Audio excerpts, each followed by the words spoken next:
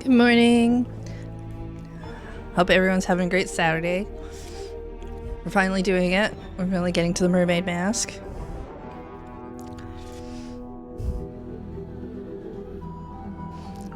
And yeah, so we've played Tangle Tower. We've done The Secret of the Swamp. This is the third canonical game. There's technically another one that's really early. But I don't know. I think supposedly these are the three that are like canon or something. I don't know. It doesn't matter. I enjoyed both the games I played, and we're going to enjoy this one. They've done a really good job of the creepy intro music. So let's get started. New file. Yeah. We start from the beginning. Eavesdrop what the stars are saying, earthly tether, slowly fraying, floating helpless from the worst of jealous hunger, selfish thirst. Take a moment, kneel and meet the flowers growing at your feet.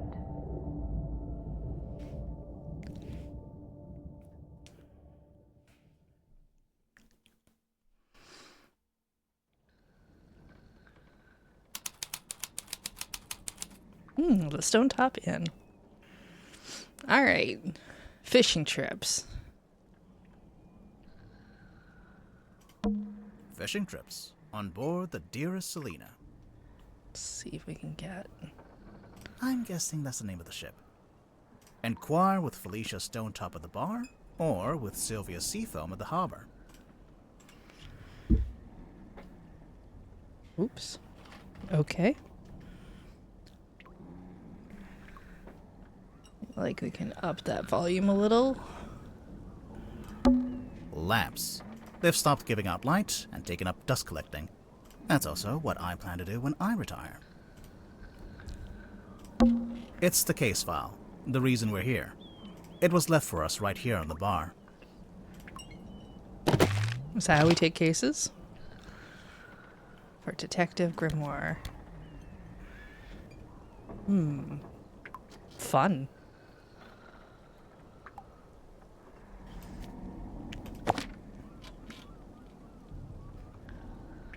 Single handwritten letter and 2 photographs.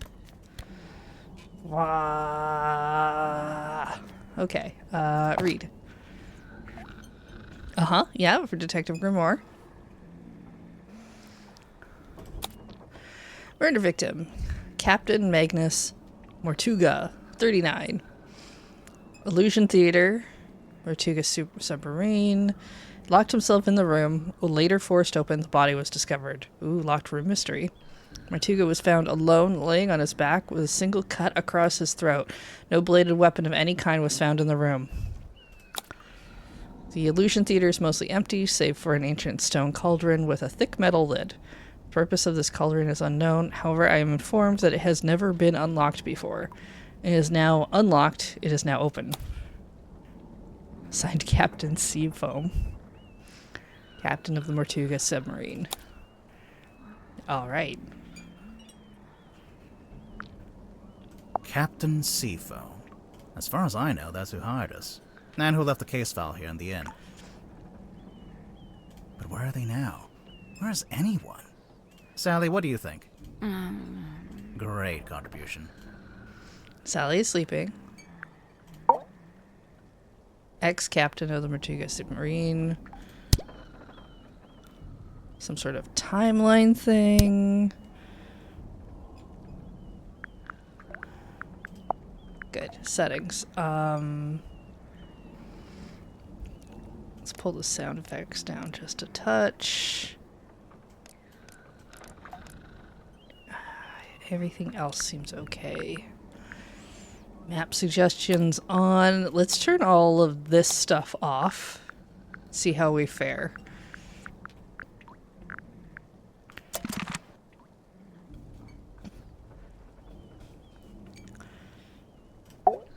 It's Sally. She's fast asleep. To be fair, it is 4 in the morning. I agreed to stay awake and see if anyone shows up. So far, nothing. I see. It's a painting of a sea serpent. Wait, is it a serpent if it has legs? What do you think, Sally? Ah, thanks for clearing that up. It's some book Sally's been reading. She insisted that we bring it with us, although I'm not sure why. 'Cause it's good to keep a book with you. Let's look at it. Hex of the Helmsman. Paperback novel, nautical fantasy adventure. By J.D. Warman. Oh, 6 pages. Something terrible awaits you in the depths. Will you face it? He sees it in his dreams. He sees it when he closes his eyes. He cannot escape it. But what is it? Renowned helmsman Marcus Mordoom is a man with a singular purpose. He will not rest until he uncovers the truth of what's really hiding beneath the waves. Hailing from a small fishing town named Silkworm-on-Sea, J.D. Werman moved to the big city to write his first novel, and it's that novel that's already carving him out a place in the annals of history. Wait, annals. Because 2 ends. As Werman's mastery over the typewriter shines through in every beautifully crafted sentence, the only question I have is this: how can he possibly follow this up? Kristen Kale, publisher. For T.W. Ibis, for imparting upon me what it is to love the art of writing. Oh, there's some text. Chapter 1, Lost at Sea. Marcus Mordoom tightened his grip on the wheel and stared out across the bleak horizon. On this morning, the familiar frigid air of the South Sea carried something more than salt spray as it whipped around his weathered face. On this morning, the familiar howling voice of the wind seemed to be in duet with much grander voice. A voice that spoke in language that Mordoom could not understand. Not yet. Alright, strong start.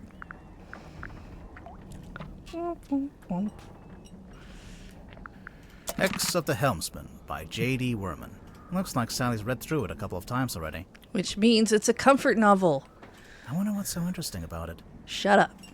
I thought I heard something outside. Oh no, outside noises. Hello?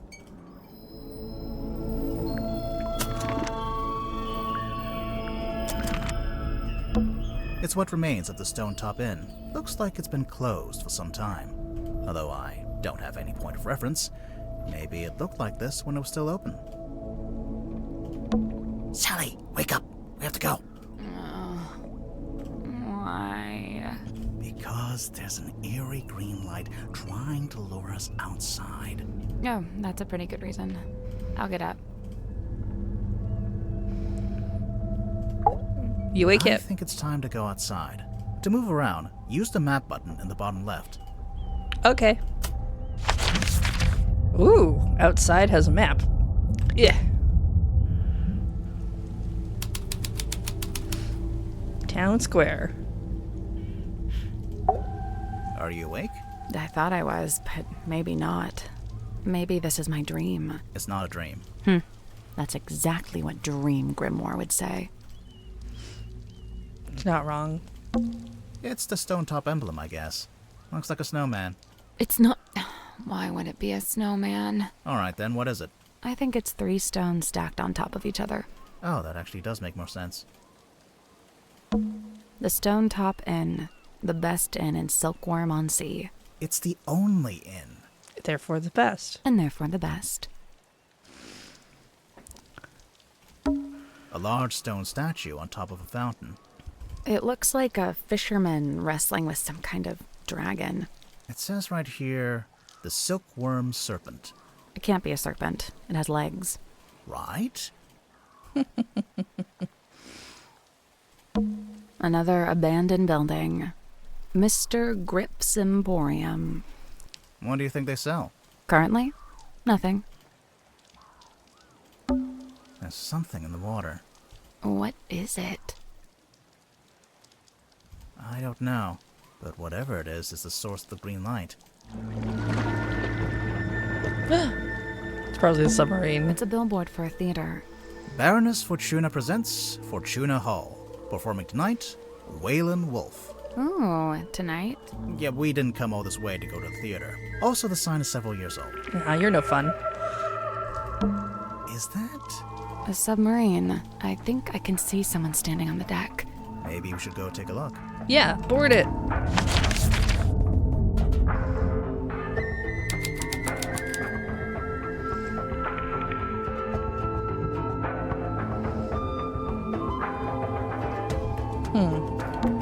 An old wooden boy with a face. It's chained to the deck. Faint green glow in its eyes. This is where the green light was coming from. I noticed it started to fade as soon as we stepped onto the deck. So it's a boy that doubles as a lighthouse? The opposite, really. A lighthouse warns you to stay away. But this thing lured us in.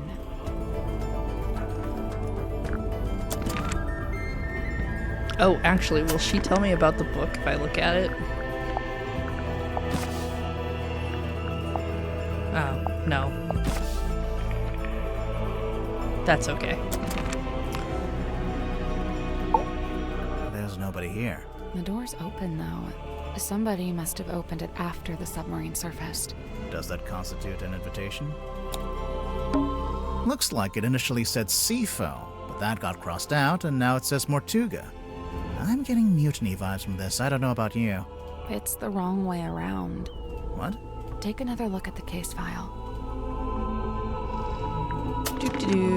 Case file.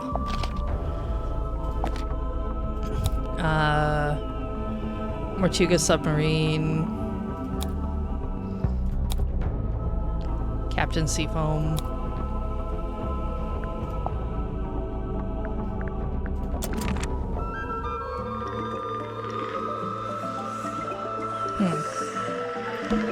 An old rowing boat. Or what? it only has one oar. Oh!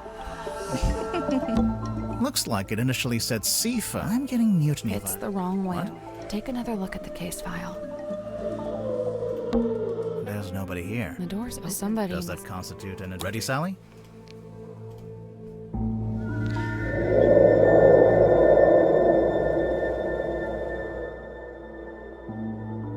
What did you say? Huh?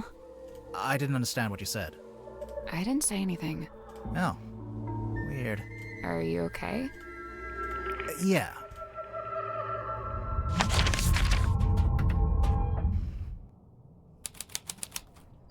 The parlor.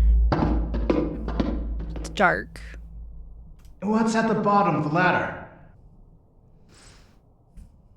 I can't see. It's pitch black.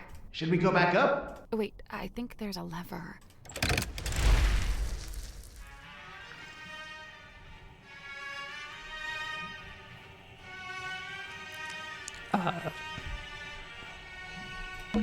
I guess this is what lights up the room when you pull the switch.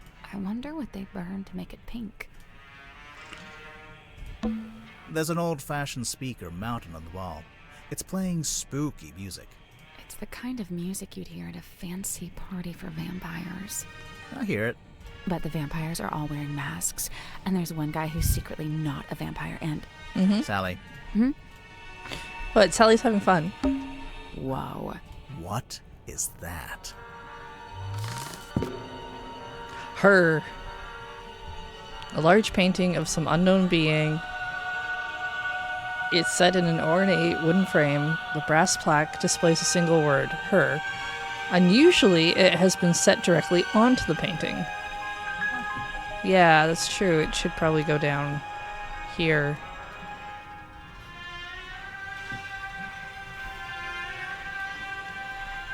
Some symbols on the back.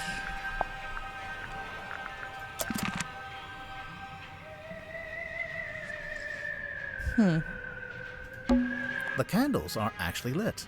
Some of them, anyway. I'm guessing this place hasn't booked its quarterly fire safety inspection. I think this door leads into the control room. I want to go into the control room. Well, you can't. It's locked. Look through the window. It's taped up on the other side of the door. You don't need to come in here. The crime scene is 1 floor down at the very back of the submarine. Captain Seafoam. All right, a little Thanks weird. for the directions, I guess. Do you get the sense that the captain is hiding from us? A little. Why would they do that? It's a good question. Who knows? Or apparently we don't need to go in there though. I cleaned the couch. What? If we end up having to stay the night. Sally, we are not staying overnight on the murder submarine. Why not? But I brought my toothbrush.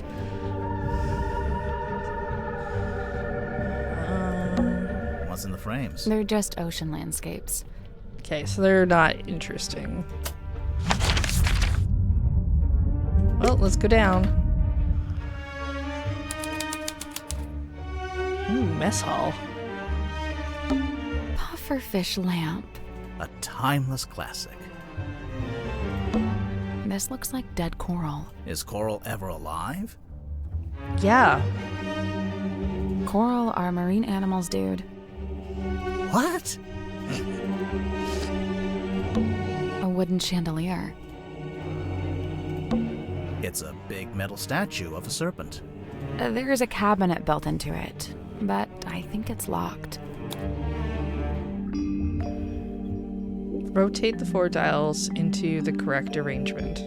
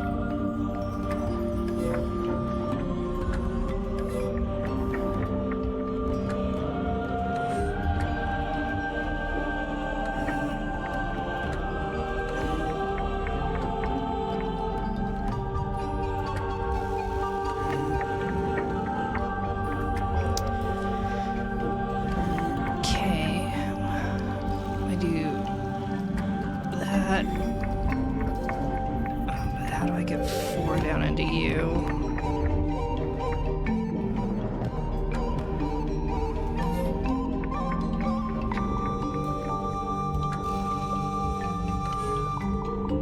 Does that count?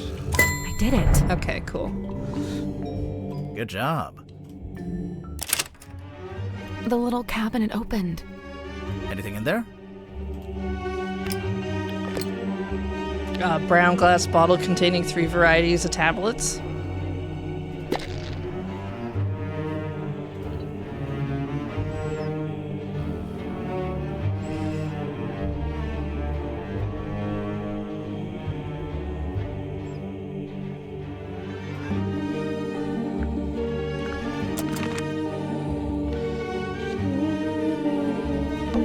Playing cards. Looks like someone got dealt a bad hand. Oh, really? I have no idea. I just thought that would sound cool.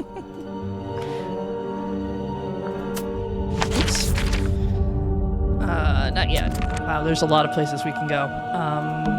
Hey, it's a kitchen. We didn't have one of those last time. What? Nothing. It's true. There wasn't a kitchen last time. Picture of a fish. Delightful. There's a metal sculpture of a serpent curving around the room. Better not touch it. It's probably a load-bearing serpent. Careful of your load-bearing serpents. 3 tables, arranged into a Z shape. It's actually more like an S from this angle.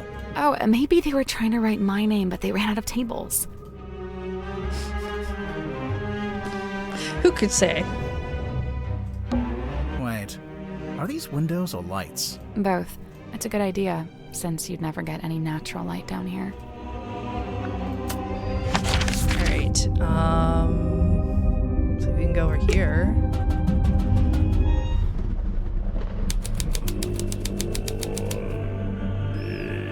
This might be where they died. So, this is where Magnus Mortuga died. It's just like the case file said. He landed on his back with a cauldron at his feet. He was killed by getting cut across the neck, right? Yeah, you can see that's where the blood came from. But there's no weapon, no knife or anything. Nothing. Someone's taped a drawing to the wall, although it's upside down for some reason. I think it's supposed to be a poster. Hand-drawn poster taped to a pipe on the wall in the Illusion Theater. Title here, Illusion Theater.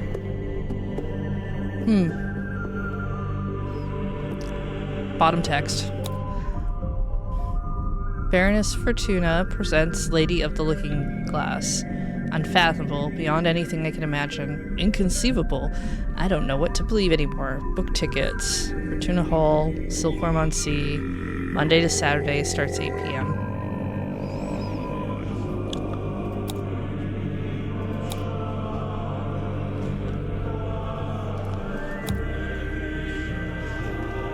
Okay.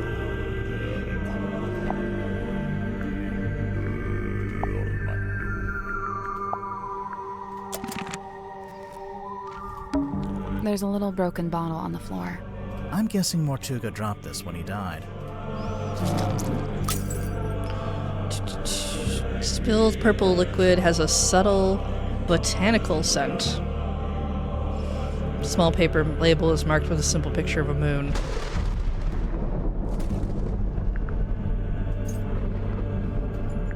Okay. There's a cloth hanging up on the wall. A ragged square of thick sailcloth found hanging up on the wall. See, stargazing girl.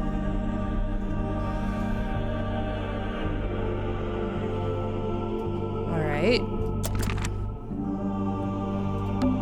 Someone's hung up a banner with the words Illusion Theater painted on it.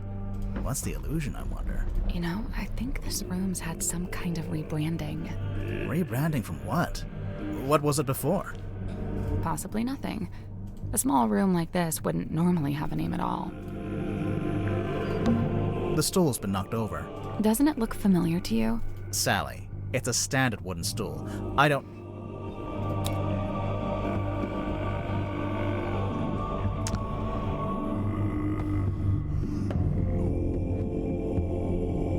It looks exactly like the bar stools in the Stone Top Inn. Also, this cauldron kind of looks like a crab. This is the cauldron? Not quite what I was expecting. Ancient-looking stone cauldron. It was found in the Illusion Theater in front of Mortuga's body. The glittering interior of the cauldron is marked with several deep scratches. The exterior is spotted with algae and barnacles.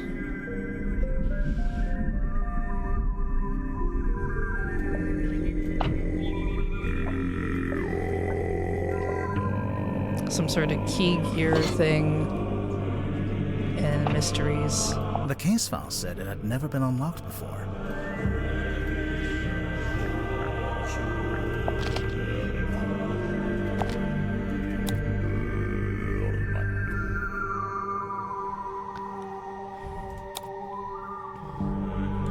Purpose of the cauldron is unknown. I am informed that it has never been unlocked before.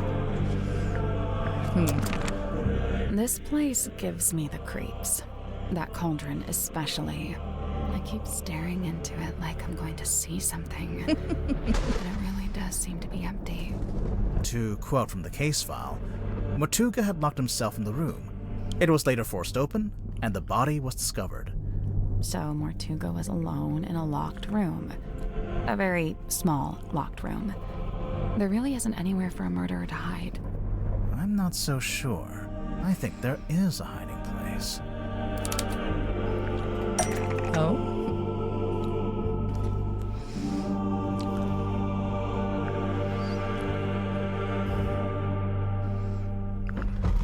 Alright. Killed locked, replaced, unlocked. Maybe Agnes Mortuga unlocked the cauldron, killed the person inside, if someone told him to, was killed by what was inside in order to frame someone else and hide something inside. Was killed by what was inside, maybe?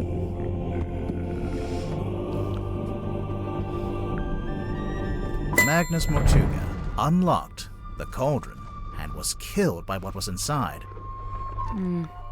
I really don't think a person would fit in that cauldron. And didn't they say it had never been unlocked before? If that's true, there couldn't have been anyone in there. Right, I agree. I don't think it was a person. Then what? I don't know. But you have to wonder why it was kept locked in the first place. I'm guessing there was something pretty bad in there. Look, Mortuga died from a cut across his neck, not from some vague paranormal entity. Unless you're suggesting it was a vague paranormal entity with a knife? Did you get a good look at the inside of the cauldron? There was something I noticed.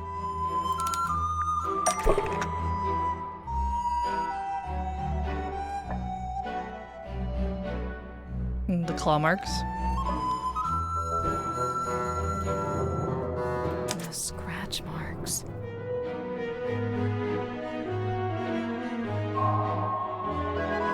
Chapter 1, The Curse in the Cauldron.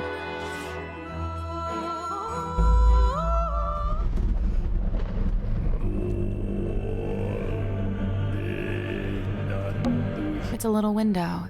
It looks out into the endless, dark void of the ocean. Why did you phrase it like that? I don't know.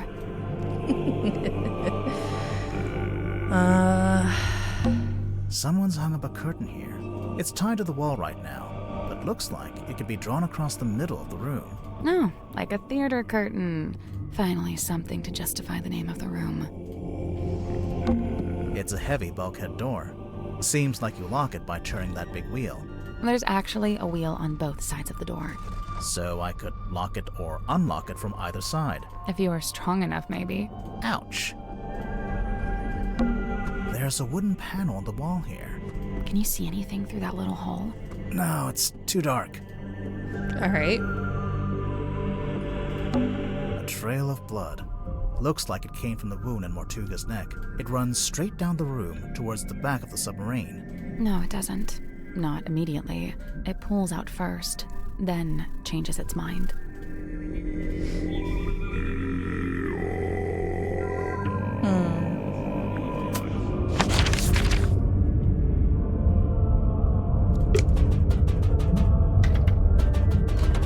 Oh, we probably should have gone to that other room.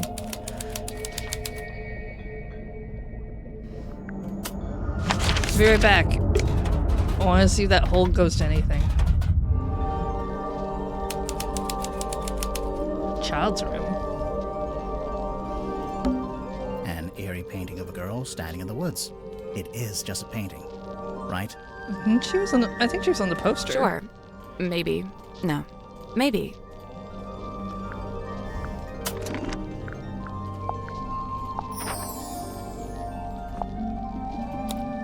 Yeah, that's her on the poster.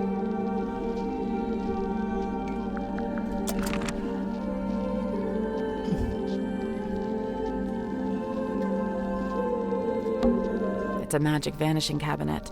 I think it's just a wardrobe. Let's take a look inside. Oh, it's empty. Vanished. Hey look, Sally, it's a giant dice. Die. What did I do? Anyone important in those photos? I don't think so. Good. I figured it'd be behind a photo, though. Or I guess maybe, depending... Okay, the hole's either behind a photo or, like, the cabinet. A page ripped out of a newspaper. Lady of the Looking Glass enchants audience.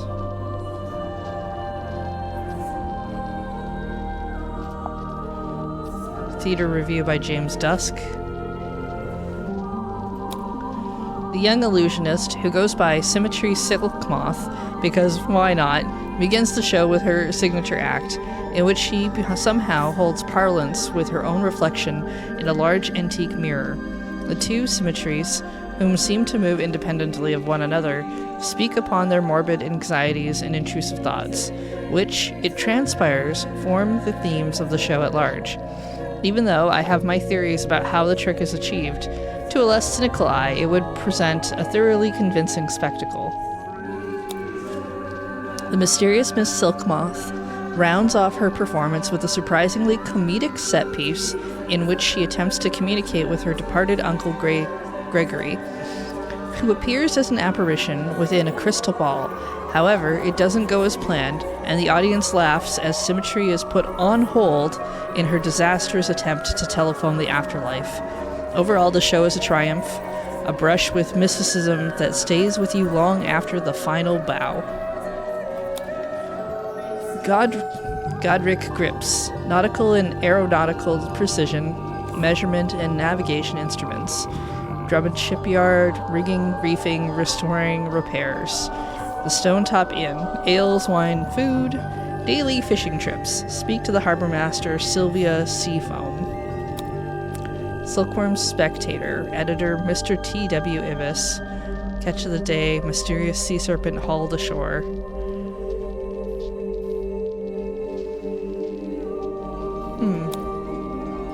3 a.m., the witching hour, and the moon is out. Dearest Selina creaks into port. Its once cheerful frame now seems burdened, heavy. It has a secret. A moment passes. What's this?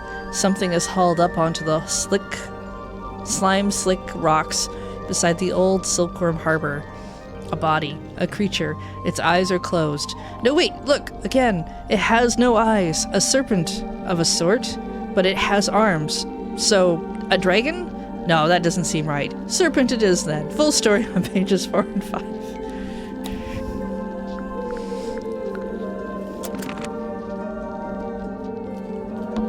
It's a seahorse rocking horse.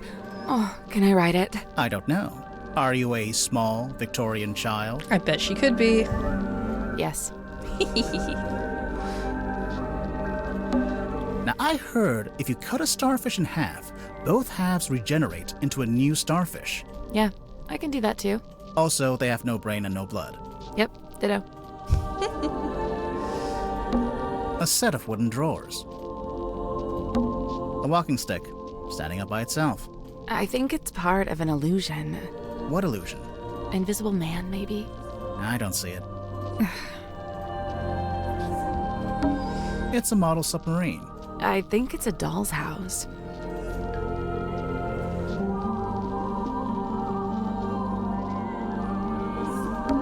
The lamp fell over. Wow, you really are a detective. Fish hanging from the ceiling. It's like we're underwater. We are underwater. Oh, yeah. I love that the painting keeps blinking. It's certainly not It's a wooden mysterious at all. chest. What's all this stuff on the top? Let's look at it. Drag the 6 cards and 4 glass lenses into the correct arrangement.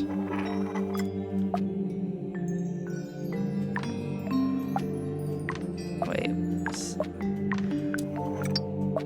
Jennifer and Margaret gaze jealously at Patricia, whose doll is neither too large nor too small.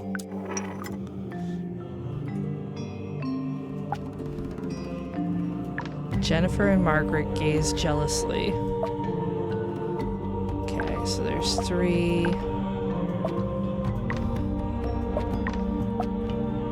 people.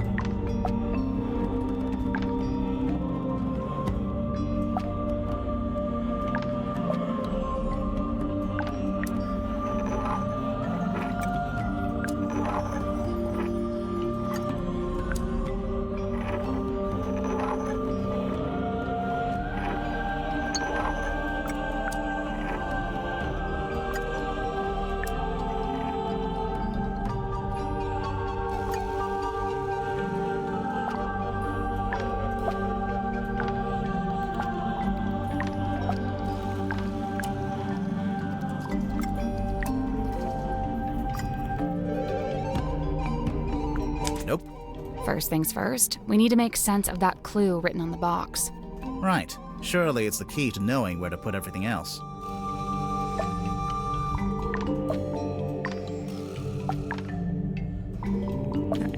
Jennifer and Margaret gaze jealously. All the cards are the same. At Patricia, whose doll is neither too large nor too small. Okay, but I figured that would mean that we'd have her in the middle.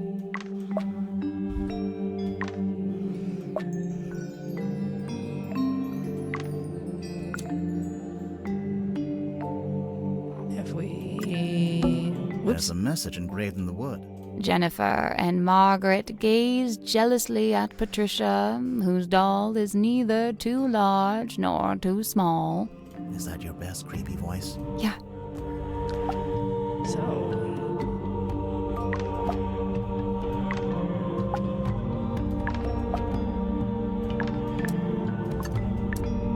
make sure that they are...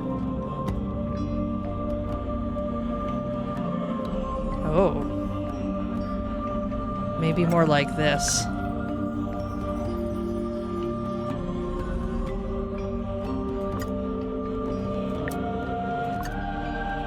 There we go. Yeah, okay. I just hadn't gazed properly. Nice. It opened. What's in there? I don't know. Let's go look. Oh, an eyeball. Yay. A strange glass eye found in the child's room. It smells musty and unpleasant.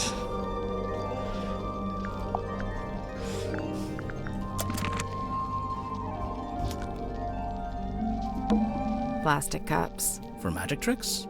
Presumably. Is this your card? Oh, no, that's the new weekly show on Loading Ready Runs. Amazing streaming channel. No. Aw.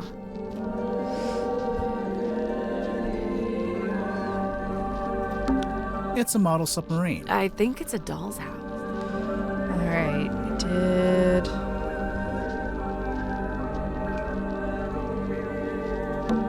Anyone important in those photos? I don't think so. Good. Okay, I think we're clear here. Go back up to here.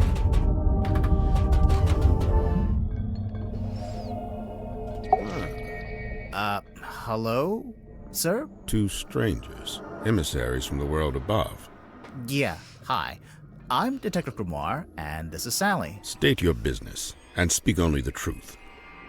Well, we're here on the request of the captain. Impossible. The captain is dead. Unless you received a missive from beyond the veil. I should have foreseen this, but now that I'm faced with it, it seems inevitable. No, sorry, she meant the new captain. Captain Sifo. Cynthia. She's asked us to investigate the murder of Magnus Mortuga. We have to talk to all the suspects. Speaking of, can I ask your name? Zacharias Zephyr, the Dream Doctor. A dream doctor? I don't think I've met one of those before. That is correct. You have not. I alone hold the title. Because you made it up? That is correct. Seems to make sense to me.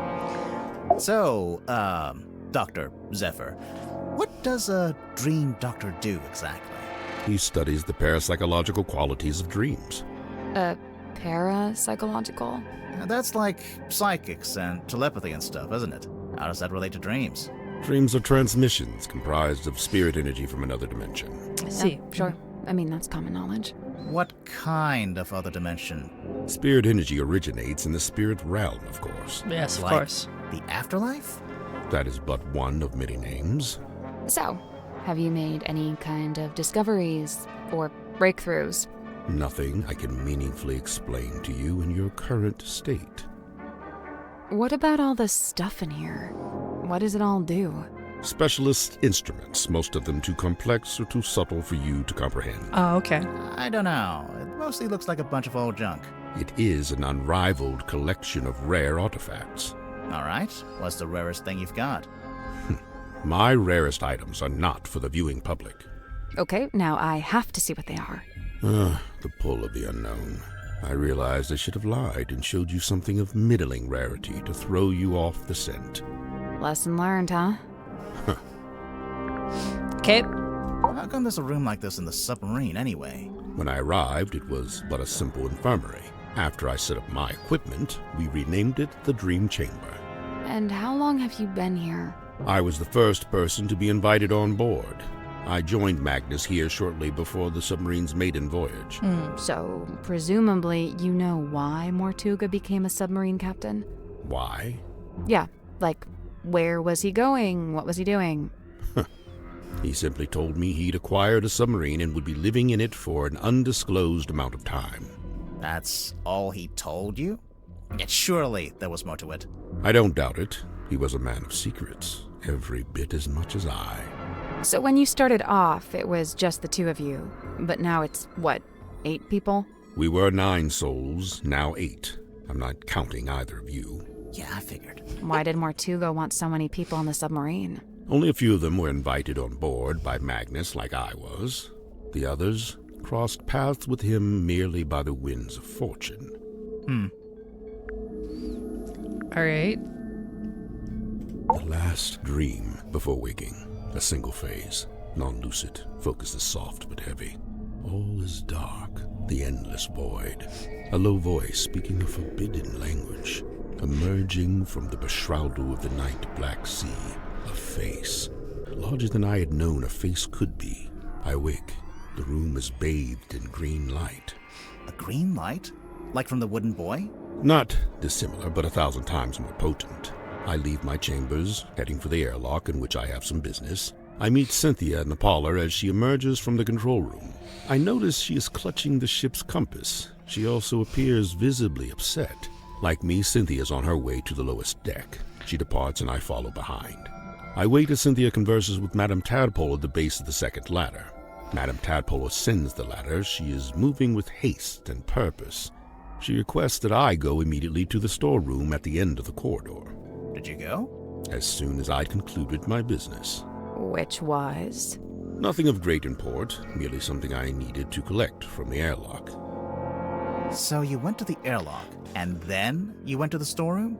I did, right after I stopped off at my chambers. You understand I first needed to return certain items to their designated storage locations, after which I truly did do as Madame Tadpole had requested. I did ultimately regret my dallying.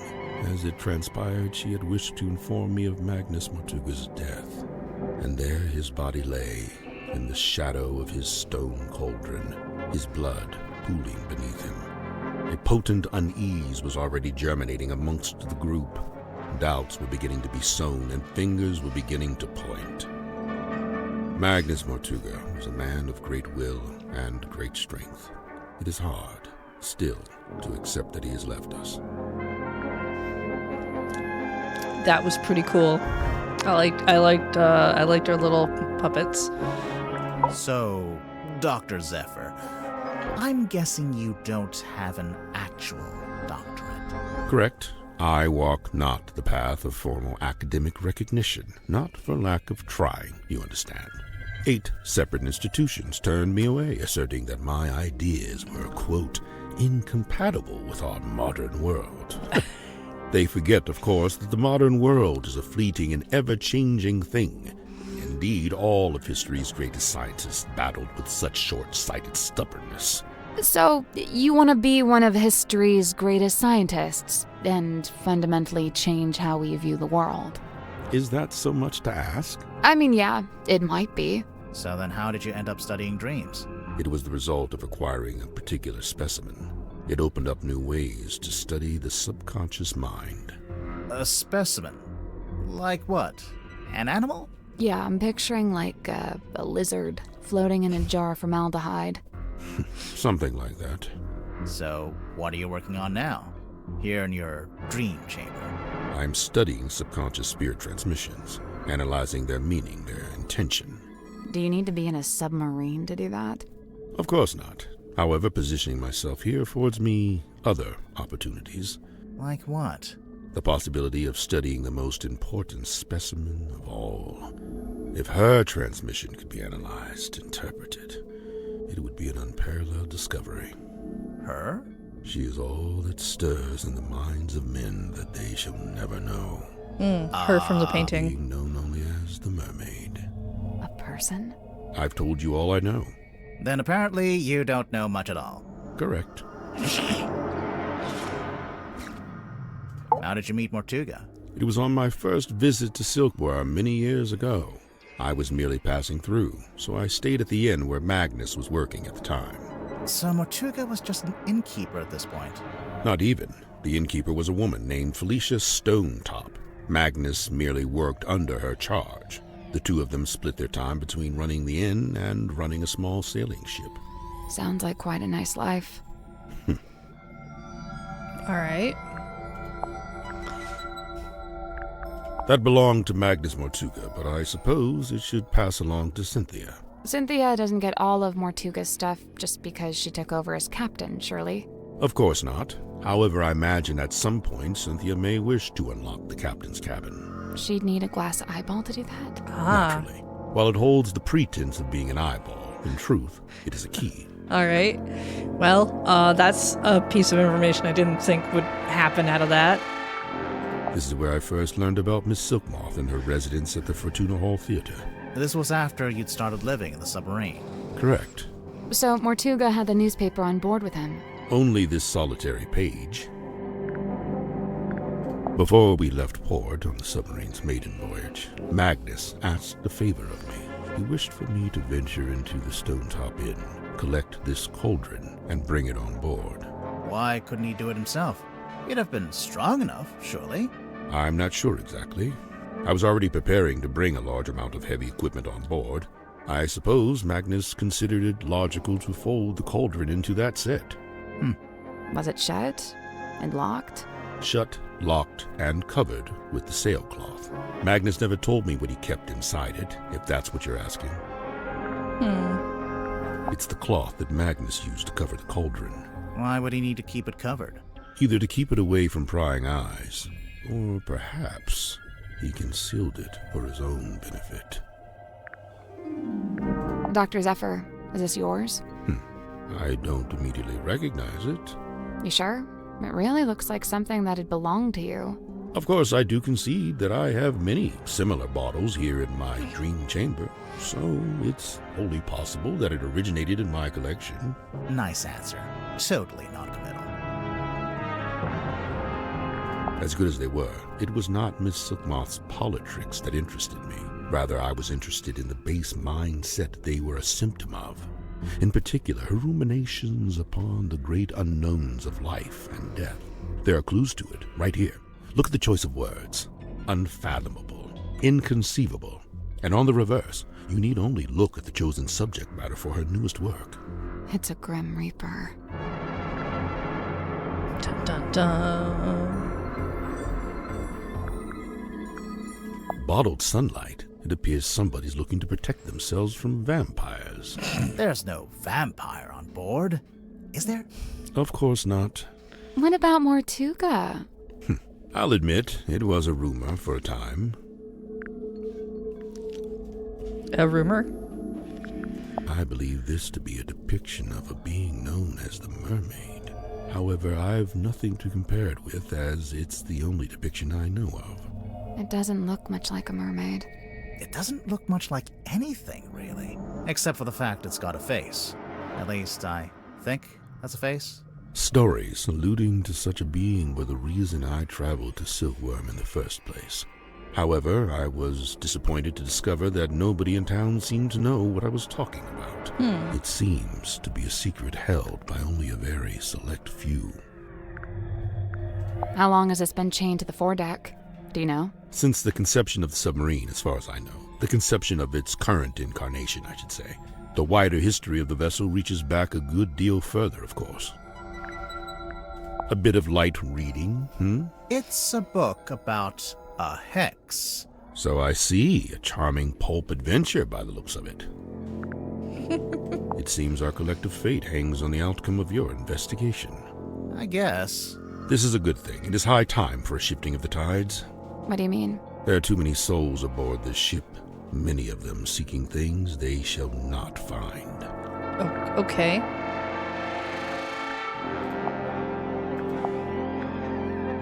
We've done everything we can right now. At least in terms of talking to you. Oh, you've got a lot of weird stuff to look at. I wonder how it gets electricity. Yeah, I would recommend that you don't wonder about that. It's a weird metal helmet. It is the dream helmet. Of course it is. A peculiar piece of equipment found in Dr. Zephyr's dream chamber. A large brass funnel is attached to the top of a pair of leather goggles. Curiously, the goggles are fully opaque. You can't see anything while you're wearing them.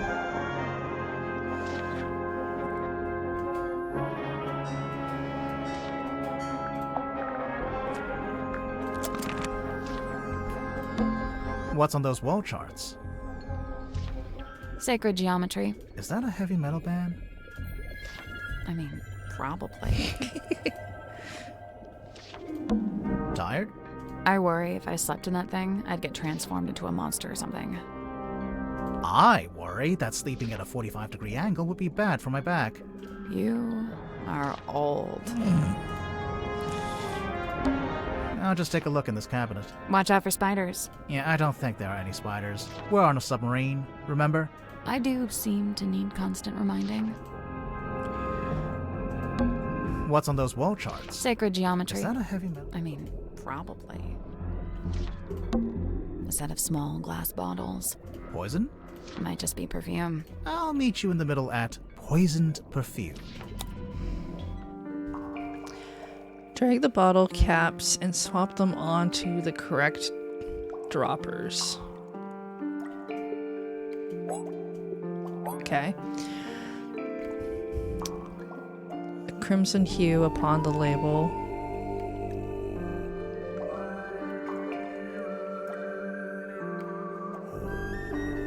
Drips fall with a hurried cadence. Wait, how would you... Oh.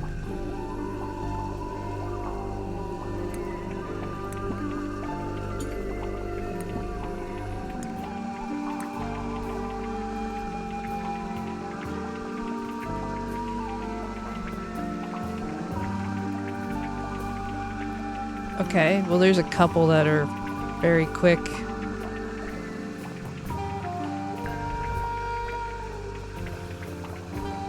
So probably not that one. Or that one. Definitely not that one because it's stuck, and not that one.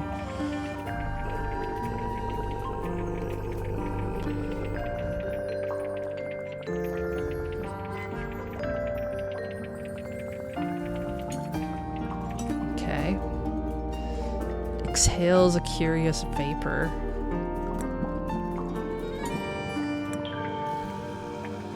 That has vapor. That one also has vapor.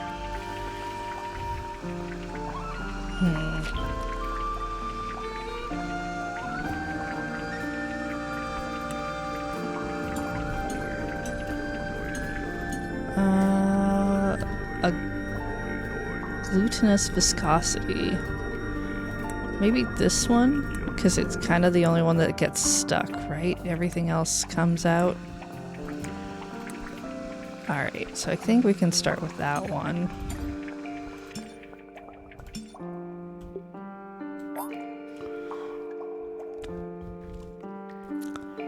Conspicuous X upon the label.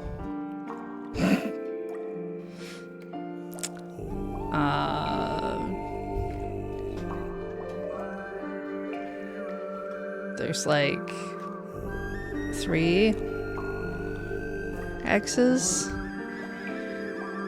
Alright.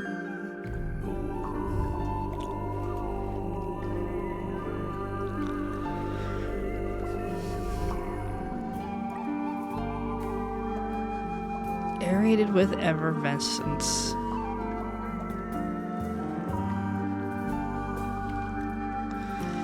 Alright, I'm gonna have to look up that.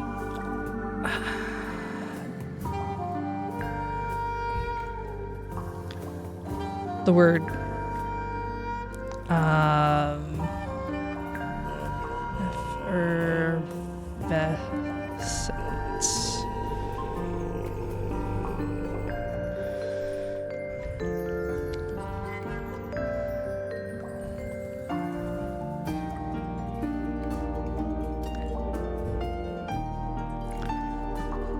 The escape of gas from solution in a liquid, especially the escape of carbon dioxide. Property of giving off bubbles.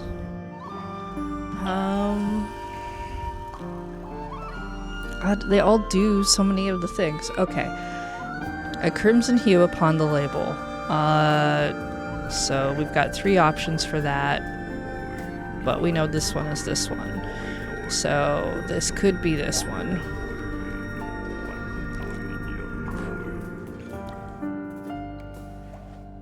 Bubbly.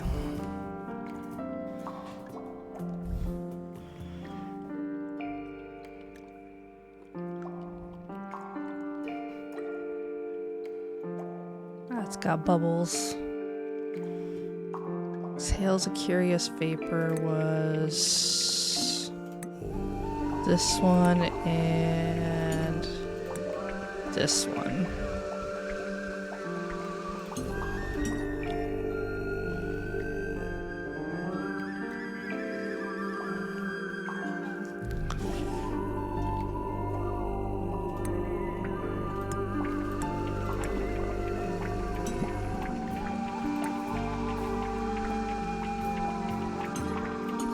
So we can pull that down to these 2.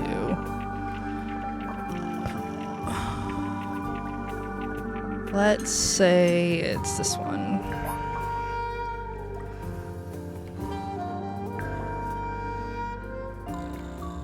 That's on a conspicuous X. This is bubbly. This has a vapor.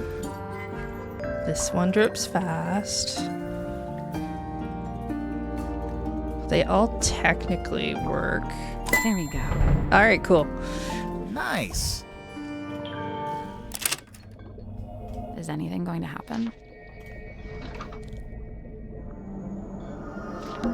The glass moved. Let's take a closer look at that bookshelf.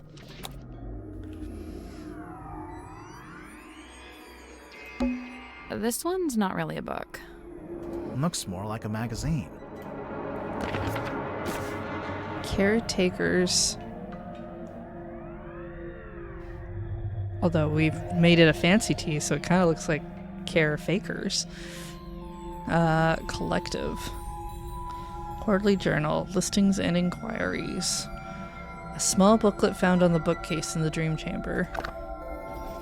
Lillian's locket. Silver snake's skull, his golden palm, the mermaid's tongue. Gross. Lillian's locket. Lillian Lucian was a witch of some infamy before her untimely end at the hands of a curse. Some say the locket protects from curses, others suggest it absorbs them, imbibing them their power. 9 ounce. Silver snake's skull. The disembodied skull of the mysterious silkworm serpent. Notably, it has no eye sockets. Use discretion, as several high-quality fakes are in circulation. 17 ounce. This golden palm, made from an unknown material 90% similar to gold. The hand is said to be able to touch ghosts. 23. Mermaid's tongue, said to facilitate communication with she who lies beyond the veil. Requires a special key to operate. Both the key and the mermaid's tongue itself are rumored to be lost at sea. Name your price. Ounces or prices? Got it. Okay.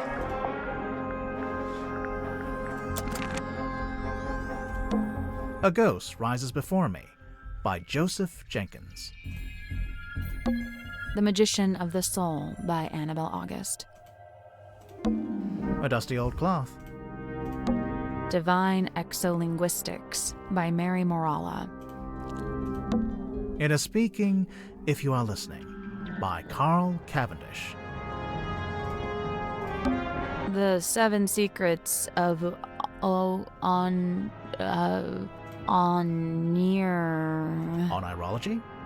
The 7 Secrets of Onirology by Edward Edmonton. The 7 Secrets of Onirology. Prophecy from Parapsychology by Halcyon Hardwick. All right. Oh, wait. The Glass Moon. Let's take a closer look at it. Empty spot. Whoa, empty spot has a face. I think I can see a face in there. That's probably just pareidolia. Who? The human habit of seeing faces where there aren't... Okay, no, I just saw it too.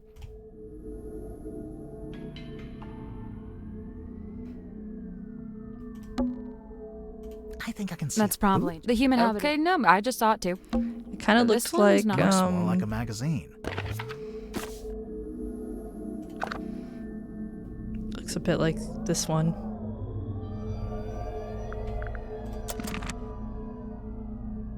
Cool.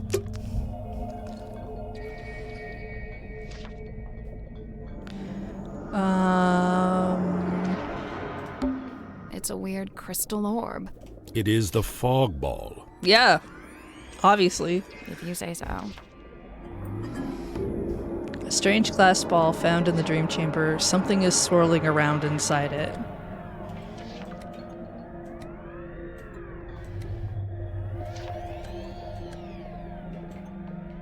Okay.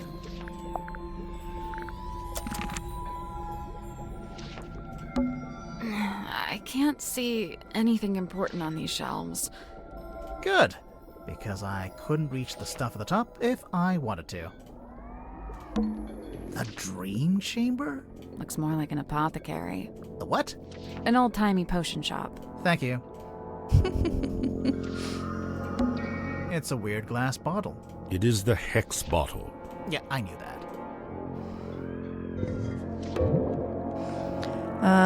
Glass bottle with a strange object floating inside. It was found in the dream chamber. A subtle floral smell is gently emanating from within the bottle. Ooh, shake.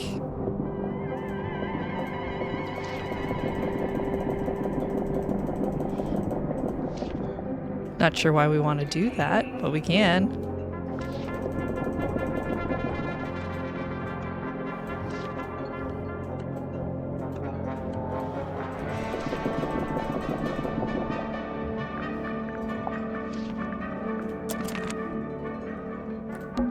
The cabinet's full of scrolls, but, Can't think of an excuse not to read them. they're too fragile, maybe?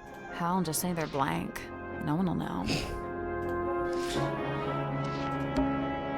I can't... Good, because Big glass bell jars with creepy things inside. If I had a penny for every time we go somewhere and there's big glass bell jars with creepy things inside. Do. Okay, I'll bite. What's a hex bottle? It is a glass container with a hex inside. A hex like a magic spell? I've been forthcoming thus far, unusually so for a man of my nature. However, certain things I shall be keeping to myself, especially if it has no bearing on your investigation. What if we can prove it's got something to do with the murder or the crime scene? Ah, well then you'd have forced my hand, wouldn't you? Where do you get this from? It is on loan from Miss Silkmoth. So it's for some kind of magic trick. I thought it was a crystal ball, like a fortune teller would use. Indeed, it is a divining orb of a sort. However, I am not using it to see into the future, for such a pursuit is naught but folly and nonsense. Right, but I'm sure whatever you're using it for is totally rational and sensible. Do not question the orb. I'm always telling him that. Yeah, never question the orb. What is this, anyway? It is what it says it is, a quarterly journal of listings and inquiries. I noticed the prices are listed as ounces, and that's gold, I'm pretty sure. These numbers are merely a way to ascribe a universal value. Most transactions take the form of a trade, exchanging items of equivalent worth. Oh, wait, so are these things that people have and they want to sell? Or is it stuff people want to buy? Both. What about that last one?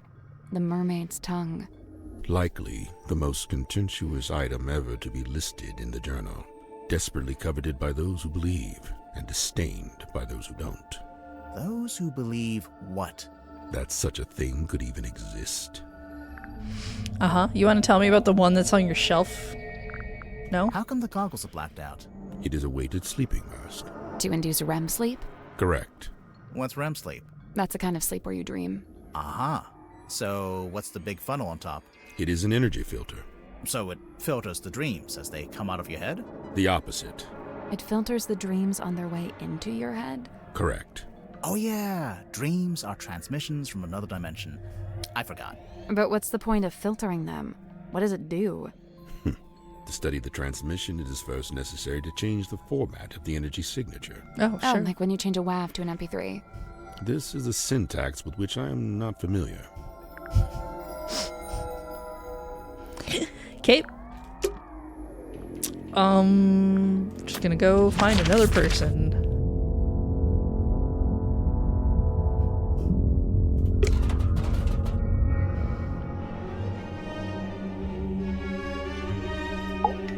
Hello? Go solve the crime! We're doing it. Did you talk to Sim yet? Sim? Sim! Symmetry!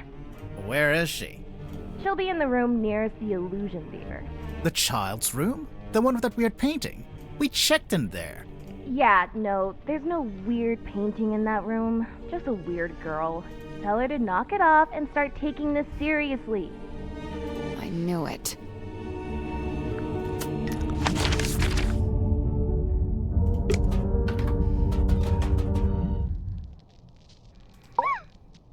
Alas, I am outwitted. My paltry facade undone. I mean, yeah, I could see you blinking. We could hear you breathing a little bit too. Sorry. Bound are we by limitation of the flesh. Your symmetry, is that right? Symmetry silk moth, illusionist. And you? Are you not detectives both, in service to the captain? Pretty much, yeah. And should thou find me guilty, what punishment awaits? We don't really plan that far ahead, to be honest. Will we find you guilty? My heart is burdened heavy, true, but not from murderer's guilt. Okay, glad to hear it. Technically, she just said she isn't feeling guilty. She didn't say she wasn't guilty. So you're an illusionist. What kind of tricks do you do? My magic act is theatre-born and played upon a stage. Oh, like with big props? Smoke and mirrors kind of stuff? Smoke and mirror, crate and cage, doors and doubles both. How long have you been doing it? Since approximate 12. I'm now approximate 18. Approximate? My sum of years I cannot say.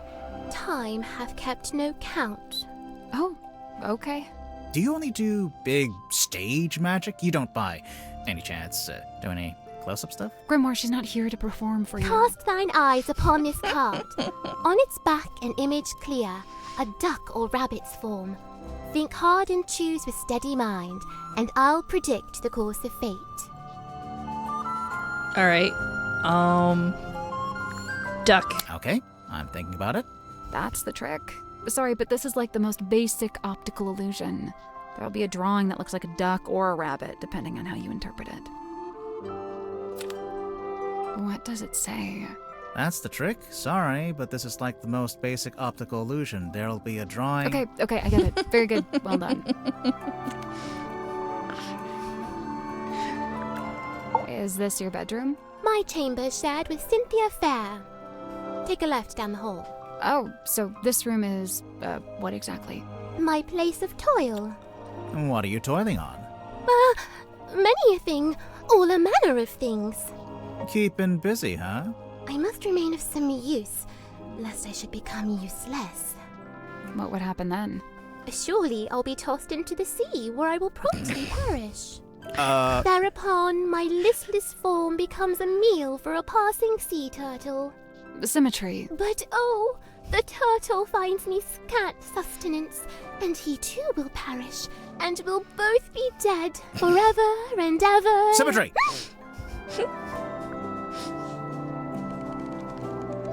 I'll be tossed into the sea. And a turtle will eat me, but the turtle won't find enough to eat me. We'll both die. Scene opens. Submarine interior. Symmetry lies awake in bed. Uh-huh. We're really doing it like this. She is restless, wrought with guilt. Guilt about what? A sudden movement of the submarine wakes Cynthia. Cynthia, noticing symmetry.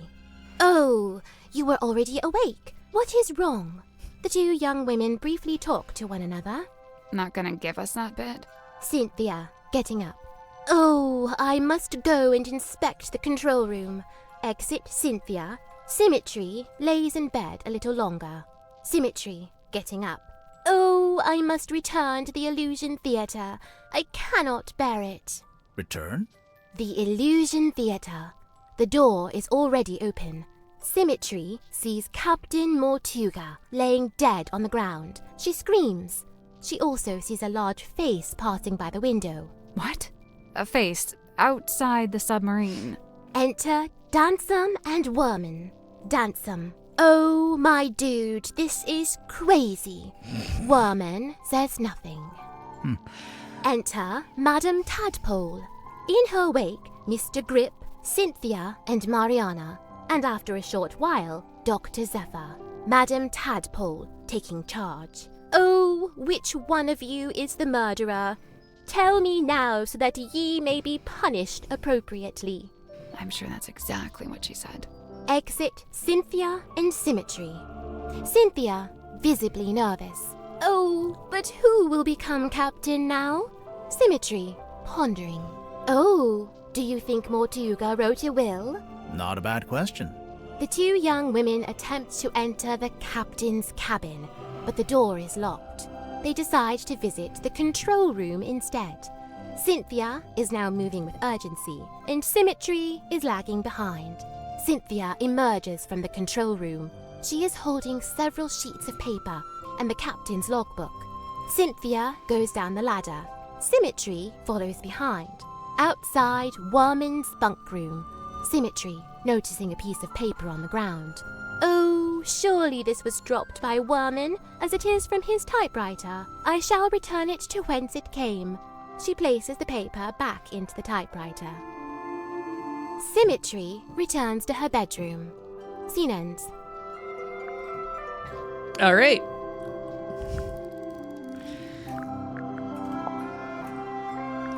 His life's long hope to pierce the veil and breach those blackest bounds. Solitary once, no more, for help is found in frightened form of fair and freckled face. She means herself. I'm following. A time bespent in chamber dream and changed to lofty quest. Then lo, a shock! Dismissed, bespurned, rejected.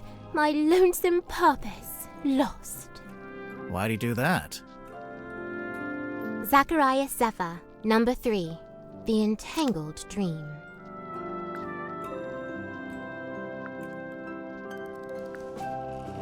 Overambition? Like jagged face of coastal cliff, cut coarse by storms and swells of life long spent. Sleep a scant solace, bedeviled by a dream dug deep in folds of ever-furrowed brow. His broad form stood, once ox-strong and stout, now more malediction than man. Doomed to dwell down in the dark, the once light of a life once lived, now too luminous to look upon. Magnus Mortuga, number 1, The Turning Wheel.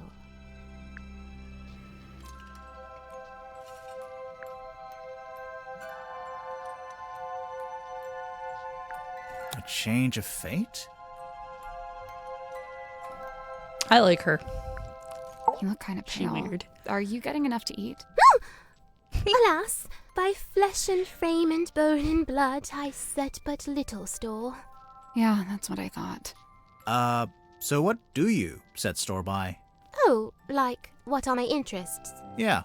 Enwrapped, enthralled, of cloth-in dolls, of effigies, of twins, Okay, sure. of glass and gleam, of mirrored eyes, of phantoms falsely cast. Fine. Mirrors, okay. Oh! Of what if aught doth lay beyond this fleeting form of flesh? Huh. Symmetry Silk Moth, number 4, The Unblinking Eye. Resolve. Resolve? I don't think she's going to respond to any of them. Hey, Sim, do you know anything about this? Speaketh soft. Okay? Do you know anything about this? Nay. Oh, my fog ball. Your fog ball? As carved and crafted. You made it? What for? Well, thou mayst use it to speak with Gregory. Sorry, Gregory? We never met a Gregory. You wouldn't have. He lives inside the ball. Oh. And he's my uncle. Oh. And he's dead. Oh. And fictitious. Oh. All right. Lillian's locket. Looks familiar, don't you think? I didn't know I didn't know it had a name. Kindly close the book. I have no desire to look upon it longer. Oh, sure. Here you go. That face! You know what it is? Mine eye but chanced upon it. Nothing more. Do you know how Zephyr's dream helmet works? His secrets are his own to keep. Okay, but just for the record, you do know his secrets. I am bound to share them not. Care to explain what this is? Nay, Do you know what it is? I. I'm not sure if that was a pun or not. Where'd you find it? In the parlor, on the floor. So someone dropped it? So it would seem. Sim, look, it's you. Oh, long faded yesteryear. I'm shocked you knew that she was me. Yeah, I'm not sure you're old enough to say yesteryear in any context. From the review, it sounds like your old magic show is pretty good. I filled the house up every night. So why'd you give it up? There were other things I wished to learn. Things not found upon that stage.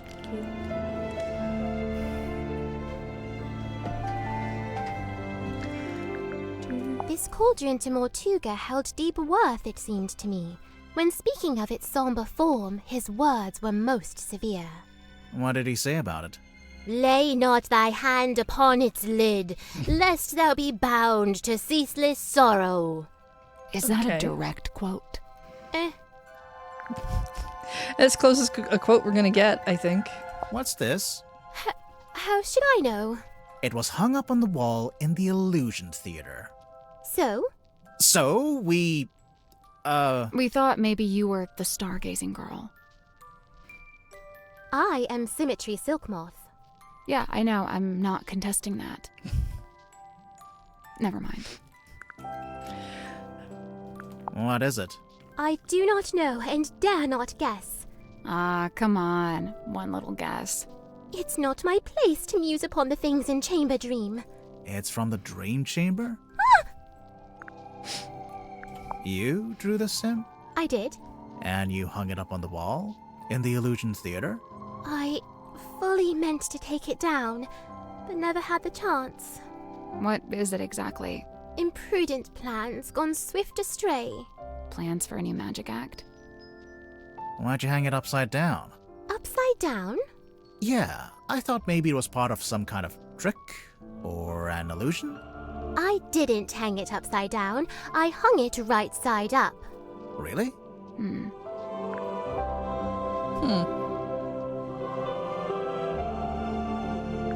Why would someone bring along a bottled form of sun?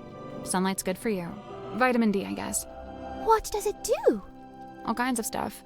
If you don't get enough, it makes you sad. You know how people tend to be happier in summer and sadder in winter? Silkworm sun is scantly seen, even in a summer sky. I swear, sometimes she just gets lucky with the alliteration. I find it hard to look away. Her flicker flame doth draw me in, and I am merest moth. What is it? Some kind of monster from the bottom of the ocean? No, not of the sea. She's of an even darker place. The fate awaiting guilty hearts once they are condemned. What? You get turned into a weird little wooden goblin head? Nay, bound in chains upon the deck and pulled along beside the ship. Oh, jeez. She's not serious. I don't think. Oh, I'm reading this myself. Oh, cool. Hey, did you like the bit where... I am but midway through. Prithee, spoil it not. Right, sorry. The letter in fair Cynthia's hand, a plan devised by her and her alone.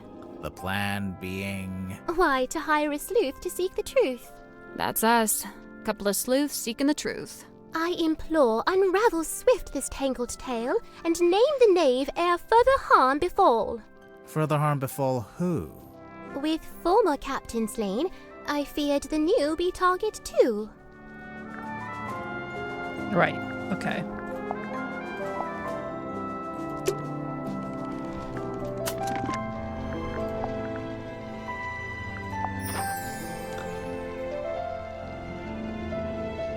It's not upside down.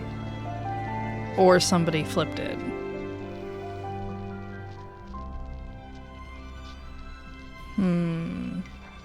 Guess we'll see more about that as we go.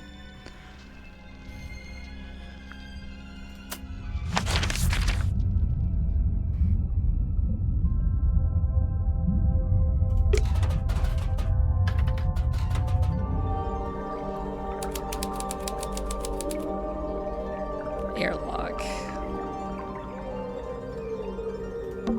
Looks like a jellyfish. It's 2 glass bowls and some seashells. Right. But what does it look like? Jellyfish. That's a big mirror. It's the kind of mirror you'd walk through to get to Mirror World. You've been to Mirror World? What's it like? On reflection, it's not that great. Ugh. It's a diving helmet. One of those old, heavy ones. You think it's a safe? Nah, looks pretty dangerous. A safe. Oh! Drag the diving helmet to rotate it. Tap on the dials to rotate them. Oh my. Okay. Okay, we can only drag sideways.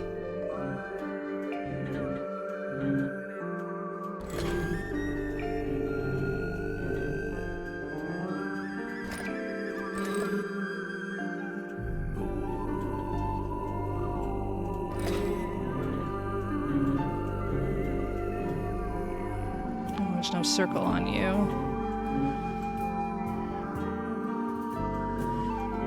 You have... We do this one. And this one's gotta be the plus. It's gotta be a diamond.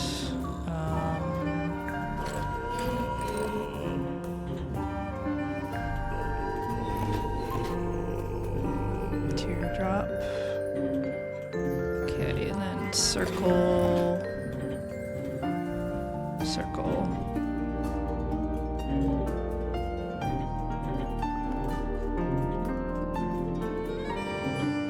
Okay.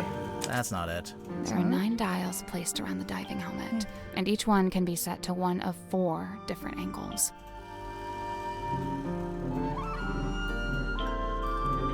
C to C, triangle to triangle, plus to plus, circle to circle. Oh, this is wrong. Circle to circle. U to U.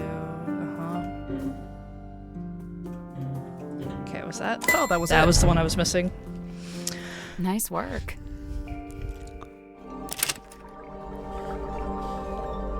What's inside? I didn't follow the last path. Alright, a rugged, bloodstained pocketbook. Cool.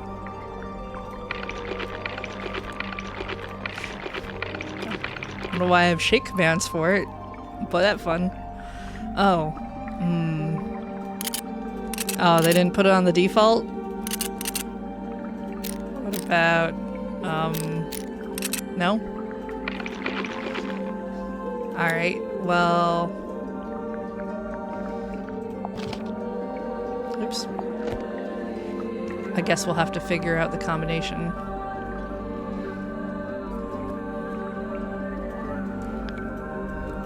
write it down. There's a couple of 3s, maybe. MM.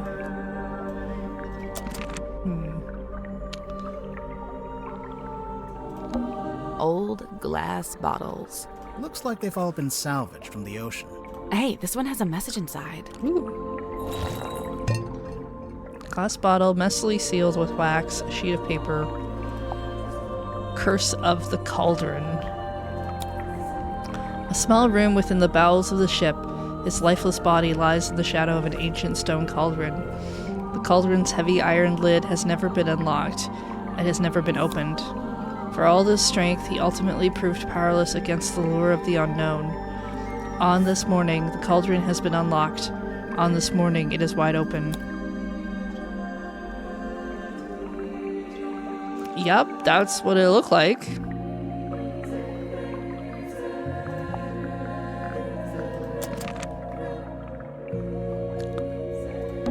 Old glass Looks bottle. like they've all been... Hey, this one has a message inside. We've done mirrors. Oh, that reminds me. I need to buy new towels for my bathroom. Sally, we're solving a murder here. Focus. It's a collection of small mirrors. You know, it might be fun to start a mirror collection. I could really see myself doing that. It's a ladder. It doesn't go anywhere, though. I imagine it's for lowering into the hole so you can climb down. Oh.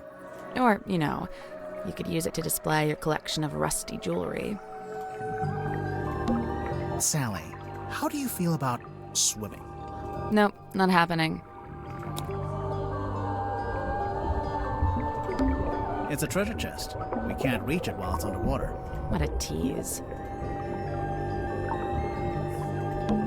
It's the airlock hole. Okay. Cushions. Hey, it's me, Madam Tadpole. Yep, that's my name. First question. Go. Are you a mermaid, or what's the deal? Great question. Half mermaid. The top half, obviously. From the waist up, all mermaid. And as you can see, I have the legs of an ordinary human woman. An ordinary human woman? Who happens to be an Olympic-level swimmer. Second question. Go. So, Madam Tadpole, you're a professional swimmer? Or a professional mermaid? I'm not a professional anything, not anymore. I'm done with all that. Do you have gills? Nope, it's a tattoo. Sorry to disappoint. It's cool. Why'd you get it? I've always been real good at holding my breath underwater, like scary good. The other kids used to call me Fish Girl. Kids can be mean. I'd say they had it right. How come you're here on the submarine? Okay, so I like to go diving. In the sea, deep. Oh, like with an oxygen tank and a mask? No. I don't use any of that stuff. Anyway, so one time I went too deep. I wasn't going to come back up. I was pretty much done for. Somehow Magnus found me, pulled me into a submarine. He brought me back. I owe him my life. Wait, so are you from Silkworm? Were you living in the town? Nope, I'm from far away. Then how come you were diving into this bit of ocean? Oh, well, yeah, I was visiting the town. For work. What kind of work? Performance art. Kinda. Like I said, I'm done with all that. So, Mortuga saved you from drowning, and you just decided to stay? It's where I belong. The ocean. I had my fill of living on land. I've got no interest in going back. All right. Hey, Cyclops boy, thank you for that resub. Looks like you've made yourself pretty comfortable down here. Magnus offered me one of the bunk rooms, but I turned him down. And yeah, over time, I turned the airlock into a nice little home for myself. Where did you get all this stuff? The mirrors, the bottles. Shipwrecks, shipping containers, you name it. If it falls into the ocean, I consider it fair game. You go swimming out in the actual ocean. Of course. Isn't it cold? And what about the water pressure? What about him? That's for other people to worry about. So, how do you get out into the sea? Or do you just go from up on deck? See that hole in the middle of the room? Leads down into a big old water tank with a door that leads outside. I go out into the ocean every single day. Jeez, I'm impressed. Like I said, this is where I belong. How long have you been living here? I stopped worrying about times and dates. It doesn't mean much down here. But I know I arrived after Sim and before Dirk. Do you get on with the other suspects? Oh, sure. It's a nice group. I was closest with Magnus, though. He was one of a kind.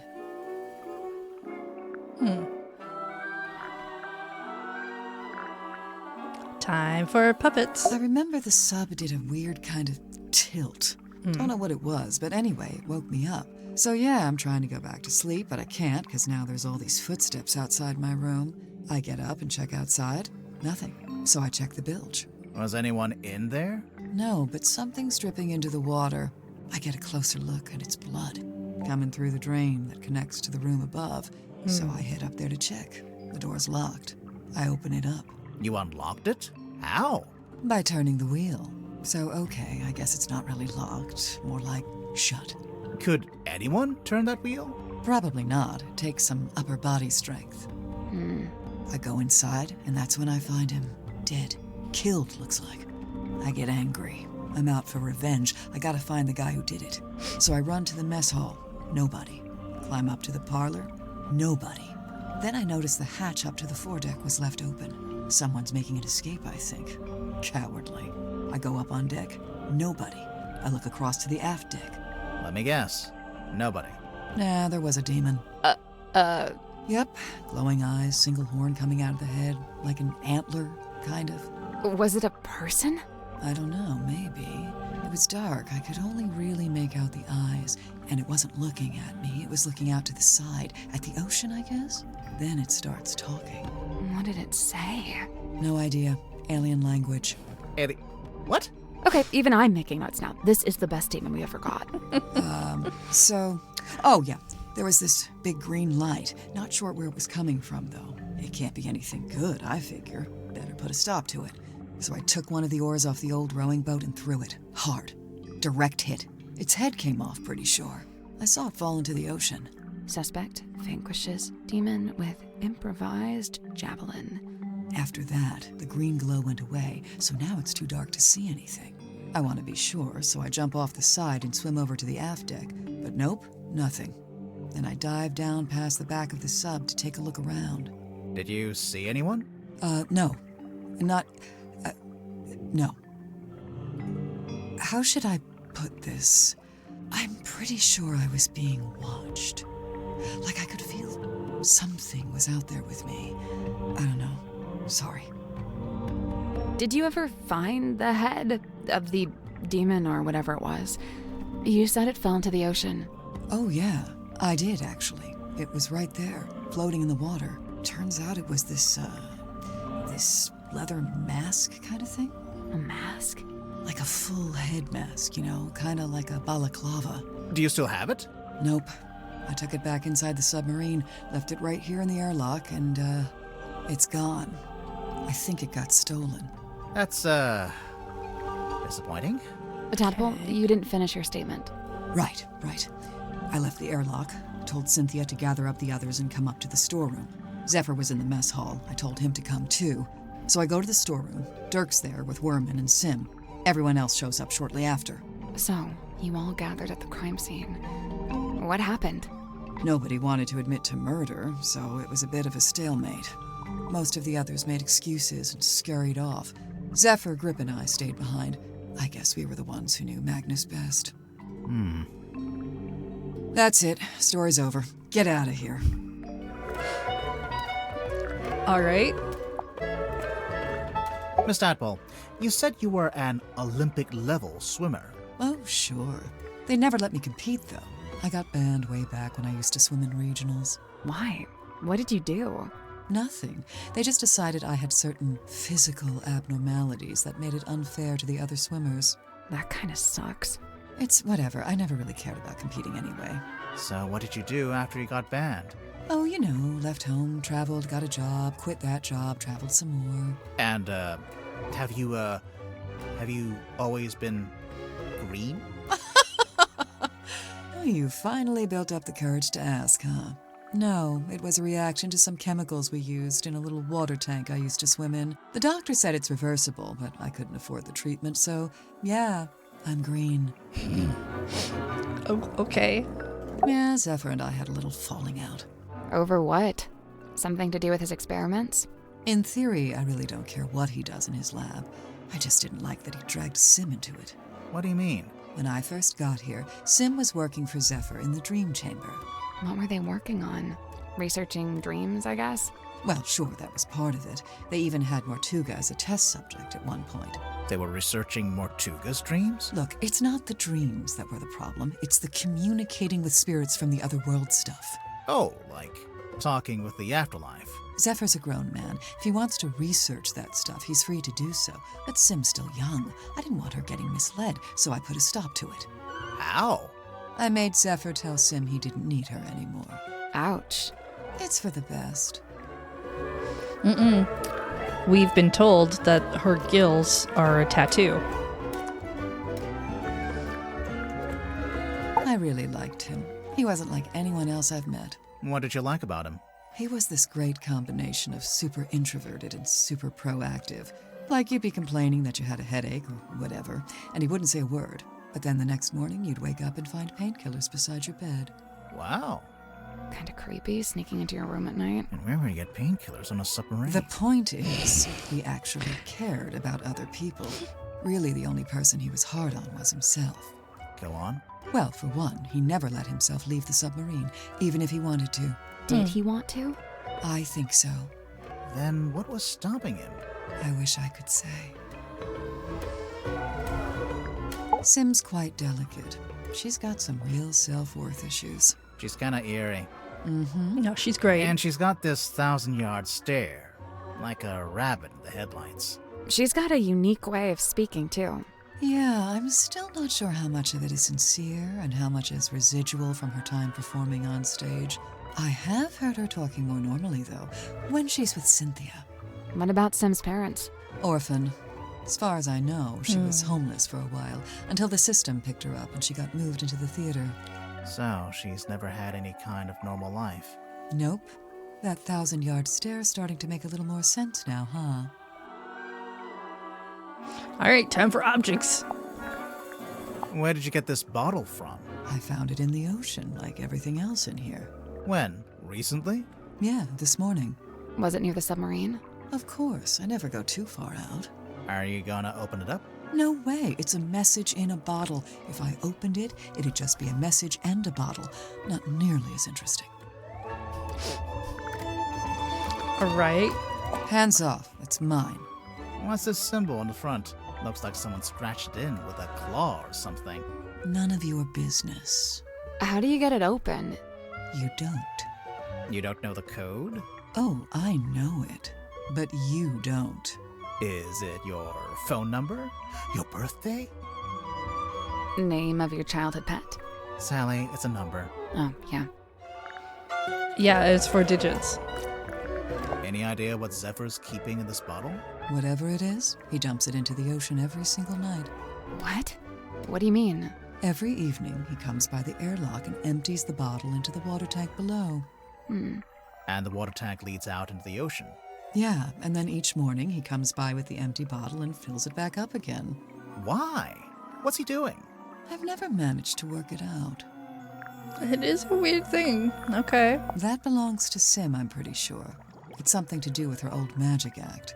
You might be right, but we found it in Zephyr's dream chamber. Still, I told him to give all her stuff back. I'll have to have a word with him. Do you recognize any of these objects? The mermaid's tongue, rumored to be lost at sea. You've heard of it? Tadpole? Oh, no, not by name. Maybe Zephyr was trying to get hold of it. Yeah, maybe he was. This pattern looks a bit like a dream catcher. What's a dream catcher? It's something you hang in your bedroom window when you're a teenage girl. Bingo. I see.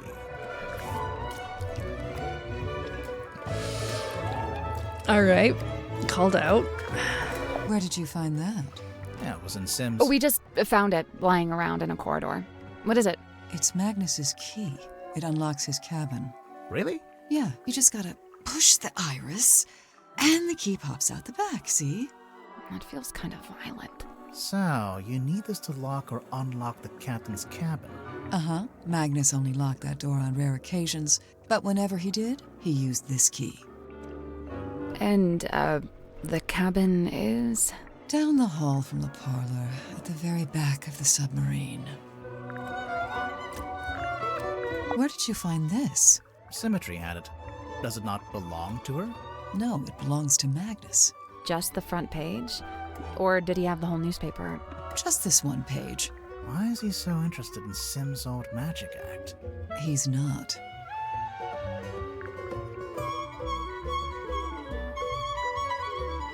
All I can say for sure is that at one time, this cauldron spent several years underwater.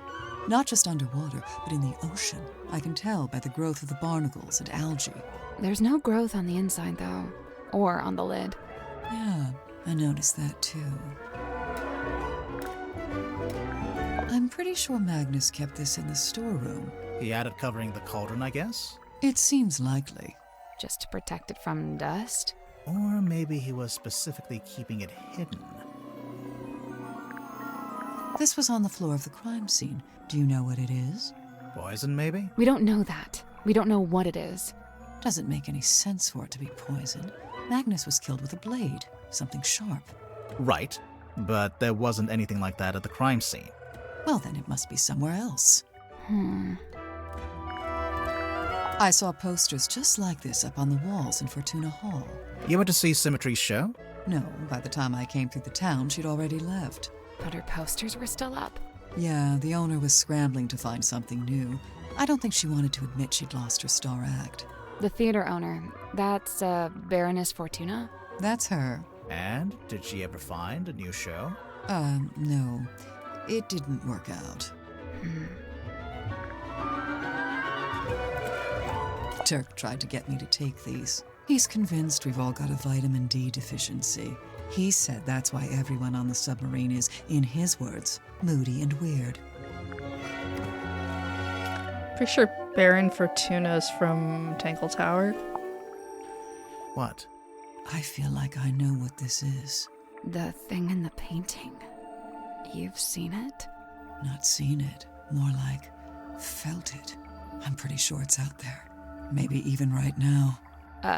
Should we be worried about this? That's up to you. Magnus wouldn't bring this inside the submarine, but he didn't seem to want to get rid of it either. So it must have some kind of purpose. We already know what it does. We saw it on the way in. It shines a big green light so you know where to go to find the submarine. That doesn't mean that's what it's for. So the main character is inspired by Magnus Mortuga? I think so. But Werman changed his name to Marcus Mordu. Nice. Real subtle. Cynthia had to ask my help with writing this up. She wanted to put Magnus's age, but she didn't know it. How come you did? He and I were friends. I was really trying to get to know him. Sounds like that might have been kind of an uphill struggle. Yeah, he didn't really like to talk about himself. Tadpole didn't give us the code for the pocketbook. I noticed. So what now? Maybe someone else will know it. Yeah, I doubt it. How about this? If we ask everyone and nobody knows it, we can break it open. Ooh. I knew that would cheer you up. I do kind of want to see what's on that piece of paper. You can read it just fine. But what if there's something on the back? So what, you want to break it open? Maybe, yeah. Hey, I don't go around breaking your stuff. Interesting.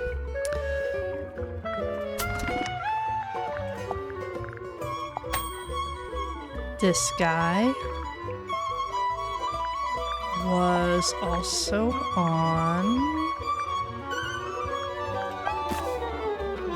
this. But he's also in a circle, so it's almost like this is traced.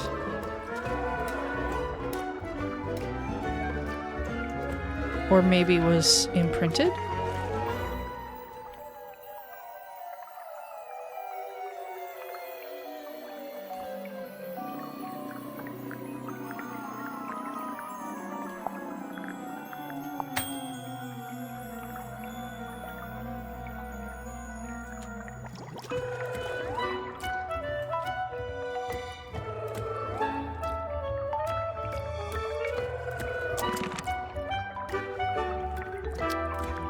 Alright, let's go see if we can unlock this room. Locked. Let's see, eyeball key.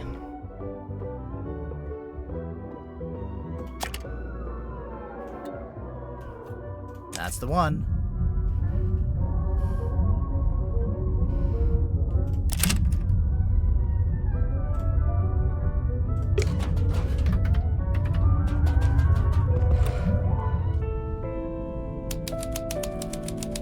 Captain's cabin. Hello, face. It's a treasure chest. Someone's peeking out from inside. Hello?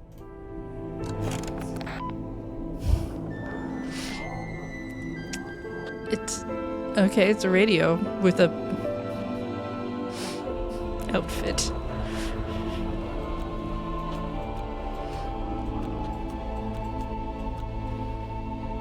Are these shoelaces? Small handheld radio hidden in the cabin's captain seems to be broken. But the light's on. Alright. It's Mortuga's bookshelf. A lot of these aren't books. They're scrolls. Scroll shelf. What's that on the wall? No idea. It's written in a language I don't recognize.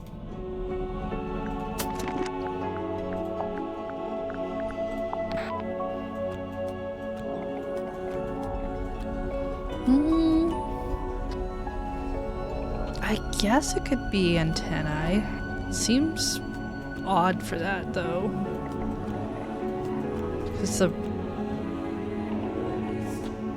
This seems like the way you would have the radio. Don't know. Okay, what else should we click on? Eyeballs? What's that saying? If walls had eyes? I think it's if walls had ears. Something like that. Maybe it's eyes. It's an old birdcage.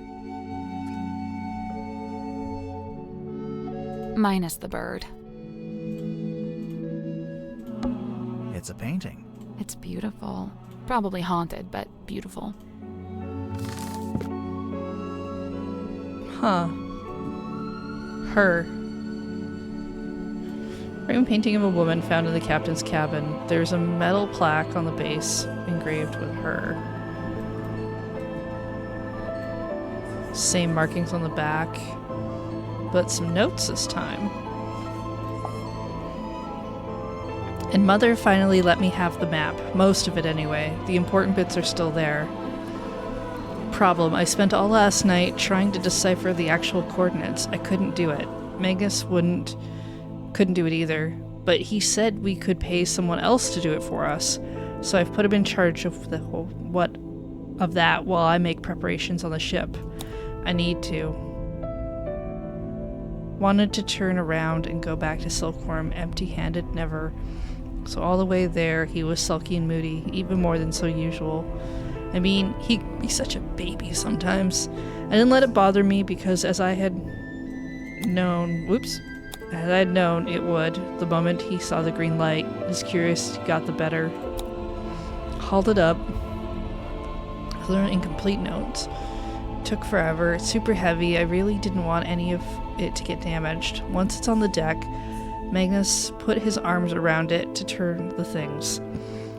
He can just about reach, but I told him not to do it like that. Might not be safe since we don't know exactly what'll happen. So I said we could do it together. One each that just worked fine, but we...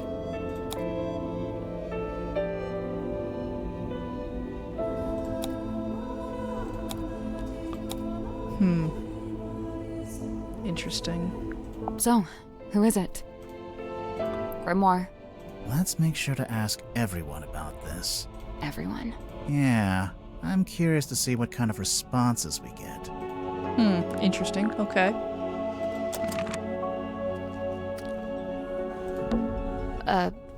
Is that a bell? I think so. Why is it hanging over the desk? Heavy iron bell hanging over Martuga's desk in the captain's cabin. That's the pattern that's on the top of the cauldron. This moon.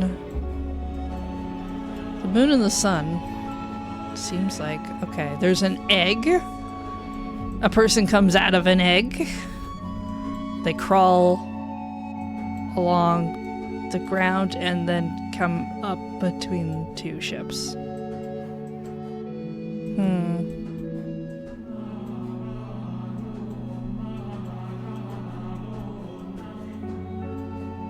That's strange.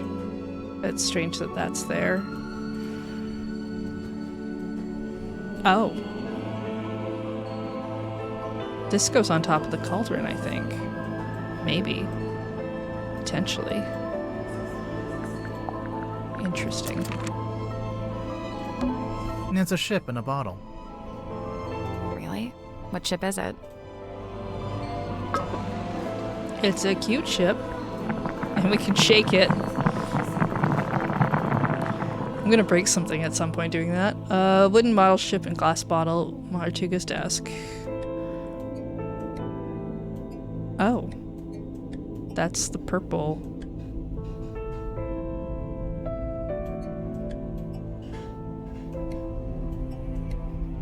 There's a person on the end.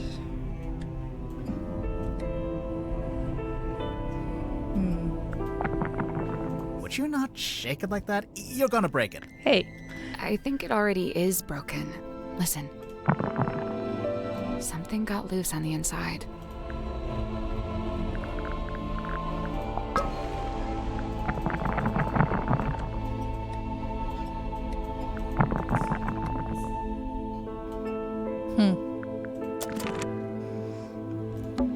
There's a globe.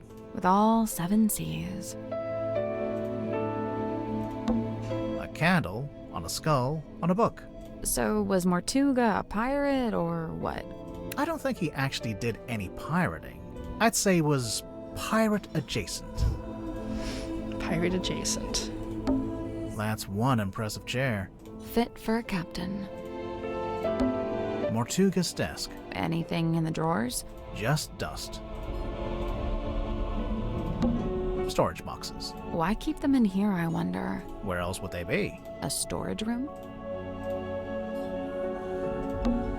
Nice window. It looks directly out the back of the ship. The ship? Yeah, you know, the submarine.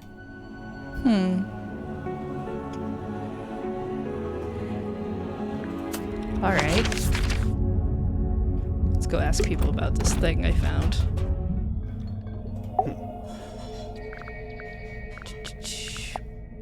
It really is fortuitous that Madame Tadpole found her way to the Mortuga submarine.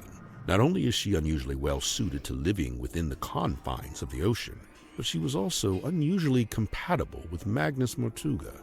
As far as I know, the two formed a sincere friendship. Huh. I wonder if she knows any of his secrets. She may just. I'm to believe Tadpole had taken it upon herself to discover the source of Mortuga's internal anguish. In her words, she wished to understand him so that she could help him. It was in the course of this endeavor that she began scouring the ship for information. On one occasion, I entered the captain's cabin to speak with Magnus, but instead I discovered Tadpole quite alone, trawling through his bookshelf. I asked her what she was looking for. She said she didn't know.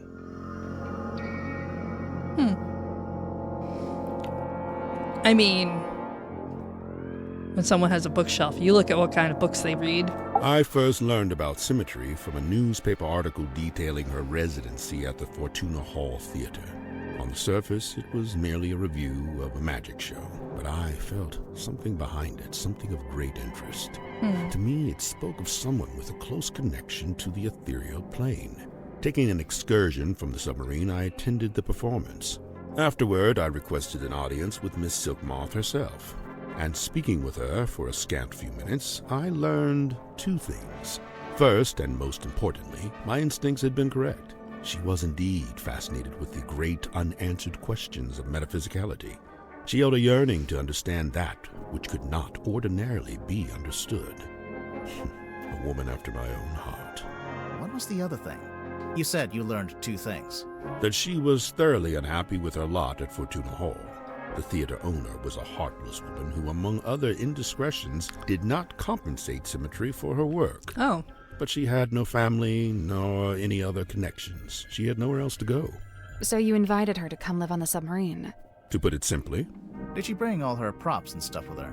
everything she could carry. Why? Was she gonna keep working as an illusionist on the submarine? No, Miss Silkmoth would be working with me here in the Dream Chamber. I notice she's not here anymore. Her tenure with me has come to an end. She has moved on to pastures anew.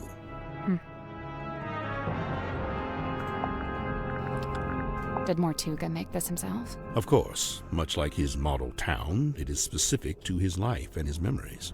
So he made the model ship and the model town at around the same time. I believe so. Interesting. Magnus and I installed this in the captain's cabin shortly after we left port for the first time. It is exceptionally heavy. Did Mortuga tell you why he wanted a big iron bell hanging over his desk? He merely said it was an object of great importance and that he'd like to keep it close by. Do you have any idea what it is? He referred to it as a bell, Detective. Yeah, just going by the shape. But it doesn't ring, so we're not sure. You may be more correct than you know. Personally, I believe it is a bell. Not in the musical sense, but rather a diving bell, which is to say it's designed to be lowered to the ocean floor. With a person inside? I doubt it. It's not really big enough. I believe this is a painting of Magnus's old boss and landlord. Is that who she is? Felicia, her name was. And you met her? I laid eyes on her briefly when I first visited Silkworm. What happened to her? I couldn't say. Mortuga never told you? No. Maybe he didn't know either. Fascinating. Some unseen entity is attempting to speak with us through the radio. I think it's just broken. Of course it's broken. That's precisely what opens it up to ethereal transmission. Of course. It's an incantation sealed in a glass bottle. Traditionally, you might bury such a thing under the floorboards of your house to protect from black magic. What about if you threw it into the ocean? Would that do anything? Likely it would have no effect. The ocean is simply too large to be held to account in this way. It seems I'm not the only curiosity collector on board. This book, if it is indeed a book, has clearly got a story to tell.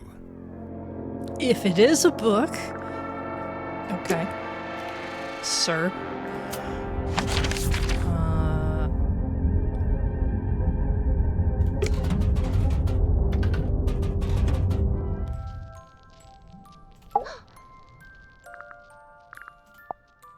Likened to the orchard oak, sturdy, stout, and towering tall, but bears she a quietsome grace, like a windless night on sail-still sea.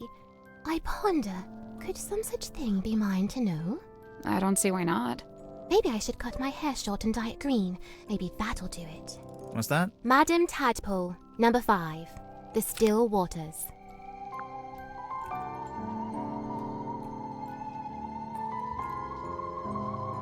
Tranquility.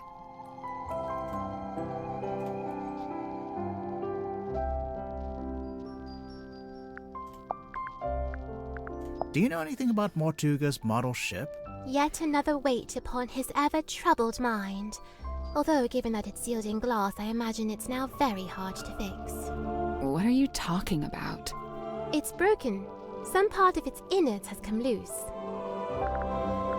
To dwell beneath a heavy iron-casted thing, ever poised for rope to snap, ever set to fall. Mortuga? He didn't dwell beneath it. Not really. I don't know. It's hanging directly over his desk.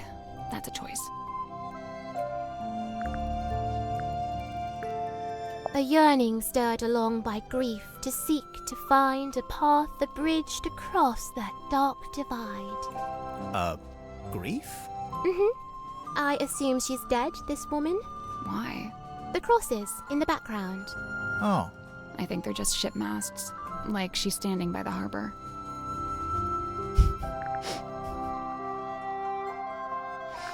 How it blinks and flickers so, it's just broken. I think it's turning itself on and off. as if it sought to speak with kin. It's a radio. I'm not sure it has kin. What would you say that is? Sealed within the glassy tomb. Yeah. A mistake? A regret?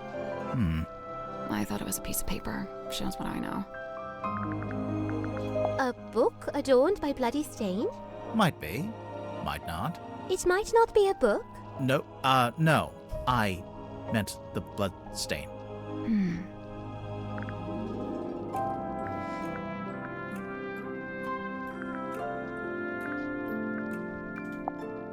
Likened to the orchard oak, sturdy but bears she. I ponder. I don't see why Maybe not. I should cut What's my... that? Madam Tadpole. Number... Tranquility. Oh, I see. Once I've already put an answer, I can't put in another one. All right. Oops. No.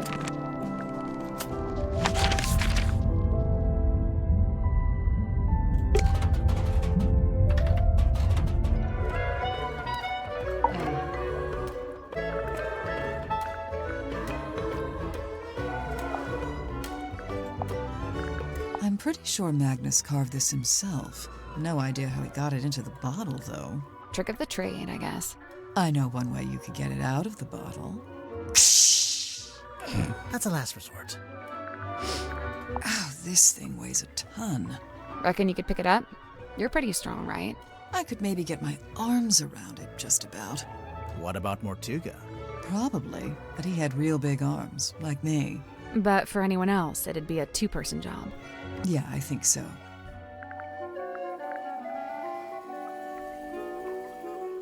You know, I think this painting is the answer. To what? Everything. Magnus Mortuga, what he was doing, what he was thinking, even maybe how and why he died. I swear, there's always a painting with a secret in it. It's a radio, dressed up like a little doll. Do you know who it's supposed to be? Is it not Cynthia? I don't think so.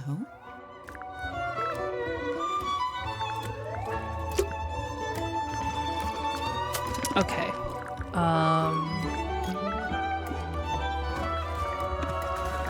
Something I wanted to check.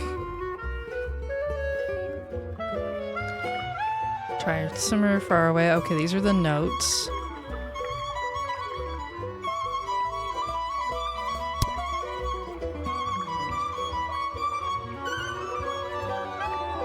This is our timeline. Things people have said. And your big secret.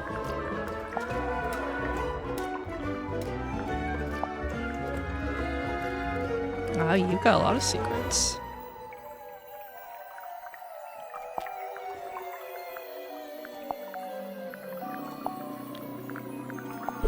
I feel like, though, like this goes this way, and then this goes on top, and maybe the egg shape is the whole thing.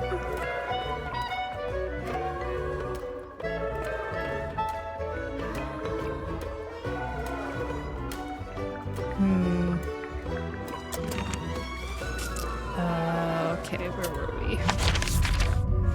So we could go to another room.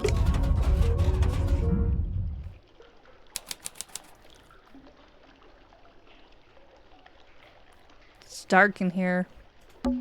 It's almost pitch black in here. I'm guessing you didn't bring a flashlight. Nope. It's almost pitch black. I'm guessing you Nope. It's almost. I'm guessing Nope. you It's almost pitch black. I'm guessing Nope. It's almost. I'm guessing Nope. All right, Well, too dark. We can't get in there right now.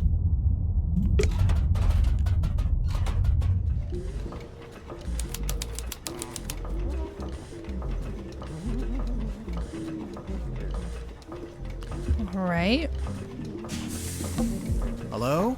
Is anyone there? I think there's someone in that basket.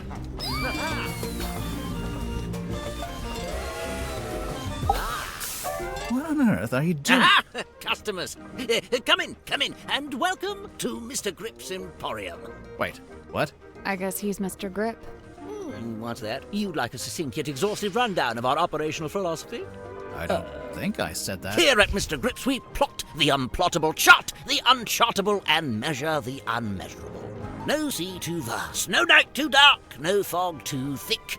With the right contraption in your pocket, even the great unknown may be quantified and calculated. So fret not, noble navigator, as we stock all the essentials.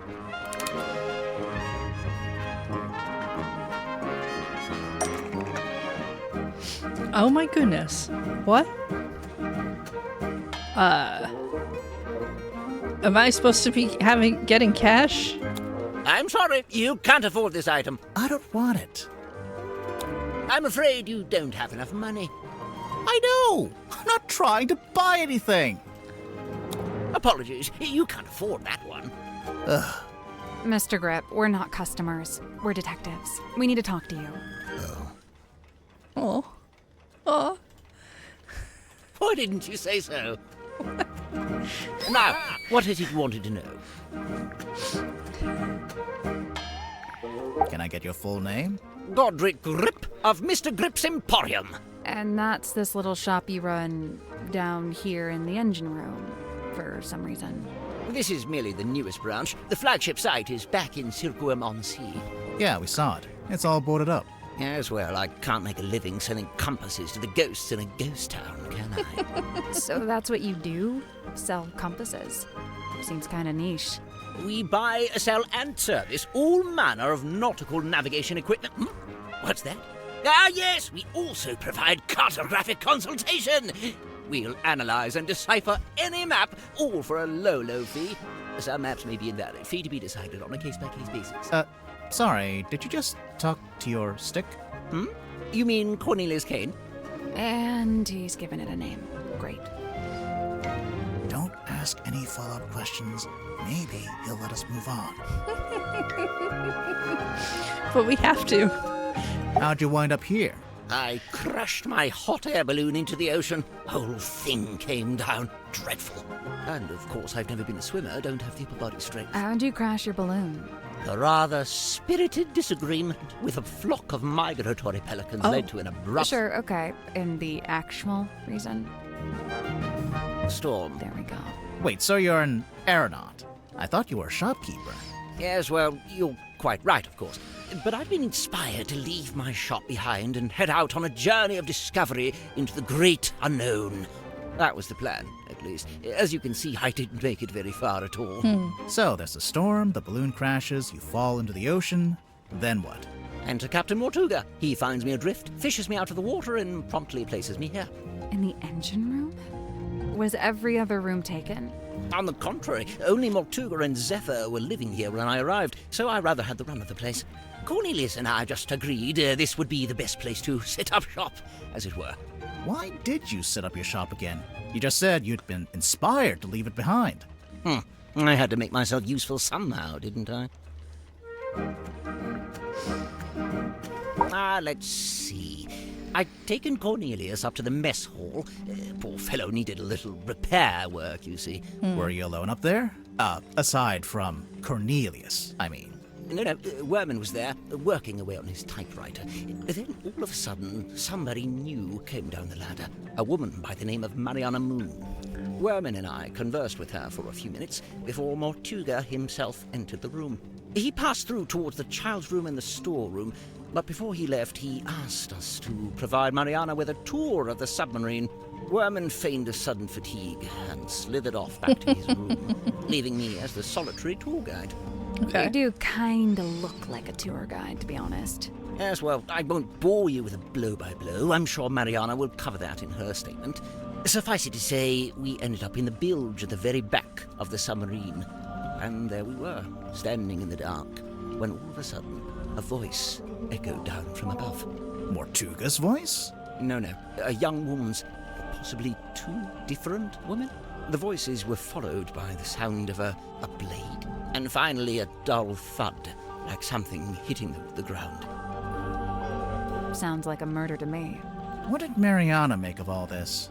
Well, apparently satisfied by our impromptu eavesdropping session, she made her farewells and left. You didn't go with her? No, I stayed a little longer. Did you hear any other weird noises? I did. First, the sound of the storeroom door wrenching open and then closing again. Secondly, some kind of short, heavy scrape, mechanical. And finally, a dull thud, like something hitting the ground. Sorry, again? How many murders were there? I didn't really know what to do with myself after that. But an unexpected lurch of the submarine caused me to very nearly topple over into the bilge water. So I decided to take my leave and return to the safety of my engine room. You didn't want to go upstairs and see what was going on? I certainly thought about it. Ultimately, I think it came down to cowardice on my part. You didn't want to run into the murderer. So, let's see. I was sat there, feeling rather pathetic, when Cynthia appeared in my doorway. What did she want? Well, she had a compass she wanted me to fix. I agreed to take a look at it for her.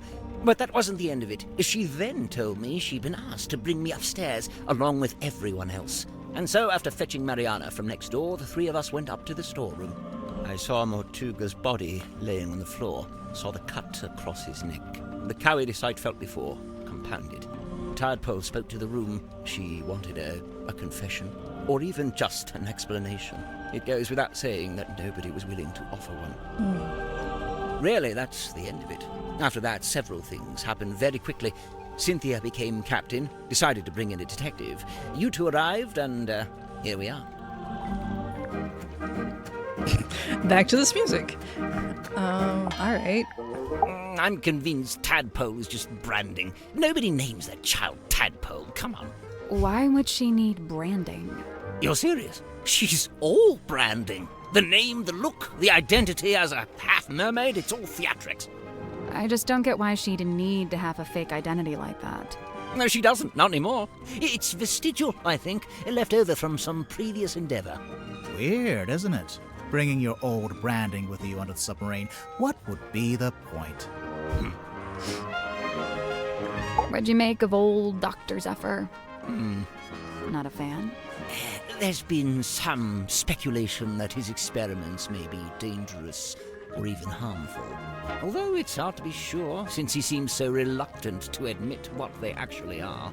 You don't even know? I would have thought, since you've both been here for a while. Well, yes, Zacharias was one of the only two souls aboard the submarine when I arrived, but he never made me feel especially welcome, and he certainly wasn't keen on me poking around his dream chamber.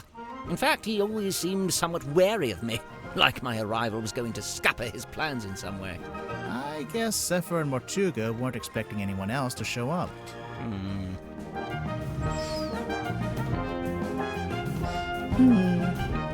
He lived and worked in the inn opposite my emporium. I'd see him when I offered my custom at the inn, and in return, he'd come by my shop. As a sailor, Mortuga shared in my interest of nautical navigation. He even hired me for a job once. Did he tell you he was planning to go live on a submarine? I don't think he told anybody. After his disappearance, all I had was several largely unsatisfactory rumors. They said he disappeared into the sea, whatever that was supposed to mean. The first time I laid eyes on his eponymous submarine was when it rescued me from my fallen balloon. I can't tell you how surprised I was to see Magnus Mortuga step out onto the foredeck, although he wasn't quite the same man I'd known before. How do you mean? The light in his eyes was dulled, like he wasn't really there. And what had happened to him? Well, I'd never found out, but perhaps the rumors were true after all. Perhaps he had disappeared into the sea. I mean, technically, you could do that with a submarine. Before this thrilling little jaunt on the Mortuga submarine, I'd lived in Silkworm all my life. I worked for my father and eventually inherited his business. Godman Grip's nautical and aeronautical precision measurement and navigation instruments. Snappy title. I eventually trimmed the name down to just Mr. Grip's Emporium. That was around the same time I hired young Cornelius here as a much-needed second pair of hands. He's a stick. He does not have hands. Yes, running that business was my whole life for many years. Slow, sometimes tedious work, but I was extremely good at it. I especially relished in the task of deciphering and restoring old maps. The more decrepit they were, the more I enjoyed it. And now Good, you okay. live in the engine room of a submarine. Must be a big change. Yes and no. I will say, in the last day or so, Symmetry does seem particularly somber. Because of Mortuga's death? Yes, the problem seems to be that she considers herself a kind of catalyst. Does she? Why? Well, I believe she'd been working on some new project, and shortly before Mortuga died, Symmetry shared this project with him. And? And then he dies. It's probably just bad timing. What kind of project was it? I really have no idea. What's that? Oh, yes. Cornelius tells me he saw Symmetry drawing something while in the mess hall. A poster, apparently? Okay. Yeah, we've seen that. Oh, yes. Mortuga's little model ship. He always kept it on his desk. Although I'd wager it's more than just a paperweight. Is it based on a real ship? It's likely. Mortuga did have a ship, or rather he worked on board one. I very much doubt he was the owner. Do you know what this is? Oh, An eyedropper? I'm not sure. Maybe something left over from when it was painted? I'm guessing you never dealt with anything like this in your shop. No, it's too big for one, and it's not exactly navigation related. What's wrong? I don't suppose you know what this is. This No. little part sticking up. But I back. did see it. No, I barely noticed it, to be honest. Okay. Undeniably forlorn, isn't it? What do you think, haunted? It's probably haunted, right? If it was haunted, then it was only because Mortuga himself was its ghost. He seemed drawn to it, entranced, always held within its orbit, unable to drift away. Could this be Cynthia's attempt to get our submarine up to code and finally install a radio? Why doesn't the ship have a radio? 1, Mortuga didn't like to use technology if he could avoid it. And 2, he didn't like to communicate with the outside world if he could avoid it. I'm not sure I agree with that second one. There's no way all these people showed up on the submarine if Mortuga wasn't contacting the outside world. You know, there may be something to that. What do you make of this? A message in a bottle? There's a little drawing, too. Some kind of symbol? To me, it looks like a diagram. Where did this bottle come from? I'm pretty sure Tadpole fished it out of the ocean. That's how she got all the stuff in her room, I think. Well, that's a delightful little habit, isn't it? Who does this belong to? Wilfred Winterbottom? Who's that? I just made him up. Oh, then no. There's some kind of pattern. It almost looks pictorial. Does it mean something? It might do. I imagine poor old Zephyr has been trying his best to figure it out. Aha! A crystal ball! Oh, how quaint. What's that? What's it for? Oh, you know, the usual. Whispering questions into the great unseen beyond, hoping without hope to get a response. Good heavens. Something catch your eye? Rumored to be lost at sea. Requires a special key. Is that right? The mermaid's tongue? Do you know anything about it? No, can't say I do. Based on this, I wonder if it may not even be real. After all, there isn't even a photograph. That's just a drawing. Do you know if Zephyr made this himself? He must have done. He didn't have it when I first got here. In fact, I'm pretty sure he measured Mortuga's head to get the shape right. Okay. Where on earth did you find this? It was just lying around. Do you know what it is? What I do know is that it belonged to Mortuga. but you don't know what it was actually for. I couldn't say with any academic certainty. Godric Grip's nautical and aeronautical precision measurement and navigation instruments. Great name. As well, this was shortly before the rebrand. Why'd you decide to rebrand the shop? Ah, you see, the news about the silkworm serpent put the town in a particular sort of mood. Interest in all things nautical adventure was on the rise, you know. They put up that statue, we get tourists even. So you capitalized on the zeitgeist. Look at you, using the vocabulary. So what's the deal with this cauldron? I've no idea. Really? I figured you've been here a while. Surely Mortuga would have mentioned it. He never did. Seems like he was keeping it secret. From who? From everyone. Why would it need to be a secret? Maybe he just wanted it all for himself. Yeah, whatever was in there, I mean. It wasn't really Mortuga's modus operandi to be selfish like that. Quite honestly, it's more likely to be the exact opposite. What, so keeping it secret was him being selfless, somehow? Like if it was dangerous. He kept it hidden as a way of keeping you all safe. This is from a ship's sail? I think so. Did you sell sails in your shop? No, ship parts like that fell within the remit of the Drummond shipyard, a few doors down. Okay. We think Mortuga might have dropped this when he was killed. You can think that all you like. Personally, I think it came from somewhere else. If it wasn't dropped by Mortuga, perhaps it was dropped by the culprit? Might have been neither. You're suggesting this bottle made its own way into the crime scene? Maybe. Yeah, just rolled on in. Cornelius tells me he spotted Miss Silkmoth drawing this while she was in the mess hall. What's it a drawing of, exactly? Let's have a look, shall we? Ah, that symmetry, I assume. And she's sitting on the cauldron, facing a window. Is that a sun? Probably. Although it could be a wheel. Oh, yes, wheel tablets. Ah, yes. Can't really miss it, can you? It's creeping me out, but I really want to know what it is. I wouldn't lose sleep over it if I were you. Wonderful, isn't it? Cornelius thinks it might be his great-grandmother. For all I know, he may be right. It belonged to Mortuga, I assume? Yes, and to me it sits right alongside that iron bell in his office and that stone cauldron in the storeroom. Together, they form Mortuga's collection of inexplicably cursed-looking nautical artifacts. Maybe they do form a set. There we go. Let's see here. Nope, doesn't say it anywhere. No based on, no inspired by. Inspired by what? True events. And then again, I suppose it is largely imaginary and mostly guesswork. I'd imagine that gets him off the hook. No bladed weapon of any kind was found in the room. Yes, I noticed that too.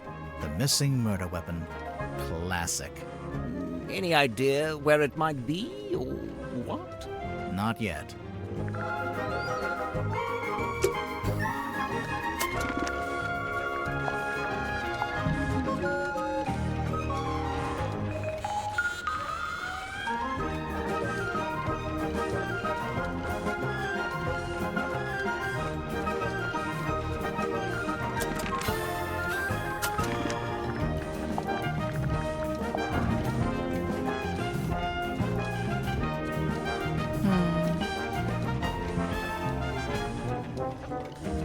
Interesting. Okay. It's a big compass. Broken compass in the process of being fixed.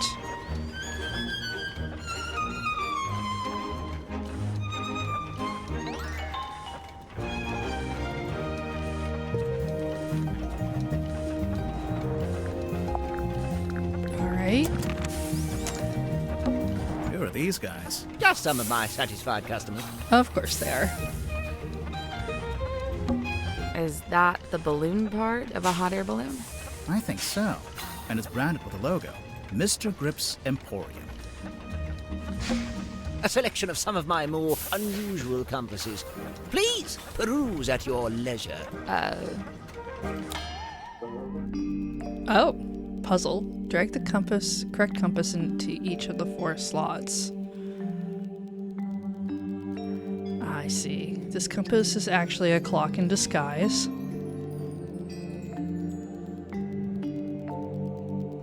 This compass tries to point at all the others.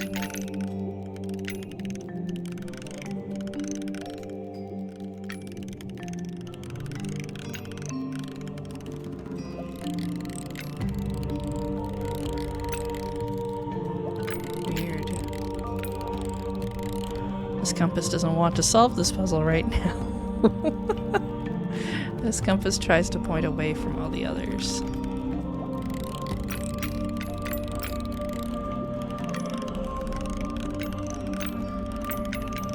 I think that might be this one.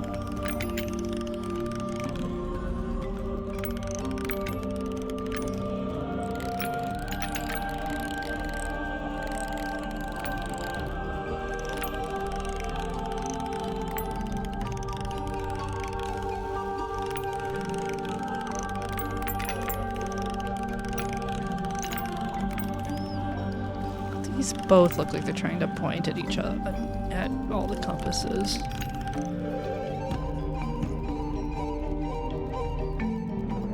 Actually a clock in disguise.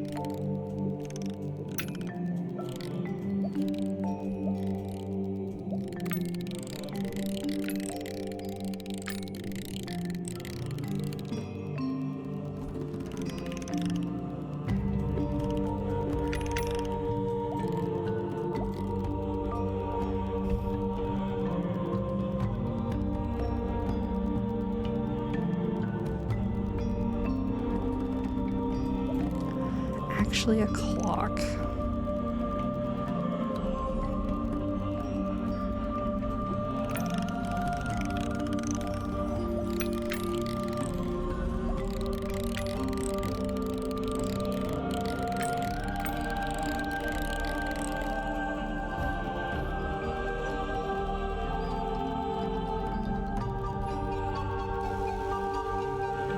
This one maybe? It's that one.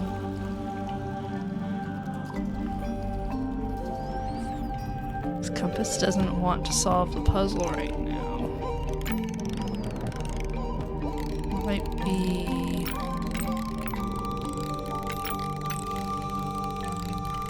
this one? Nope. So there's 4 slots, and each one needs a compass to go in it. The labels are all describing a particular compass, I guess.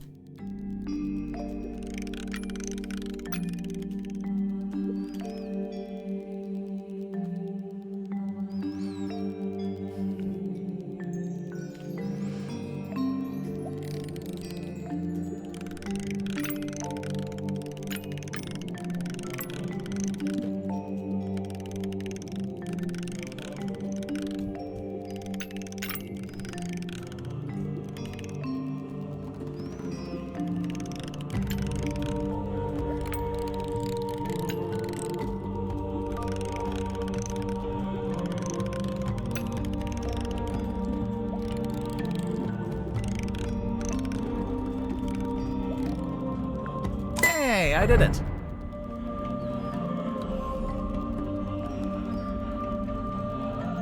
I'm impressed. Did something unlock? Nope. Yeah, it did. I heard it. Sounded like a box opening. Pure conjecture.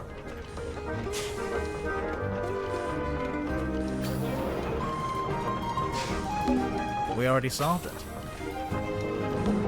Grip, can we take a look in the basket? Yes. Will you be getting out of the basket? No.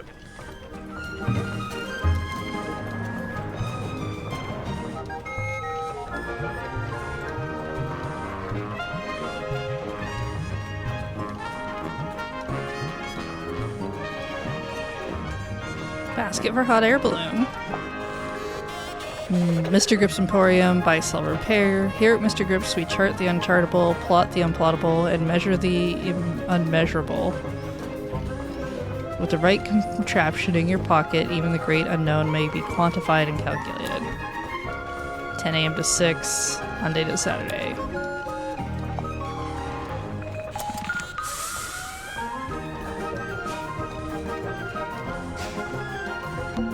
Greasy, rattling, spewing hot steam. Yep, it's an engine. I thought you were talking about me. Noisy, dangerous, confusing. Yep, it's an engine room. I thought you were talking about me. It's open. What is that? Some kind of scroll. That is not for sale. Please don't touch it. Too late. Sorry.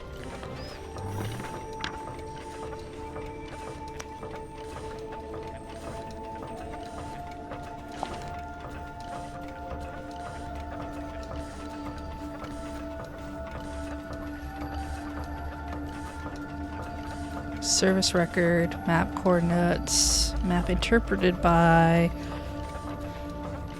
cost waived. So part of it's missing.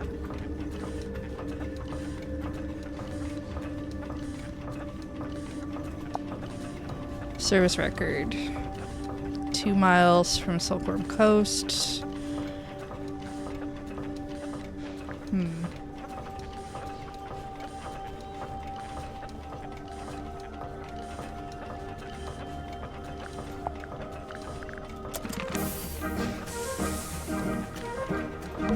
Sail on now. Can I buy something with my wages? We don't get paid until we solve the mystery. What if we don't solve it? Do I still get paid? Grimoire?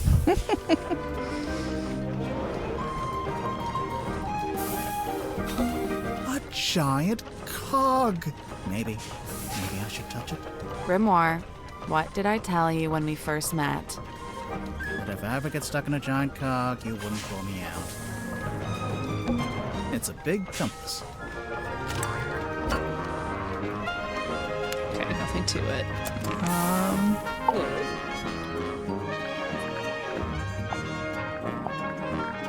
How much for this one? It's not for sale. Oh, too rare? Too valuable? It's from my personal collection. I really hadn't intended for you to see it. Well, we did see it. What's it a map to, anyway? What's it the red X? Now that's the question, isn't it? You don't know? Unfortunately, not.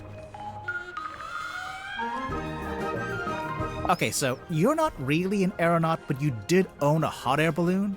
For some reason? For most of its life, it was just ornamental. We put it out the front of the shop as a billboard.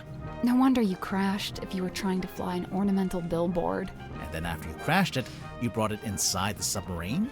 You'd rather I just let it sink into the ocean? Besides, it's useful. Anytime I want to reread our company mantra, it's printed right there. And anytime you wanted to check your opening times, they're right there. Quite right? Oh look, there you are, with a cane, as ever. Of course, Mr. Grip always has Cornelius Kane by his side. But why? What's the point? I don't know what to tell you. It's just my shtick. Oh my god. What's with all the needles and cogs and stuff? It looks like Grip's halfway through fixing it. That's what I figured, anyway. Ah, thank heavens! That's what I was hoping for. Sorry, what? Perhaps I should explain. You see, Miss Seafoam came to me with a compass she needed fixing. I went to put the needle back on, but Cynthia stopped me. No, she said. The whole thing is broken. You'll have to take a look at the insides. You'll have to replace the needle. For some reason, she seemed to need it to be true. She needed the compass to be broken. I told her I had various spare needles I could try out as replacements, and here we are. And you left it out so Cynthia would see it? So she'd think you were actually fixing it? That's the idea, yes. So if you kindly put it back where you found it. All right. It's a big compass. And it's not a puzzle. Okay.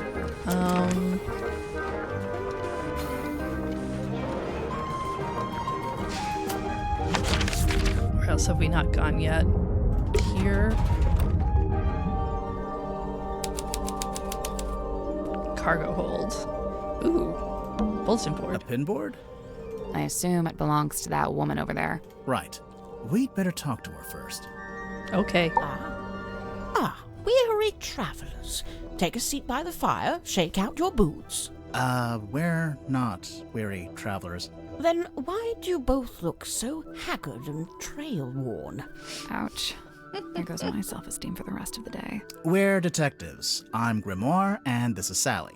We're here investigating the murder of Magnus Mortuga, your previous captain. My captain? Never. My captain is the moonlight as it shimmers across the lake. My captain is the wind as it whispers through the valley. I see. Who is this woman? No idea. I kind of like her, though. My name is Moon. Mariana Moon. Aha. And what do you do? I do not do.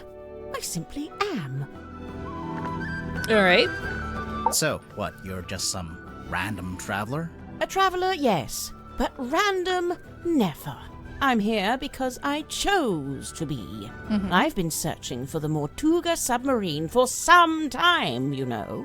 How come? How come? This thing is the motherlode The motherlode of what? of whispered half-truth, of murky rumor, of stories unspoken. Oh, like urban myths and stuff? Right. Urban myths and stuff. So you're a historian. Historian, storyteller, rambler, ambler, fireside gambler. How long have you been here? Well, let's see. I arrived a few hours before the captain was murdered. Oh, dang. Really? Quite the story, isn't it? But you're just on the submarine because you find it interesting. Would that be such a crime? No. Murder's a crime, though, pretty sure. I'm pretty sure murder's a crime.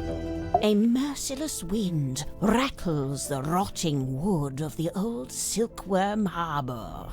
The shadow of a vessel lurking low in the night-black water.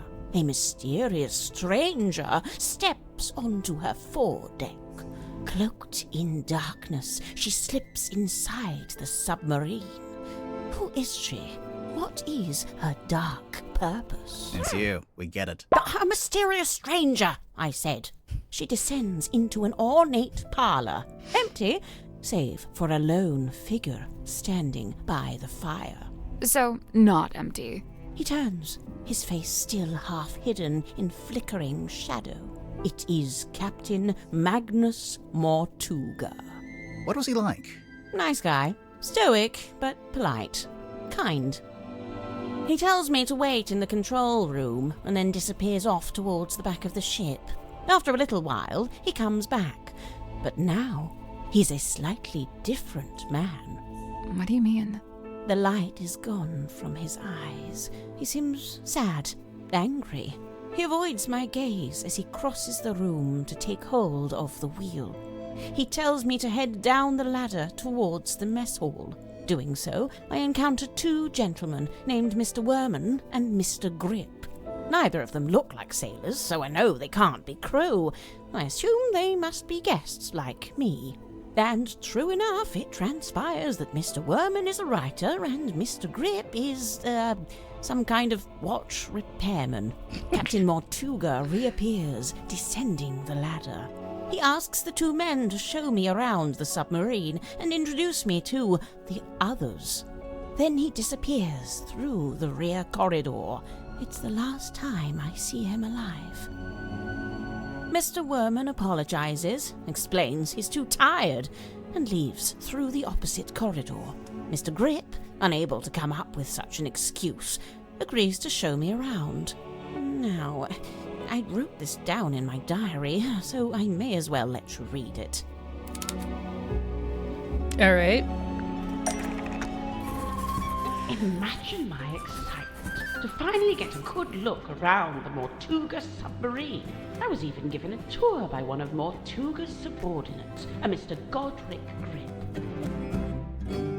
We began by visiting a bizarre laboratory known as the Dream Chamber.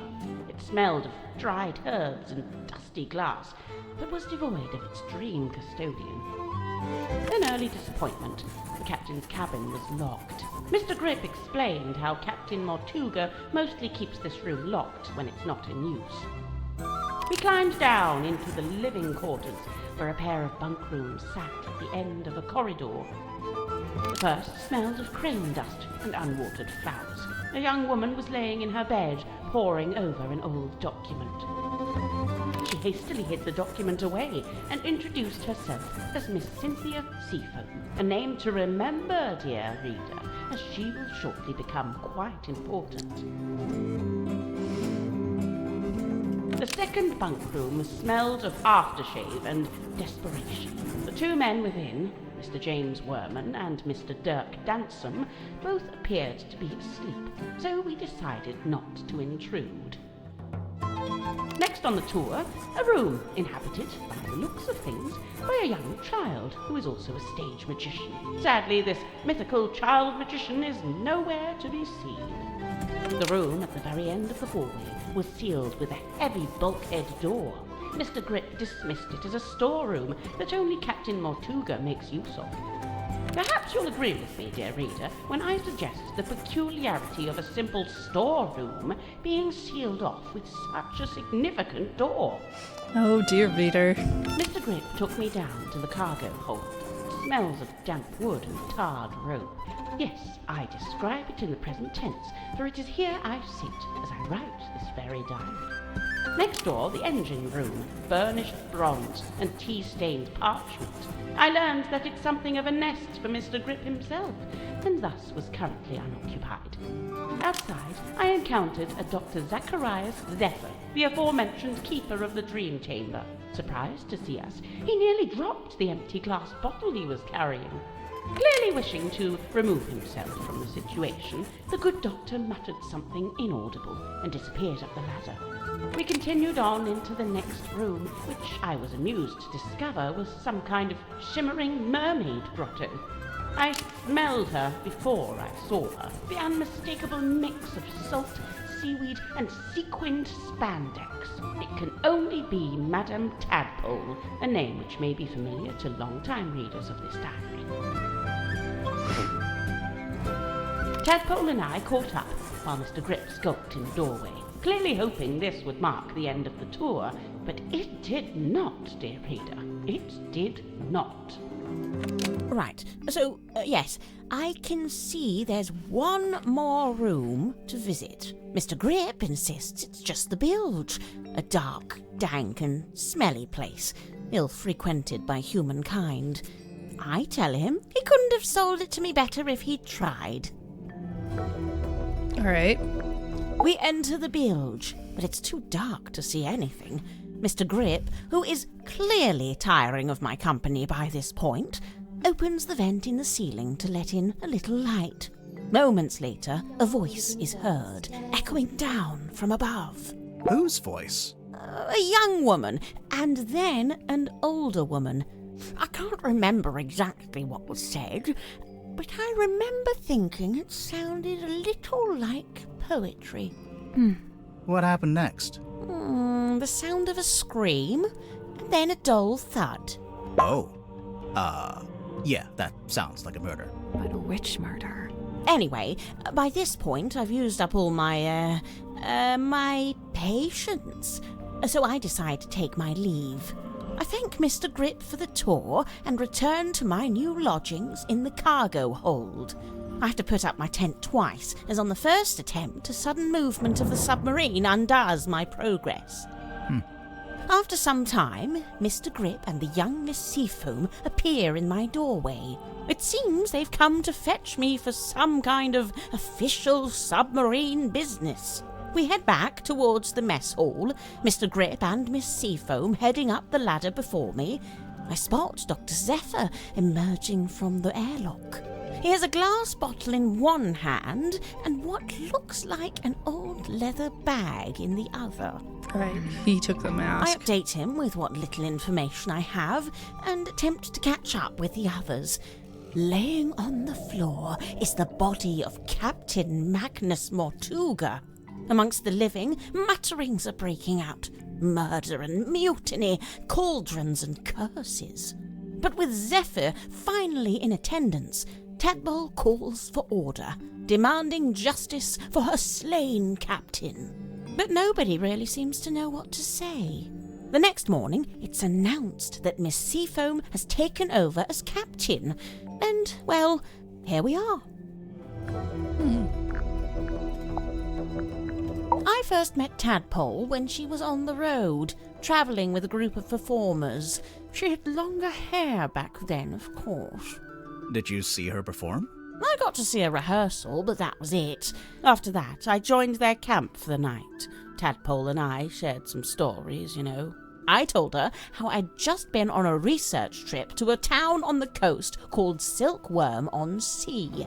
She told me how their group went around performing in local theatres and town halls and whatnot. I mentioned that Silkworm actually had a little theatre that might be a good fit. How come you didn't stay with them longer? Their leader was a real bad apple. I was rather keen to be shot of him.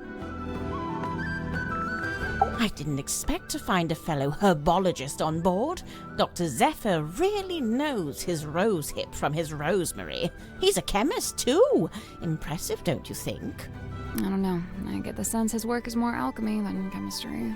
He does seem rather secretive about it.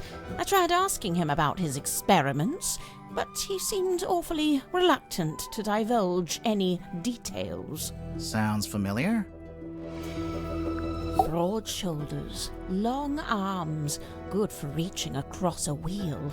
He had a hard face, but soft eyes.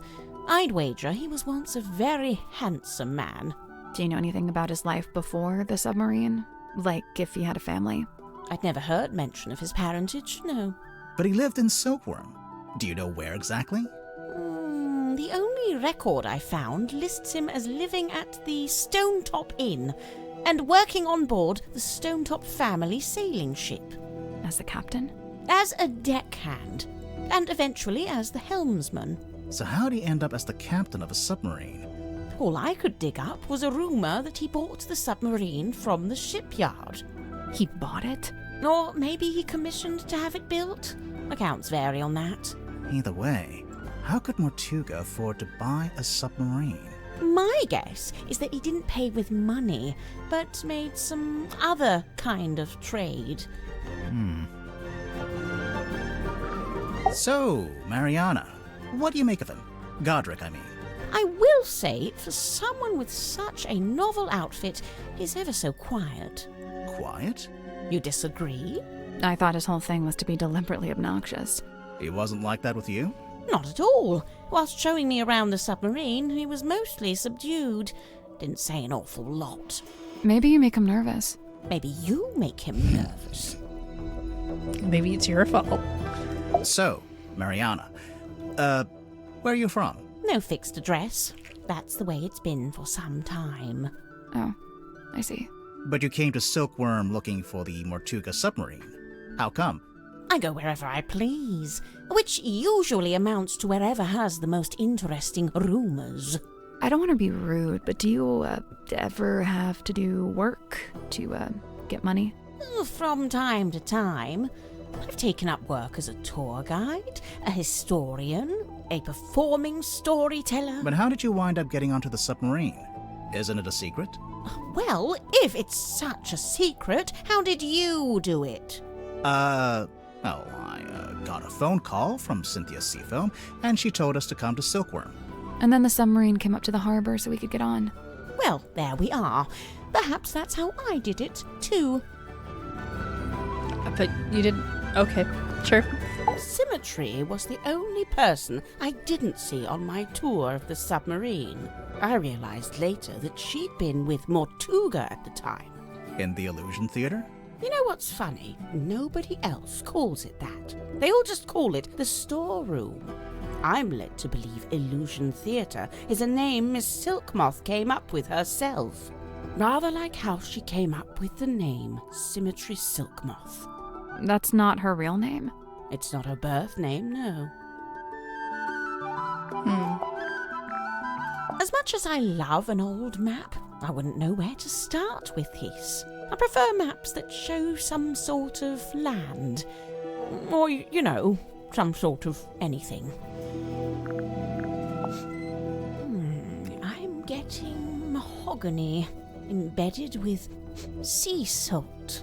Maybe from when Grip crashed his balloon into the ocean? No, the basket is made from wicker and carbon fibre. The wood inside the basket, that's the mahogany. Huh. I never needed a compass.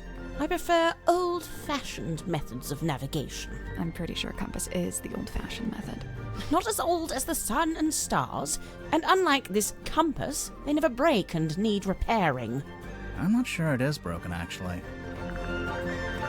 Now, I'd have to assume this is the Stonetop family ship, the Dearest Selina. How do you know it's that ship? Is there a photo of it? It's evident by the selection of little wooden people on board. The Dearest Selina was captained by Felicia Stonetop, that's her there, and one Magnus Mortuga was her helmsman. What did they use it for? Oh, I don't know. Fishing? Tourism? General gallivanter? What about the woman tied to the front?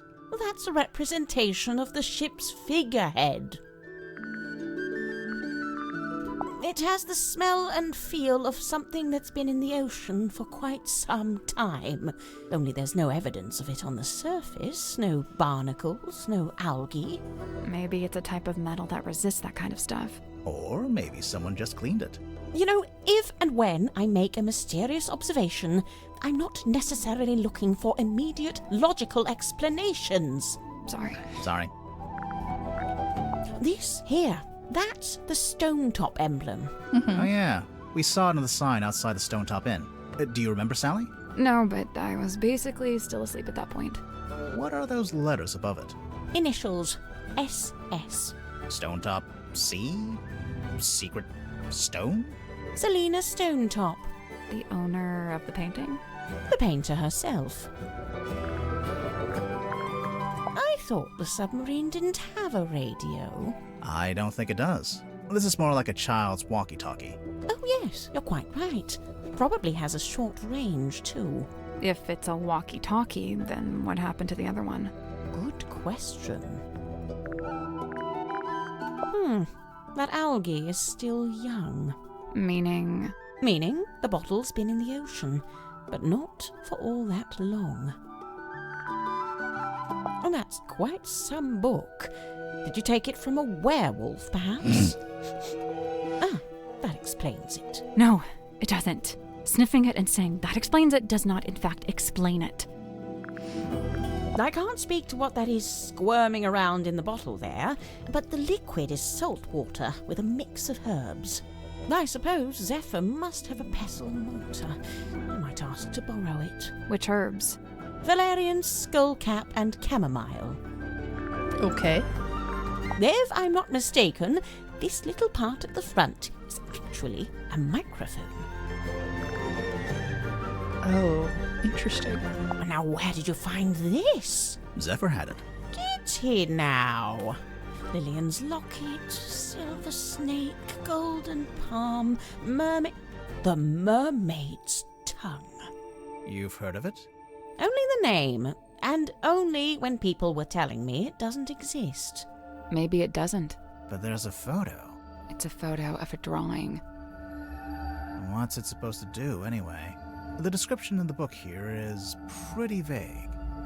And they say it allows humans to commune directly with God while they're still alive. What? God? In here it says, said to facilitate communication with she who lies beyond the veil. She who lies beyond the veil, God, other dimensions, aliens, the afterlife. You know, it varies. But the sentiment is the same. Oh, it's a wretched thing, really. An echo of man's desperate, futile desire to wring answers from a silent universe. I can see why people would say it doesn't exist. But Zephyr's trying to get hold of it. Well, he may be. It depends. On what? The strength of his will. Okay. Mariana, I was wondering if you could tell us who's worn this. How's she supposed to do that? You know, by the smell. Oh, gross. Very well. Let's see. I'm getting wind-battered mahogany, ice-cold sea spray, and mostly melted candle wax. Great, thanks. It carries something of the cadaver about it. Might be the smell, rust and stagnant seawater. Perhaps it came from the ocean. Have you asked Madame Tadpole about it? This marks a pivotal moment in silkworm's history, the day the silver snake was discovered. It also shows the two women who found it, Felicia Stonetop, that's her on the left, and Sylvia Seafoam on the right. Hang on, we saw a statue about this in the town square, but on the statue, the serpent was shown being wrestled by a male fisherman. Yes, well, that's history for you. There's only one thing more mysterious than a locked box, and that's an unlocked box that's been emptied of its contents. Did you ever come across the cauldron in your research? No, it really does seem to be something Mortuga's been keeping to himself. What do you make of those scratch marks? I'm not sure. They don't really look like anything made by an animal. That's a relief. Wait, is it? I don't know. It's a piece of an old sail, roughly cut into a square. Do you recognize this, Mariana? Should I? Well, we just figured since there's a moon drawn on the label. So because my name is Moon, all moon-related things must belong to me? Even if it's not yours, do you have any idea what it is? It's a herbal compound of some kind. Valerian, skullcap, chamomile, and seawater. So, not poison. Maybe it's medicine. Would those herbs do anything in particular? I suppose it could be a sleep aid, like a mild sedative. Interesting. Mariana, you visited Silkworm before, didn't you? Was Sim's magic show in the theater back then? No, when I passed through, the theatre wasn't showing anything. This very poster was up on the walls, but they'd covered it with a banner that said cancelled. So that must have been after Sim left, but before the theater had booked a new act. Mariana, can you tell us what these tablets are? It's rather more difficult when it's something synthetic like this. Some kind of vitamin supplement, I believe. All three of them? Yes, the 3 tablets seem largely to be the same thing. Okay. Now we're getting to it. The reason all of us are here, really. How so? The Silver Snake, the Mortuga submarine. Did you ever stop and wonder, why here? Why this particular part of the coast? It all stems from a single truth. There's something hiding in the water. Something big. Now, it wasn't my intent to cause you any lasting unease. Look, we 3, we're merely tourists here, passers-by. Take my advice. Keep your distance from all this, so you can still walk away at the end. Okay.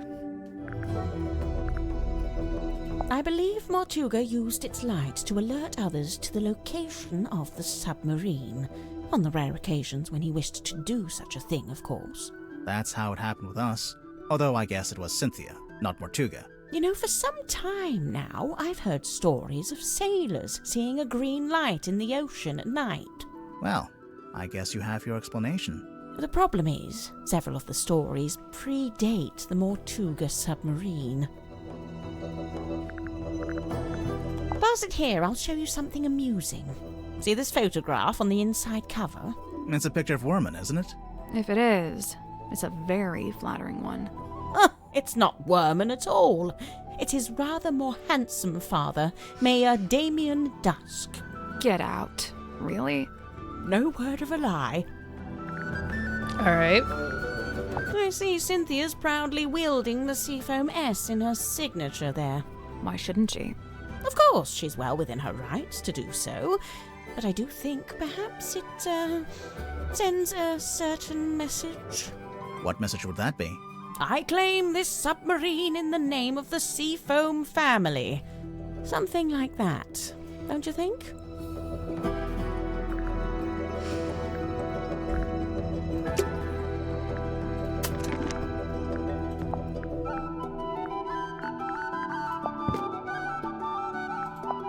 Oops.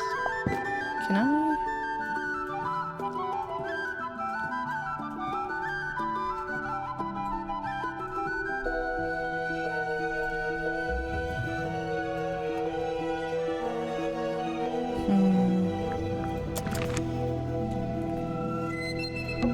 It's the cargo hold. It's made entirely out of wood. And? And we're in a submarine, aren't we? It's a pinboard. Drag the pieces of paper into the correct positions.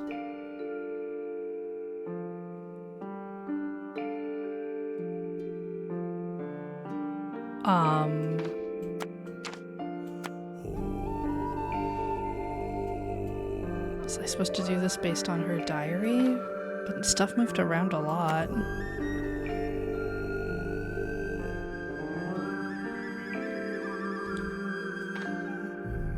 It's probably supposed to be the rooms everyone is in, but then where do I go?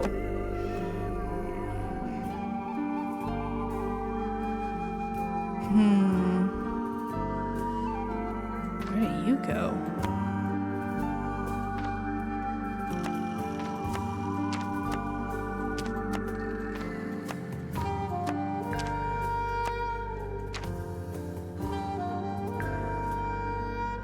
Interesting. Okay. This could be based on that diary entry. But then, still the problem of these two.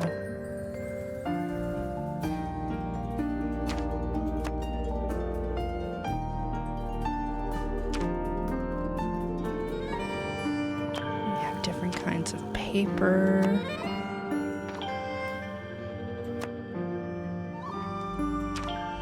You two are similar in your paper.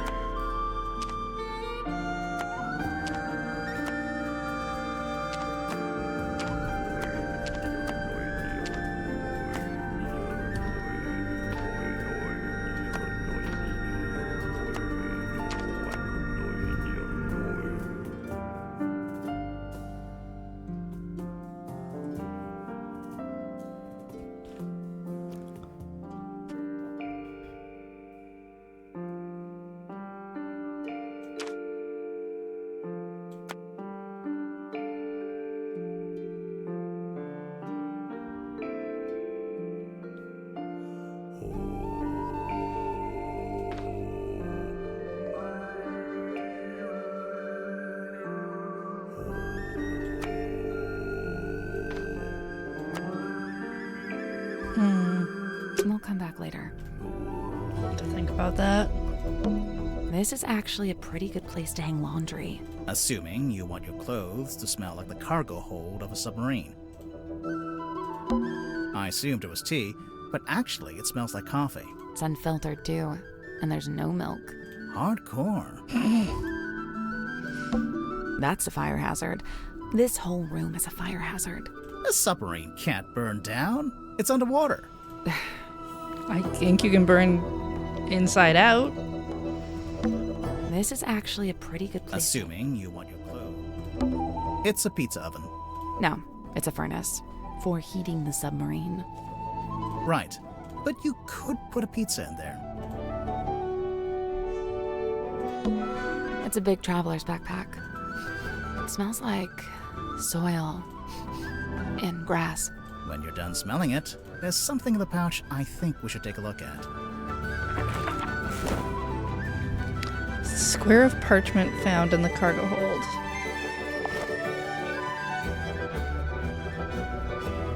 We saw this map during her story. Silkworm on the sea, the lighthouse.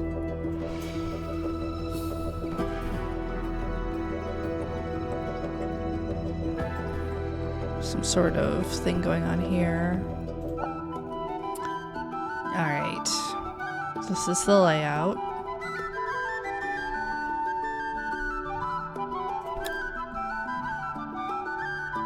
Innkeeper. Solomon Stonetop. Selena Stonetop. Felicia. James Dusk. Damien Dusk. Felix Flint. Rachuna Fellow. Daughter adopted.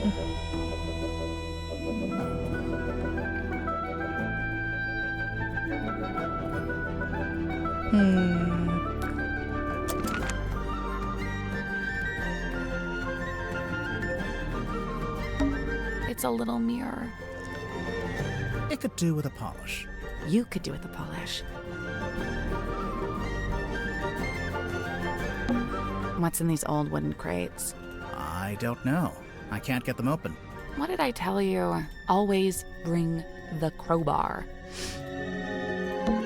Is that soil? I thought it was coal. You know, for the furnace. It's a pizza oven. No. Right, but you could put a pizza.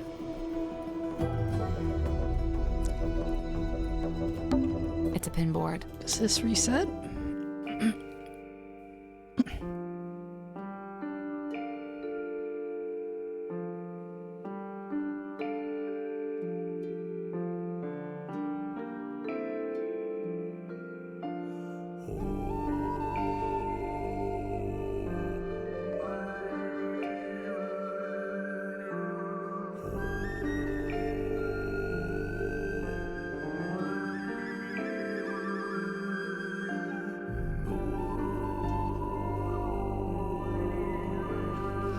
Just not sure what we're trying to do here.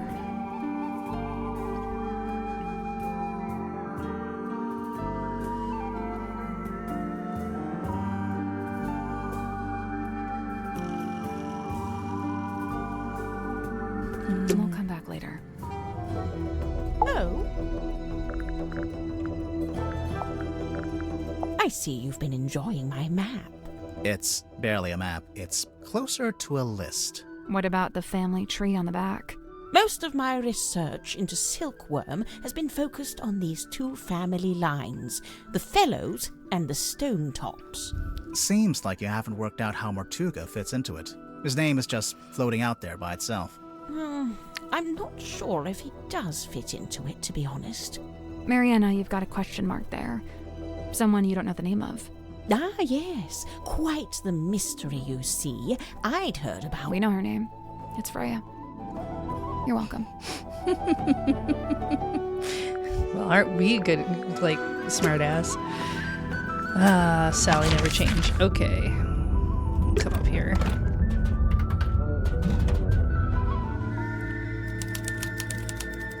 Bunk room.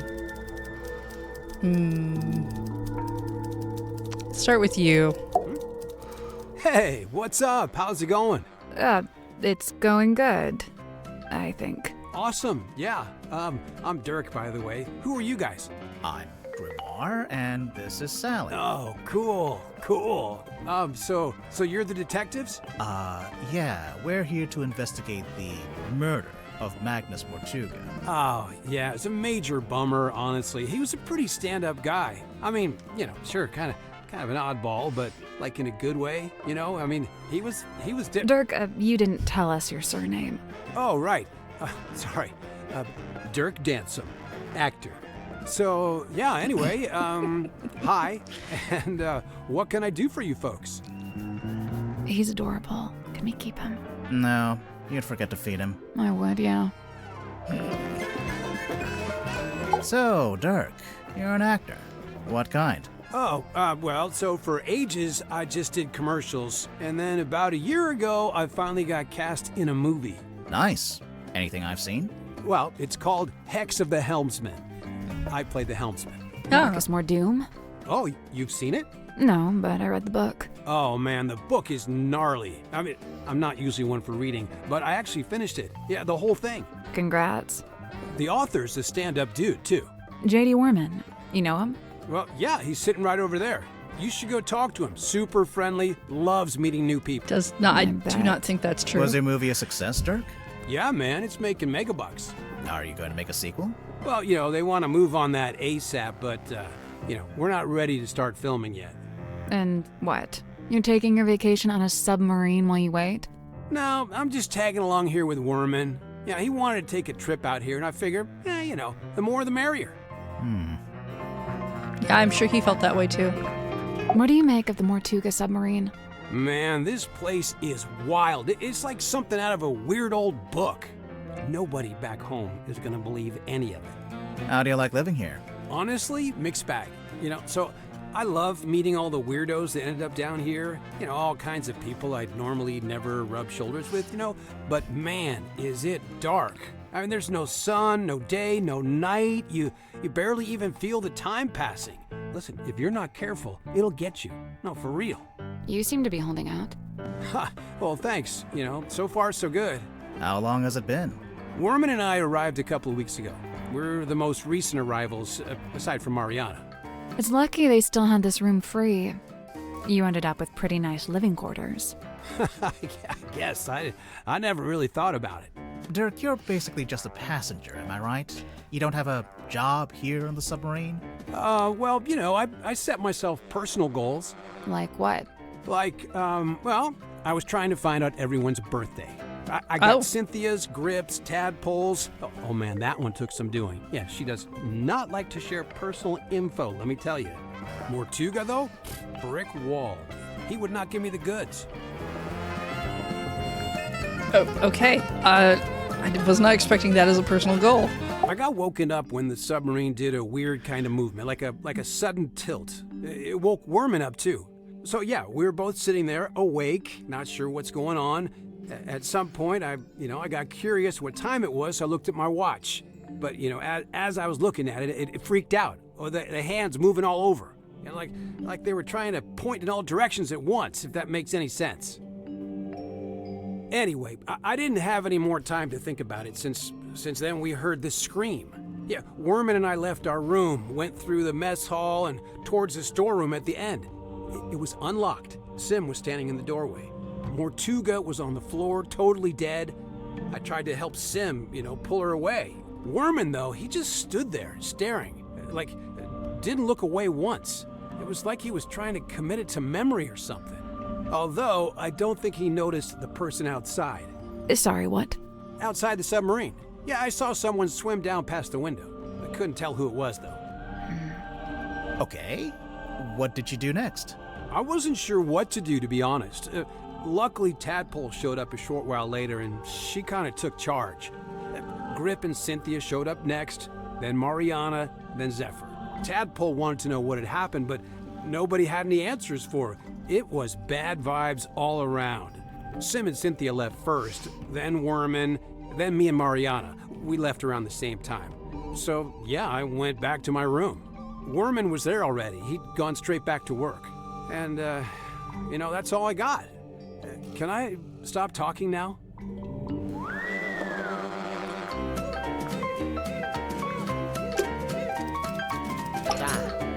Sir, if you have a minute, I'm Detective Grimoire, and this is Sal— Two detectives, one short, one tall. Tried and true. Hey, I'm really not that much shorter than Grip. But which of you is the funny one? I'd say it goes back and forth. You still haven't told us who you are. The name's Worman. J.D. Worman. He's an author. Author, journalist, let's see, what else? Famous, successful, some kind of genius, even. Oh, sure, that's why I got myself trapped in the murder submarine. I know who you are, Mr. Worman. I've read your book. Oh, joy, your fans. Of all the places. I never said I liked the book. Maybe I hated it. There's no way you hated it. The arcs are too tight. Each chapter leads to the next, beginning, middle, end, and bang, not a line wasted. Damn, he's right. All right. So, Mr. Werman, you're a famous author. That's what they tell me. How did you end up on the submarine? I came of my own volition. Why? I wanted somewhere quiet to work on my next novel. Minimal distractions. Not saying it's worked, but You're writing a sequel? trying to. Trying to. Hang on. A sequel to what? Grimoire, are you not paying attention?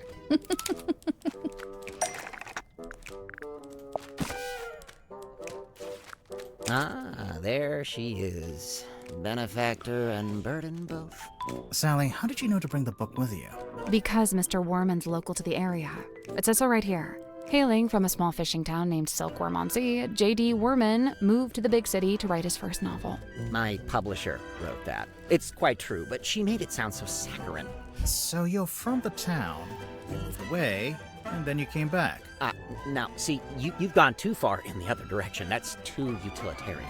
I get going back to your hometown for peace and quiet, but then to end up on the submarine? How did you even find out about it? Did you already know Mortuga? Oh, I knew of him. He's a figure of some infamy, submarine included. In fact, it was good to finally put a face to the name after all those years. So, how'd you like living on the Mortuga submarine? I will say, as a writer, it's a boon to be aboard this thing. And the whole place is dripping with human narrative stories practically leaking out of the walls. It's also a lot noisier than I thought it'd be. I couldn't have guessed Mortuga would basically be running a bed and breakfast down here. It was already busy when you arrived? Mm-hmm. Before the arrival of Mariana Moon, Dirk and I were the last two to join the game. It's kind of surprising there was still a bunk room free at that point. Well, I wouldn't look a gift horse in the mouth. What's it like sharing a room with Dirk? Oh, we get on like a house on fire, 2 peas in a pod, that's us. And what about everyone else? It's a fascinating little microcosm, utterly discordant and yet somehow harmonious. At least that's how it felt before the captain was murdered. Night rolls around and I can't sleep, as usual. I say night. I'm referring to the indistinctive block of time we on the submarine have agreed to collectively refer to as night. Anyway, I'm wide awake, so I stay up to get some writing done. I don't want to deprive Dirk of his beauty sleep, so I took my typewriter out into the mess hall. Was anyone else in there? Godric came up a few minutes later. Brought some kind of busy work with him. So there we were, whiling away until I look up and see this woman. Mariana Moon, apparently. Good name. Probably fake, but good. She got straight to work trying to extract my entire life story, but then Mortuga shows up and we all go quiet. The guy looked miserable, and he passed straight through the room like a ghost. But before he leaves, he asks us to show Mariana around the submarine. I really didn't have the energy, so I made an excuse and left. I slept for barely an hour before a big jerk wakes me up. I'm not talking about Dirk. I mean, the submarine, it moved, tilted. Anyway, I tried to get back to sleep, but no. Now there's a scream. Dirk and I follow the sound all the way down the corridor. Symmetry's frozen in place in the doorway at the end. And behind her, Mortuga, dead, laying in front of some ancient stone cauldron. The lid of the thing flung open, like something had just burst out of it. The whole scene was otherworldly, like a painting. Then Madame Tadpole arrived, with just about everyone else trailing behind her. Tadpole brought everyone with her. So, she already knew about the murder. From what I gather, she discovered the body and then left to go get everybody else. And you know, I really didn't want to get in her way, so I returned to my room to await further instruction. Did you go back to sleep? No, I couldn't. I went back to work. Figured I'd be better off keeping busy, you know.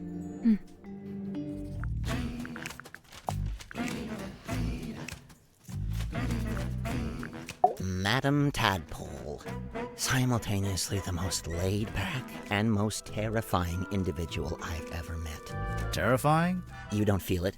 To me, she gives off this indisputable, I will destroy you if I see fit to do so kind of energy. Maybe if you get on her bad side. Oh, I wouldn't dare. She'd crush me like a twig. She does look pretty tough. Who would you say is stronger, Madame Tadpole or Dirk Danson? Dirk's in good shape, but a lot of it's just for show. He's just gotta look good for camera. Meanwhile, swimming works out every muscle group. Did you know that? I didn't. Every muscle group. I don't think Tadpole's about to fight anyone. She's so chilled out. For now.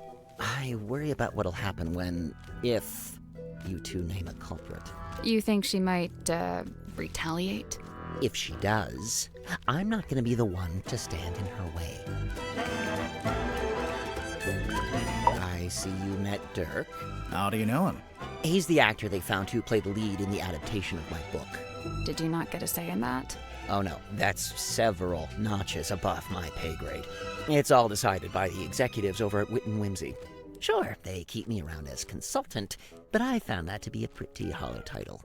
Do you think he's a good actor, at least? Dirk? He was a good fit for the kind of film they ended up making. How's that?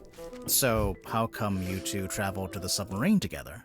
I traveled to the submarine. Dirk's just taken to following me around, for some reason. Maybe he just wants to be your friend. He's got plenty of friends back home. The author who had their work turned into a movie and perhaps does not care much for the movie. I don't understand what his deal is, but I already have a headache, so I'm just not gonna worry about it. What did he say he was? A dream doctor? Great. Good for him. He's researching spirit energy, I think. Lovely. More power to him. And he was the first person to join Mortuga's submarine, because they knew each other from before. Wonderful. Wait, really? Huh. Zephyr's not from Silkworm, though, is he? I don't think so. Interesting. Well, thanks a lot. Now I have yet another thing to think about. Have fun. So what made you want to become a writer? That's all I've ever done. I was given a job writing for a newspaper when I was pretty young. Given a job? Yeah, friends in high places, you know. Like who? My father was the mayor. Ah, that'll do it. Did you enjoy writing for the newspaper? Sometimes. Other times it was painfully dull. I've got a tendency to lean towards hyperbole, and the everyday goings-on in Silkworm weren't always enough to satiate me. For every rumor of a cursed man disappearing into the ocean, you'd have 10 elderly couple file complaint over garbage collection. Rumor of a cursed man? Wait, you wrote an article about Mortuga? Oh no, I quit before that. I left town and went off to the city to be an author. And the result? Hex of the Helmsman. 50 national bestseller lists. As we speak, it's being translated into 5, 6, 7, 8 more languages. Must be nice. Your first book, and it's a big hit. I'm not complaining. I can see why you'd be writing a sequel. I really don't have a choice, do I? This is how things go. If you get a success, you have to keep it going. Cuts quite a figure, doesn't he? Like something from myth. He was real, of course. Flesh and blood. I imagine you must have been curious to meet him. As anyone would be.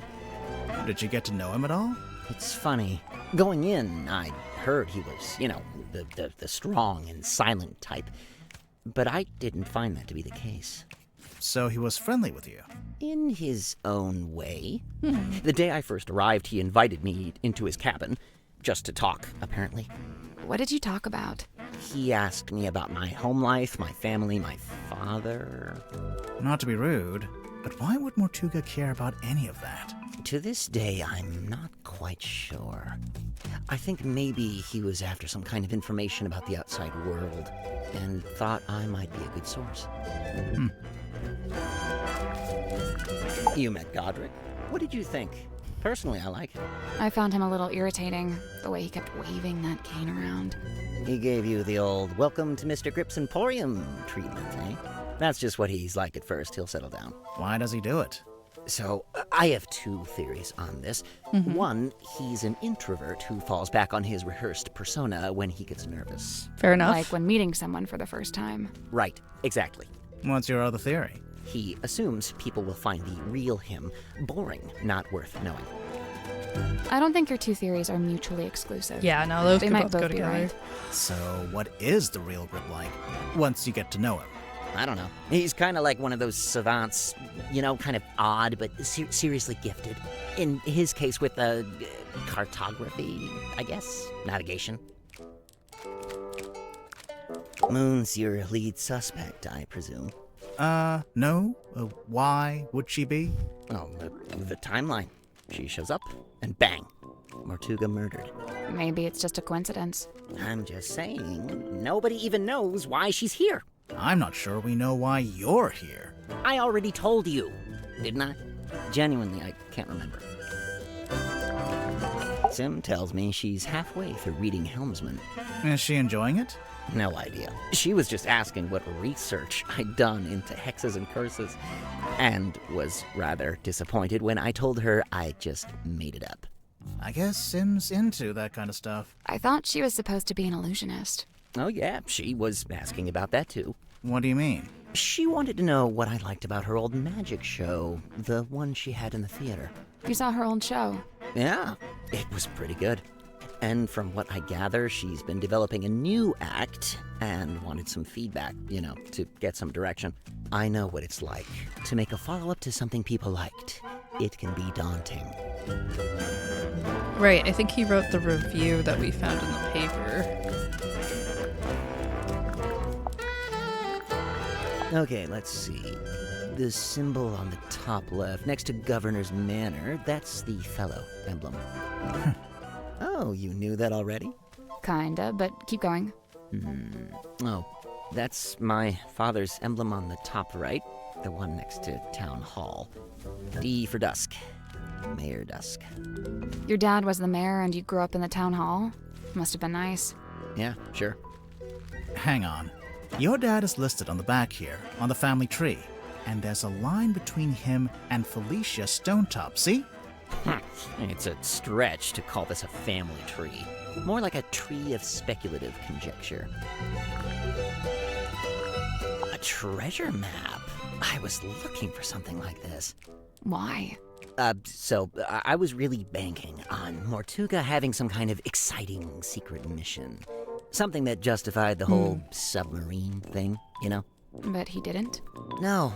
In fact, he was weirdly aimless. Like he didn't even want to be here. Chart the unchartable, plot the unplottable, and measure the unmeasurable. Nice tagline. I think it's a little much. For a shop that sells compasses? It's not about the compasses. The thing he's really selling is wanderlust. Wonder what? The desire to explore the world and experience the unknown. Ding! Points for Sally. I feel like this sometimes. What do you mean? Cogs falling out, too many needles, all pointing in different directions. Oh. Well, maybe you're just partway through being fixed. Sometimes you gotta make a mess in order to tidy up, you know? You know what? That's rather eloquent. Bravo. Grimhor, did you hear? I said something eloquent. Oh, sorry. I wasn't listening. Charming, isn't it? Is it based on a real ship? I'd assume so. Mortuga did work as a sailor of sorts back before the submarine. He had his own ship? Oh no, it was a stone-top ship he worked on. The same people that owned the inn. It looks like the little Mortuga standing by the wheel. So that'd make him the helmsman. Yeah, that's right. Ugh, I want to know what this is. It's got to be something. We're not sure either. Did you see the carvings around the outside? It's a little story in 4 parts. There's an egg, then it hatches, then there's a baby, then it goes into the water. Into the ocean, I think. I'm not sure it's a baby either. I couldn't believe it when I saw this in Mortuga's cabin. Had you seen it before? Yeah, this painting used to be in my house. What? In my father's study. It hung there for at least a year. Why? Where'd he get it from? I believe he bought it from the town's governor, a man named Fellow. So how'd Mortuga end up with it? I couldn't say. It's broken. Or possessed by an evil spirit, one of the two. What? Do you know what this is? Well, it's a bottle, isn't it? Where did you find it? Madame Tadpole's room. She likes to collect stuff she finds in the ocean. Does she now? What fun, what fun. Mr. Warman, do you know what this bottle is? Nope. No idea. Oof. What's that? A book? I think so. Let's see. Nope, not a book. Why not? Listen. Books don't rattle.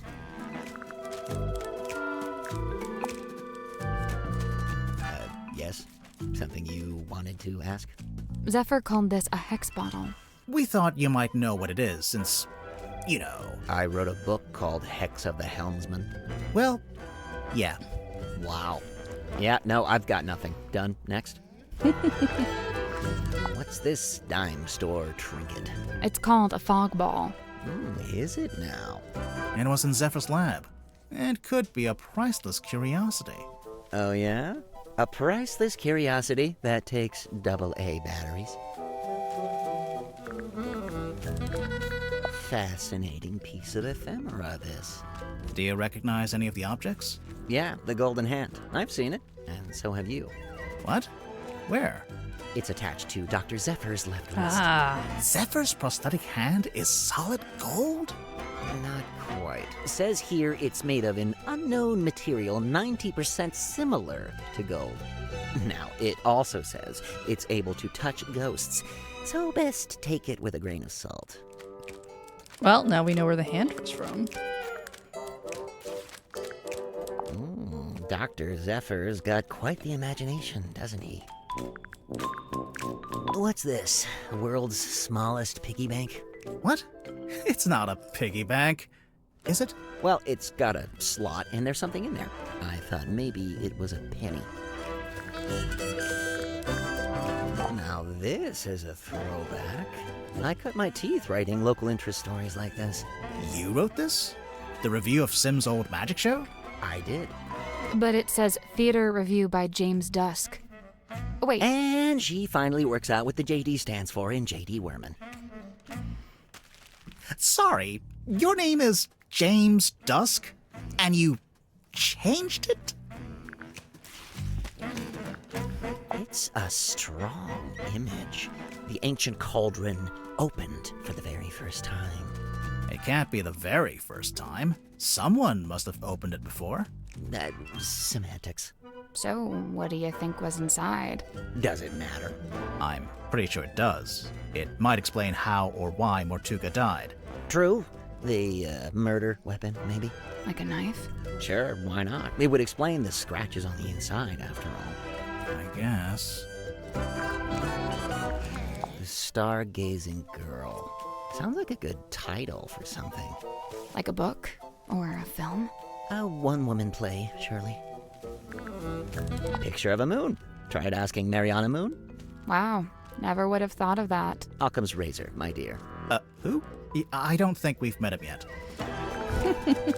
Great pull quotes. That's some strong marketing for a small-town theater. Did you ever see the show? Yeah, I did, as part of my old newspaper job. Why is it called Lady of the Looking Glass? The central trick was Symmetry talking to herself in a mirror, only sometimes the reflection didn't move with her. How did she do it? My guess is the mirror can switch between being reflective and being see-through glass. You know, looking through to a second Symmetry on the other side. An identical twin, maybe? Probably just a very good dummy. How I wish I'd remembered to bring painkillers. Are any of these painkillers? Unfortunately, no. They're just supplements. And nice, harmless, organic ones, too. They wouldn't even take the edge off a headache. Have you ever seen this painting before? Before the submarine, I mean. Yeah, it used to hang in the Stone Top Inn. For a little while, at least. Really? Seems like it would scare away all the customers. Nah, old sailor types love stuff like this. It's a conversation piece, isn't it? I tried asking Mortuga what this was. No luck? He just said it was something he'd picked up on his travels. Picked up where? Floating somewhere in the middle of the ocean? Yeah. I assume so. So, you've read it, Sally, but Grimoire hasn't? Nope. What's it about? I'd really rather not reduce it to a single sentence. It's about a guy named Marcus Mordoom looking for something called the Devil of the Deep. And does he find it? I just think it'd be better if you took the time. Yeah, kind of. It gets a little abstract towards the end. So what? It's just Marcus Mordoom on a ship, and that's it? We're talking about several themes carefully laid on top of each other. It's also a love story. Marcus is in love with a woman named Belicia. She's his captain. I don't see her on the cover. Really, all the nuance is lost if we just... No, she's there. Kinda. Like I said, it gets abstract. I'll take your word for it. If you'd like to read it, I have a spare copy you could... Nah, that's okay. No time. Let's have a look. The victim locked himself in the room, body discovered, no weapon found, cauldron open for the first time. Yeah, nice. Just enough information to hook you without giving too much away. Cynthia knows what she's doing.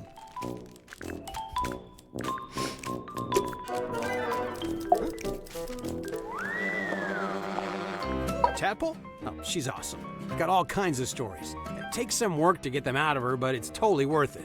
Like, get this. I found out she used to be a rescue diver, but they banned her for being too good. How can you be too good at that? I don't know. She'd go too deep, stay under too long, break all the guidelines, you know? Huh. I gotta say, no disrespect to Cynthia, but I'm disappointed Tadpole didn't become the new captain. What, did Tadpole say she wanted to be captain? No, I just think she'd be really good at it. I mean, she's smart, brave, plus she knows all about the ocean. I mean, come on. Dirk Dansom, 6'2", blonde, athletic, passionate, adaptable, amenable. Okay, you're hired. Please stop. And how long have you been an actor?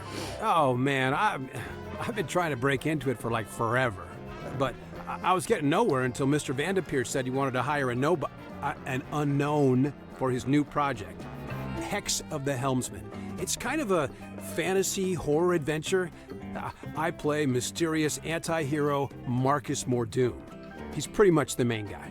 So you went from getting no work to getting the lead in a big movie. Crazy, right? So you're rich and famous now? Well, I mean, yeah, right? I mean, hello. Hello. Hey, what's up? Dr. Z. Oh, man, love this guy. Hey, did he show you his curiosity collection? I don't think so. Dude has some seriously rad stuff in there. Plus, like, it's all real, you know? Worth a lot of money, you think? Oh, totally. The guy's sitting on a gold mine. There was this one thing. It was behind glass, like this spooky mask kind of thing. I wish I could remember what it was called. Anyway, Dr. Z said it was priceless. So, obviously, I asked what that meant, and get this. It means it's worth a lot of money. Yo, bro. Worman's my good buddy. Yeah, he's like the cranky older brother I never had. How did you become friends? Oh, it was mandated by the film studio. What? Well, I played the lead in the movie version of Worman's book, so the studio figured we needed to be friends. And now he's writing his next book, a sequel. Yeah, dude, Hex of the Helmsman 2, The Revenge Unleashed. Or whatever, I don't think he actually has a title for it yet, or a story outline, or actually anything. I kind of feel bad for him, honestly. It's a lot of pressure, you know? Dirk, your work and Worman's work, they're kind of intertwined, aren't they? How do you mean? You can't make your next movie until Worman's written his next book. Oh, sure. I mean, that's true, I guess. Interesting. Listen, I heard the dude died because of a curse. Is that true? No, there's no evidence of a curse. Oh, still. Did you get to know Mortuga before he died? Man, I tried. Dude was not much for conversation. You know, I tried explaining how I'm an actor playing a character that's kind of similar to him. Figured he'd be stoked. Let me guess. He was not, in fact, stoked. Actually, I tell a lie. There was one thing Mortuga wanted to talk to me about. Oh, yeah? He was super curious about contracts. Like the legal documents? Yeah, he wanted to know how they work. Like, how they can be used to make people do stuff or not do stuff. Weird. Okay. Do you know why Grip's running a shop down in the engine room? I don't know, he's just doing what he's good at. Which is what? You know, fixing compasses and stuff. It's kind of a niche skill set. You say that, but I heard he ran a pretty successful business back in the town. Yeah, we saw it on our way here. It's boarded up now, like everything else. Dirk, did he ever mention why he closed it down? From what I gather, it was making him money, but it wasn't making him happy. You know, he wanted to put all those navigation skills to use and actually head out on an adventure. Mariana? Huh, man, she's really living out the escapist fantasy. I gotta say, I'm impressed.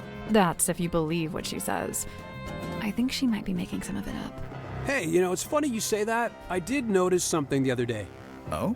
Well, she's supposed to be all, like, old-timey and stuff, right? But she was really curious about my cell phone. Curious how? Well, she was asking what make it was, what model number, you know, like really specific stuff. Huh. Okay. What do you know about Sim? Well, she left the theater she used to work at to come onto the submarine, you know? Then for a while, she worked with Dr. Zephyr in his lab. But not anymore. Nope, she's working on something by herself now, in that room that looks like an old-timey kid's bedroom. Do you know what it is she's working on? Not exactly, but get this. One time I looked into that room, and there were 2 of them. What? 2 symmetry silk moths. It's a map of silkworm? I don't know much about the town. You'd be better off asking someone else. Oh, sweet. Treasure map. Yeah, it doesn't specifically say it's a treasure map. Dude, there's a big red X. You gotta assume that's a treasure. Big chest of gold doubloons, you think? Oh man, that would be awesome. Although thinking about it, do you think anywhere still takes doubloons? Apparently, Grip ended up on the submarine because he crashed his balloon over the ocean.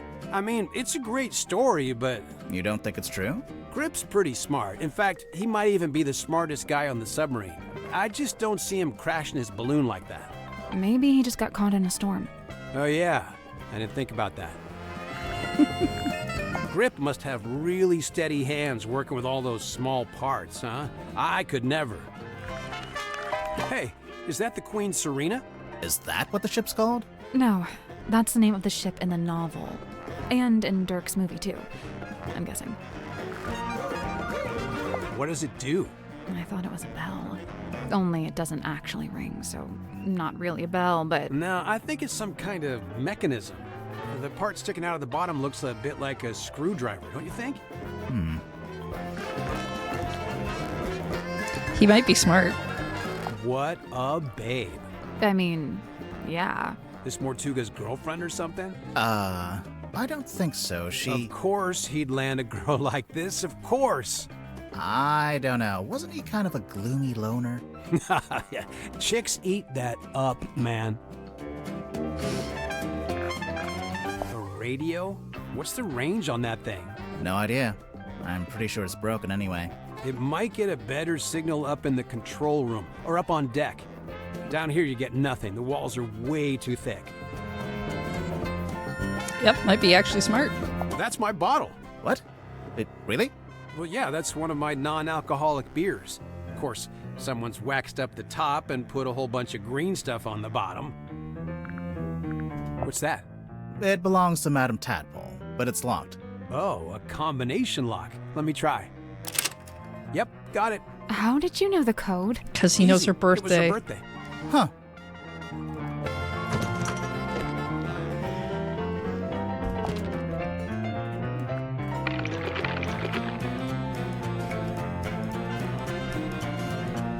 Some pictures, a weird cigar, poker chips. Tanya, professional swimmer, currently traveling, looking for work. We'll have to think of an angle, but I think it'll work. She's tough, doesn't complain, could be a keeper. Moon, caught her snooping, taking photos. Said she's on the trail of a werewolf. She's a pain in the neck, but she's a natural storyteller. Might be able to put her to use. There's a phone number. Wait, did the first one have a phone number? It did not. Okay. Fortuna. Her theater's seen better days, but still the best spot in town to set up. I tried to cut a deal, but she's being tight-fisted. Might be a problem. Hopefully not for her sake. Oops.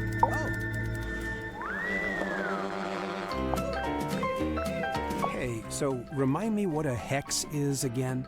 Didn't you just make a movie called Hex of the Helmsman? Right, but look, I'm bad with learning what the made-up words mean. It's not a made-up word. A hex is a magic spell, kinda like a curse. Or it can mean 6, as in hexagon. Oh, gotcha. Okay, yeah. I was hoping that would clear up what a hex bottle was, but no dice. Is that a crystal ball? I think it's made of glass. Right, but a crystal ball in the sense that it's a magic ball you look into and you see your future or whatever? Oh, yeah, I guess. Why don't you look into it? You'll see yourself solving the murder, and then you'll know who did it. Oh, foolproof. Where does Zephyr find this stuff? I'm pretty sure they don't sell this magazine at my local newsstand. Maybe on mail order. I think it's more of a black market thing. Huh. Some of the listings in here, the prices are in ounces, and there's a symbol. It's the alchemical symbol for gold. For real? Man, is Zephyr like secretly super rich? Dr. Z told me this is a dream helmet. Have you tried it out? Nope, I don't dream. What? Yes, you do. No time, bro. Gotta optimize that sleep cycle, you know? If you're dreaming, you're not resting. You're insane. A little bit. Optimize that dream cycle. Someone lose an eye? It's not real. Oh. It's got a weird smell. So? So maybe try asking Mariana about it. She's got a wicked sense of smell, like a dog. I'm serious. Hey, the guy who wrote this review has the same name as who? I'm not sure if I'm allowed to say.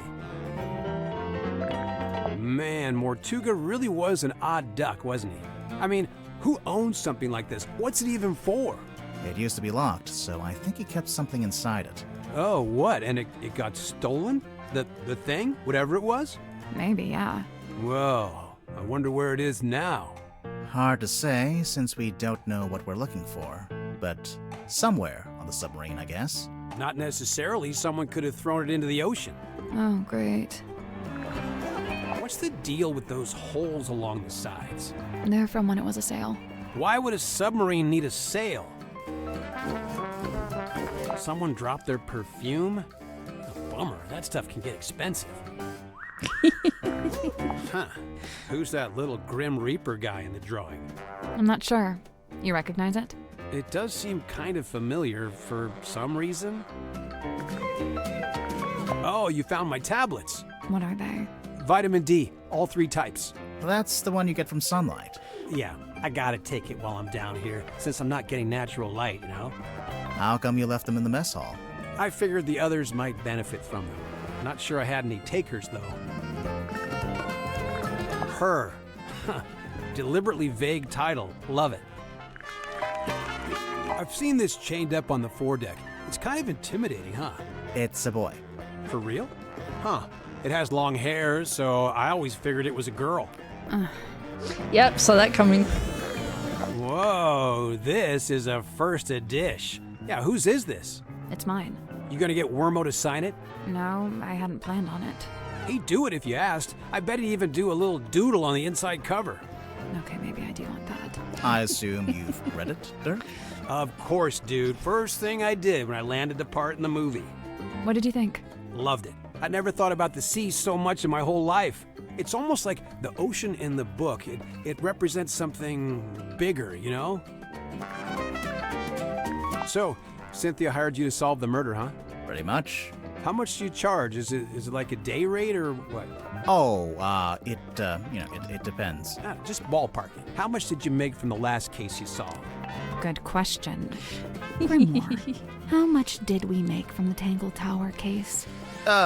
Well, Paper crew. You know, extenuating circumstances, being what they were. You never secured the payment, huh? Hey Serge, Paper crew, how's it going? You enjoyed your Minecraft day? Okay, so we've talked to them. So we'll talk to you. Hey, I'm Heather. We're playing through Mermaid Mask. It's a murder mystery game. It's cute. I hope you like it. Got hunted by a big scary, you bravely ran away. Well, I'm glad you lived to survive to tell the tale. Yep, those were words that went together. Alright, so we've met everybody. Almost. We gotta check around here. And then I think map-wise, we still got a bunch of things to unlock. I'm hoping we can talk to the captain. This guy? Dirk? No. Dirk's a perfect boy. It's a huge iron dumbbell, made from nuts and bolts. So, you gonna pick it up? Might be a clue. I doubt it. Big, blunt object like that. Could be a weapon. I'd say it looks pretty suspicious. Worth investigating. I disagree. It's some kind of doll. Sally, no. It's a collectible action figure. Same thing. Let's look at it. Marcus Mordoom. Alright, so he's from the book. Or possibly the movie. You could get Belisha Bonetop. Or the Devil of the Deep.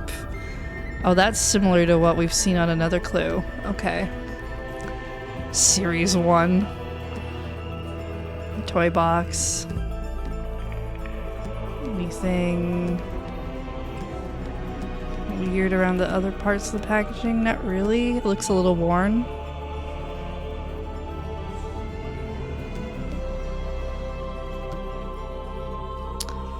Still in its original packaging.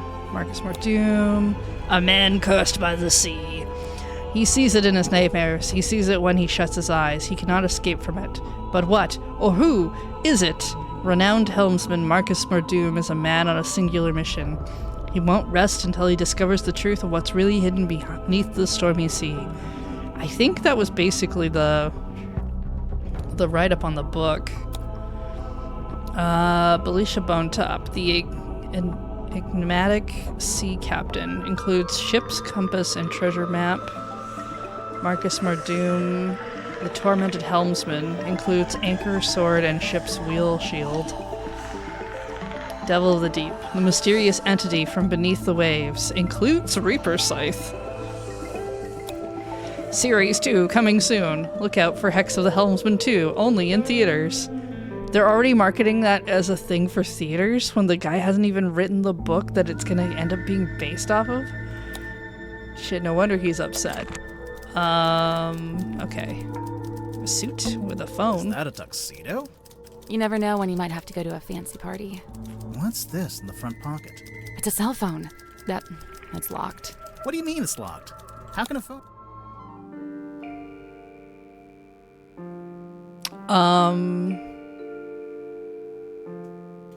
Okay. Alright. This is, when you said it was going to be a phone lock, I was expecting some sort of, like, I don't know, birthday code. Alright,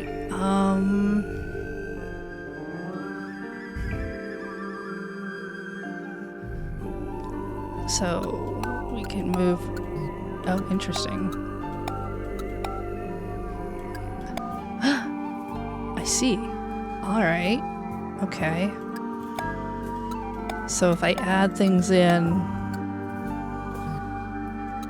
I make different lines happen.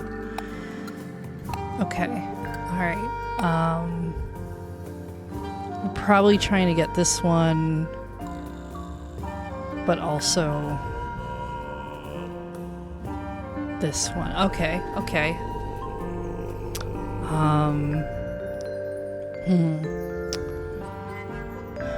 So, umbrella.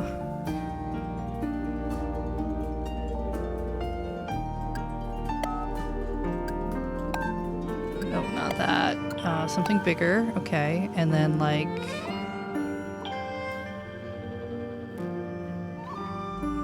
a line across... Okay. Wait. Not this stick.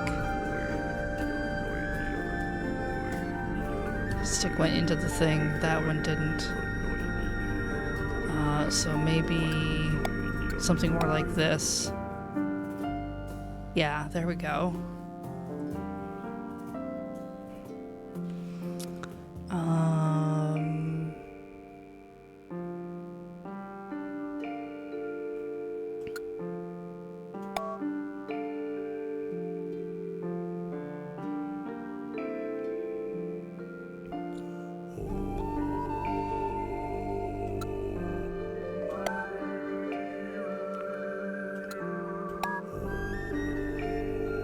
And then for this one...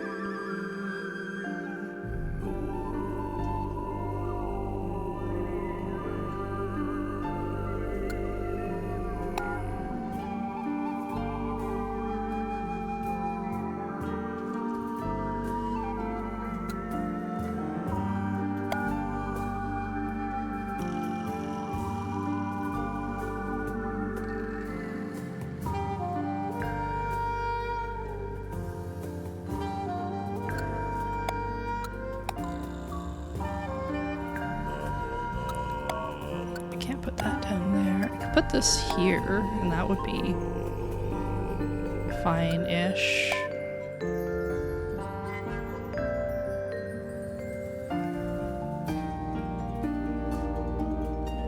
Need like another...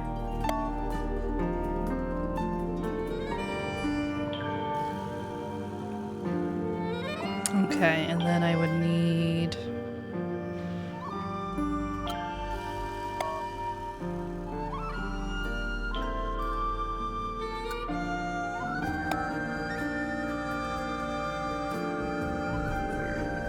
Looks like it works. I'm a little concerned that this needs to be thicker. But maybe not. Go. Okay, cool. Nice. It's unlocked. So now we can look at it? Cell phone with a lid that flips open.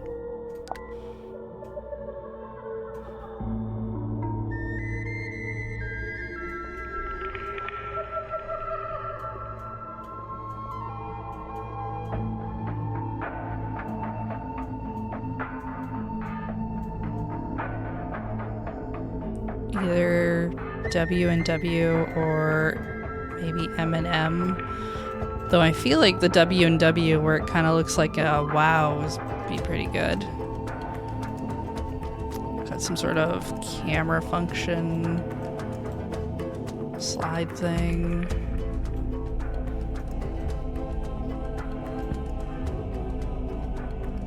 Use. Welcome, Dirk.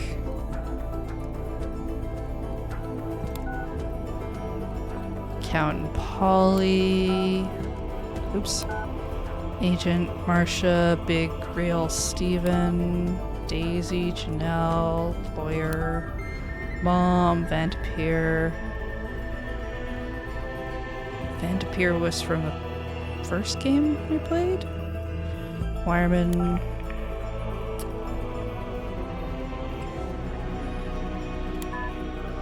Ooh, emails. Big Real Studios. The offer's still on the table. 500,000. No multi-picture deal. Sci-fi lasers, explosions. It's gonna be big. Call me Steve. My name is Jimmy. I'm a big fan. I have lots of ideas for movies you could do, and you could use them for free, but please put me in the credits. Okay, thanks. Okay, please write back. Where'd you run off to? They said you went on a work trip. What the fuck? Thanks for inviting me. Steve admitted he'd emailed you again. This is a reminder that you are not free to take his offer. All in good time. So I guess this is supposed to be... Yeah, this is from Steve. But you're not supposed to take his offer.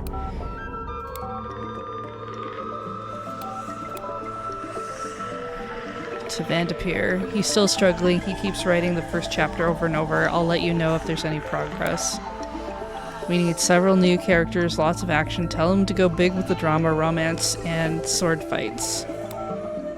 He's writing something. I don't think it's going very well. He seems easily distracted.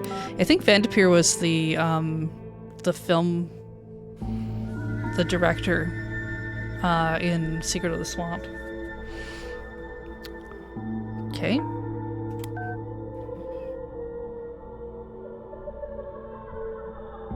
Outgoing 555178.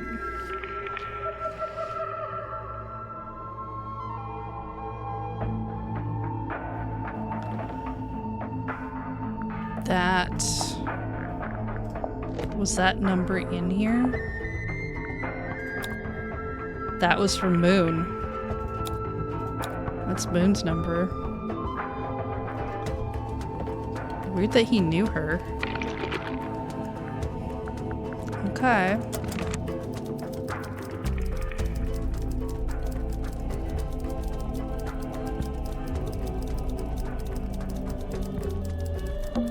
It's a suitcase. Clothes are neatly folded inside. It smells like men's aftershave. I'm getting bergamot, cedarwood, and notes of citrus. You done sniffing the suitcase? It's Worman's typewriter.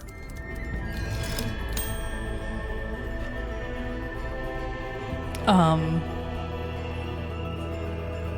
think your typewriter might be a little, just a little messed up.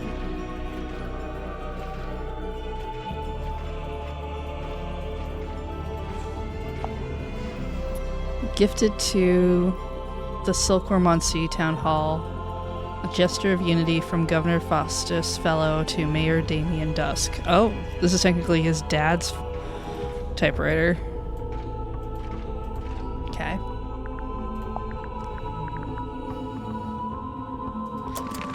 There's something strange about this typewriter. You think? Did you notice the weird mechanism on the back? You mean the puzzle? Rotate the 3 inner dials and the 3 outer rings into the correct arrangement.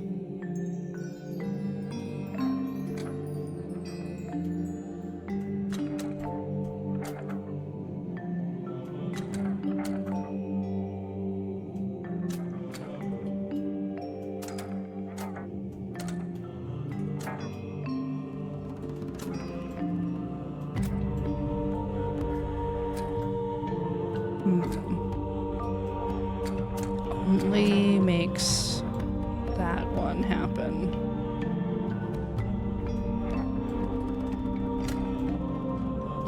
This one does 2.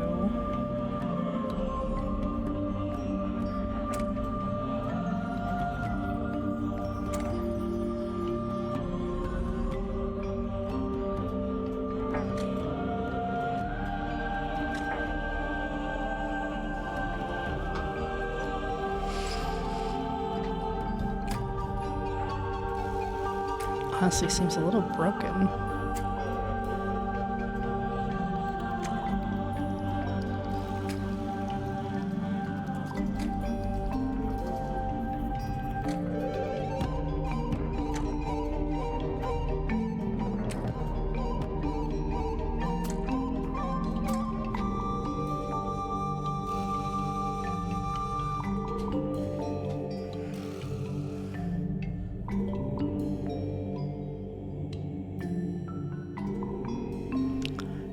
Correct arrangement.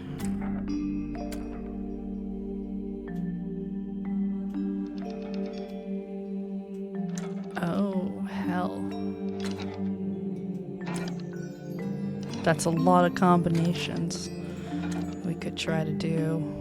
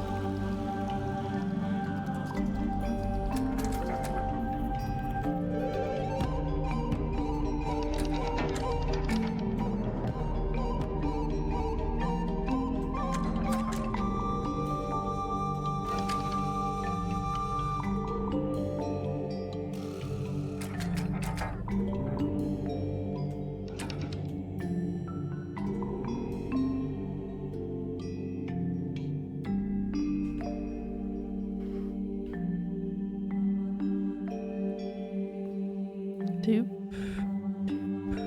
Oh, okay, wait, pattern-wise, this should be up and down.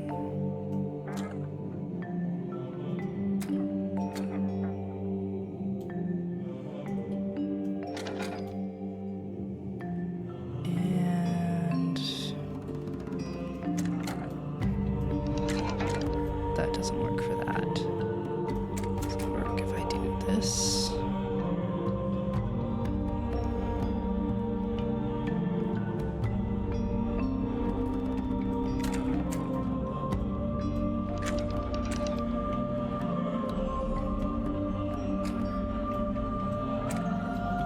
Somewhere there.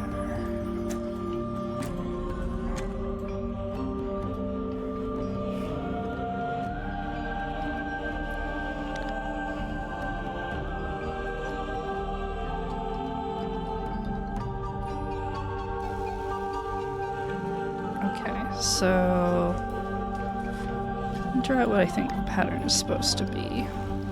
So circle up top, filled in circle at the bottom, and then the triangle should be on the right. It's not a triangle, it's a diamond. If I turn that, then that should move the short stick into there.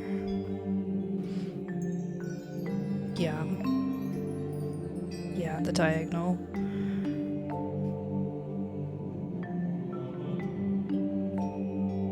And the T down here. So I need it to look like that.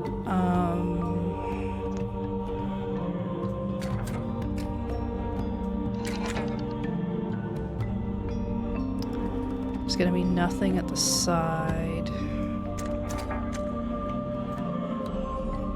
It's not gonna work.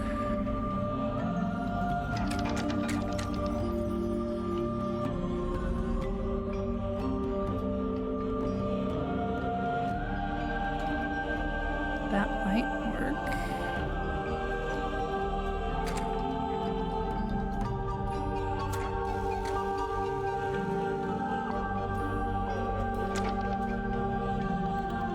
That's not the right spot for that.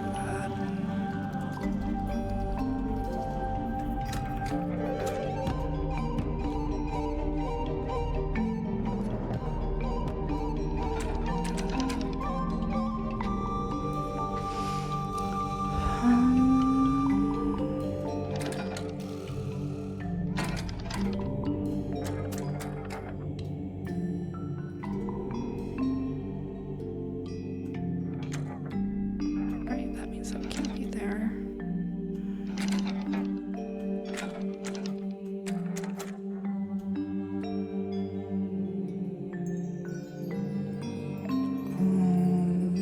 Get that in the right spot. I need the T to be.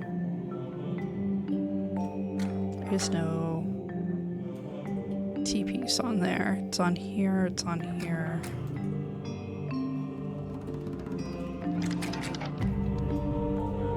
But that's a problem if I do it that way. So in that case, maybe I need this one.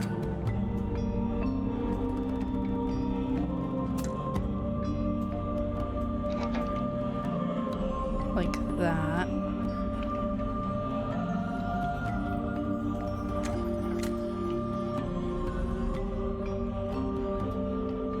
The shadows go in certain ways.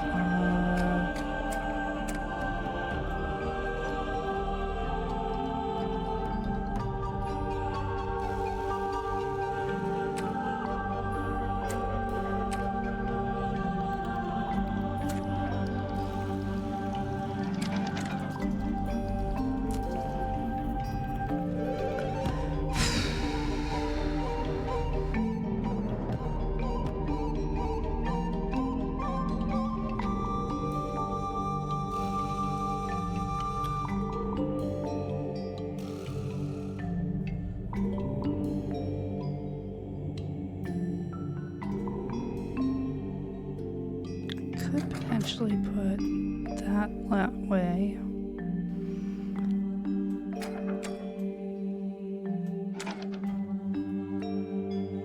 That would have to go there. That gets me...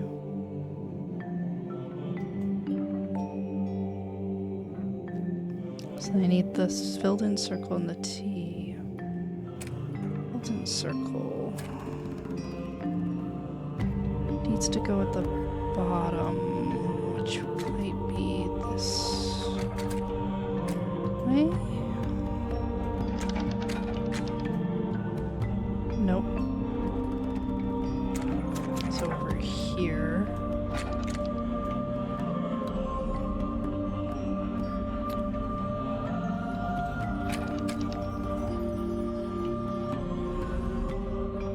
Okay, I have the bottom and the top right. I'm missing my T piece. They do it this way.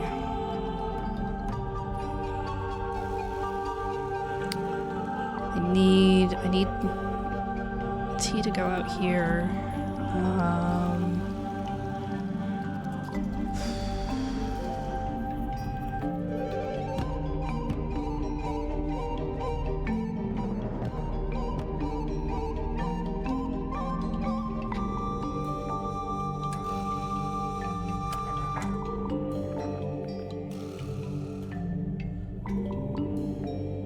Like that.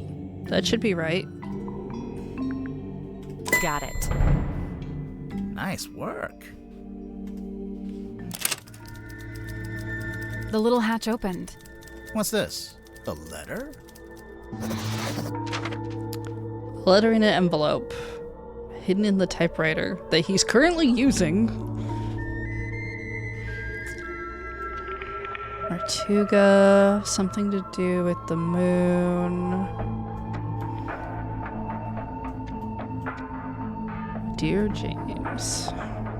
J.D. Werman, care of Christine Kell Publishing. Dear James, I've just finished reading your novel. Indeed, some congratulations are in order. As I've been informed, it is turning a tidy profit for you. However, as a fellow writer and fellow resident of Silvermont-Sea, I am sorely disappointed in your lack of integrity regarding the socio-historical foundations of your story. As it stands, your narrative is only scratching the surface of the deeper mythos surrounding the cursed helmsman, Magnus Mertuga. I know you want to go deeper, so I'm here to help. Inked on the back of this letter are coordinates detailing when and where to find the Mertuga submarine, the mysterious underwater vessel in which Mertuga still resides. Good luck. Ibis.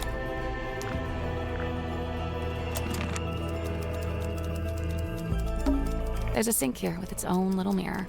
Looks like someone's been using it to shave.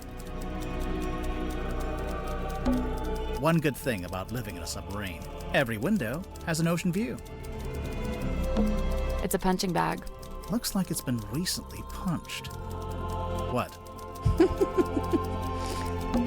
It's a bunk room. It's pretty nice, honestly. I'd kill to have a bedroom this big. And what'd you kill? Oh, I just picked someone for my list. It's a cheap light bulb. No shade. I guess the submarine doesn't have a laundry room. It's a teacup. I've been on this submarine for ages and nobody's offered me a cup of tea. You don't even like tea.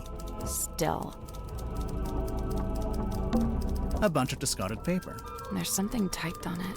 Yeah, but I can barely make sense of it. Kinda looks like an attempt at the first chapter of a story. There's food lying around. Do they want rats? That's how you get rats. Sally, it's a submarine. Either there are already rats, or there are no rats. A bunch of discarded paper. There's something typed. Yeah, but I Kinda looks like an attempt at the first chapter. Okay. I think that basically makes out this room. Oh, no, wait. Go back. While we're here. Oh, hey, you found Werman's letter. Have you read it? No. Generally speaking, you do not read another dude's fan mail. What makes you think it's fan mail? Werman read that thing 100 times over on the journey down here. I just figured Must be something nice, you know? Wormo's typewriter. He lugged it all the way here. I tried to tell him about modern alternatives, but he wouldn't hear it. Why do you think he insists on using it? Other than the fact that he's a big old poser? I mean, probably because it used to belong to his dad. This is yours, Dirk? We literally found it in the pocket of your tuxedo. How'd you know for sure it's my tuxedo? Dirk, show me one other living soul on the submarine that could even conceivably own a tuxedo. I am officially living the dream. How many people can say they're an action figure? I'll admit it. I'm jealous. You carry this thing around everywhere you go, Dirk. Of course, but I'm super duper careful to keep it in mint condition. Mint condition? I really wouldn't say. Yeah, you know, they told me if I leave it in the box, it'll be worth way more in the future. Yeah, do you have the whole set? Looks like there are 2 other figures in the series. Oh no, they only gave me this one. My co-star Julie has the other 2. Interesting.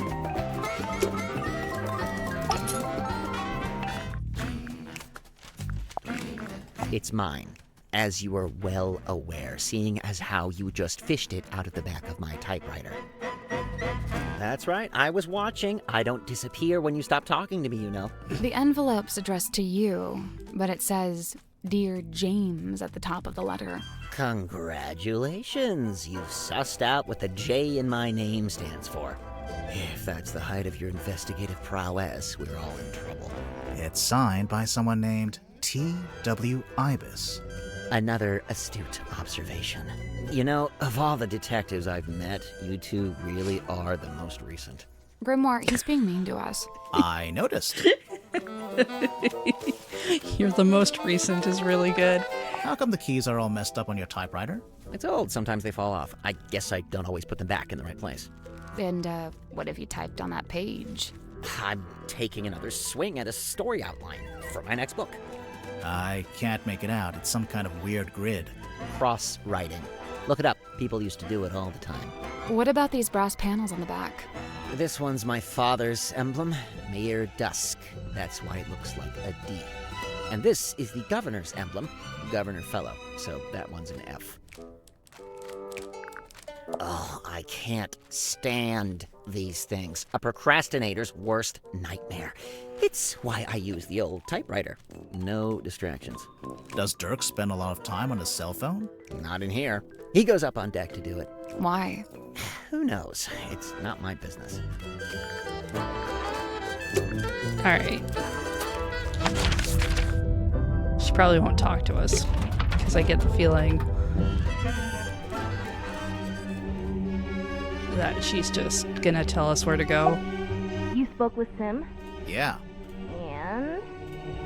I'm not about to declare her innocent right here, right now, if that's what you were hoping for. Aw, come on. Do it. We haven't even spoken to all the suspects yet. Oh, which ones are you missing? You. You. Haha. Open the door, Cynthia.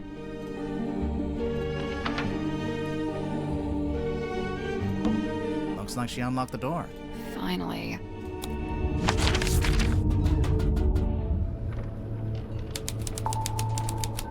Control room. I'm curious about your arts and crafts projects on this table, but let's talk to you first. Hey, so, thanks for finally letting us in. You know, I have to say, that really was pretty unhelpful. It is I, Cynthia Seafoam, fearless captain of the Mortuga submarine. Hi, I'm Sally. Aha! Then you must be Detective Grimoire. Correct? Yes? The world's greatest detective, here on my submarine. The world's... No, I'm not the world's greatest, just a detective. She was probably talking about me. Now I assume you've come to make your official report. Let's hear it. I'm a busy woman, you know. Slow down there, Miss Seafoam. We just came in here to question you since you're one of the suspects. But I hired you! Yeah, no, that doesn't get you off the hook, I'm afraid. What? Really? Ugh, this is so totally unfair. So, how'd you end up as the new captain? It's just the way it's meant to be. Okay. It's all above board, okay? I didn't say it wasn't. I didn't actually say anything. Cynthia, what were you before you became captain? Do you have any credentials? 15 years experience as a nautical engineer and shipyard mechanic. Family business. You don't look much older than 15 now. I'm 18! Ugh! How does an 18-year-old end up on a submarine? I came by rowing boat. That's not really what I meant. Wait, the rowing boat we saw up on the foredeck. That's yours? Correct. You should know. It's in bad shape, and it's missing an oar. I'll add it to the list. So how come you wanted to hire Grimoire? Because there's a murderer in our ranks, and they must be rooted out. So what do you want us to do exactly? 1, you will investigate and ascertain the identity of the killer. 2, Okay. you will return here and report your findings to me. 3, you go home. 3, you pay us. 4, we go home. 3, she pays us. 4, we go get ice cream. 5, we go home. Okay. Deal. Yeah. Wait, I didn't... Meeting adjourned. Why did you want to come to the submarine in the first place? To become captain? I sought an audience with Magnus Mortuga. I had things I wished to discuss with him. Like what? Matters of great importance. Affairs of great significance. Dealings of great... She's not going to tell us. Not yet. We'll get there. How long have you been here, Cynthia? I arrived a few weeks before Mr. Mormon and Mr. Jansen. I'm assuming you don't live here in the control room. Where do you sleep? Oh, well, Mortuga put me in the bunk room at the bow end of the ship. I share a room with Sim. If you arrived before Dirk and Worman, the other bunk room would have still been empty. But Mortuga made you share. Yeah, I think he wanted to keep that other bunk room vacant. Ah, interesting. I'm not complaining. I really like sharing with Sim. She's great. So, what are you gonna do with the submarine now that you're captain? My first order of business, hiring you two. We really can't do anything else until this gets cleared up, you know?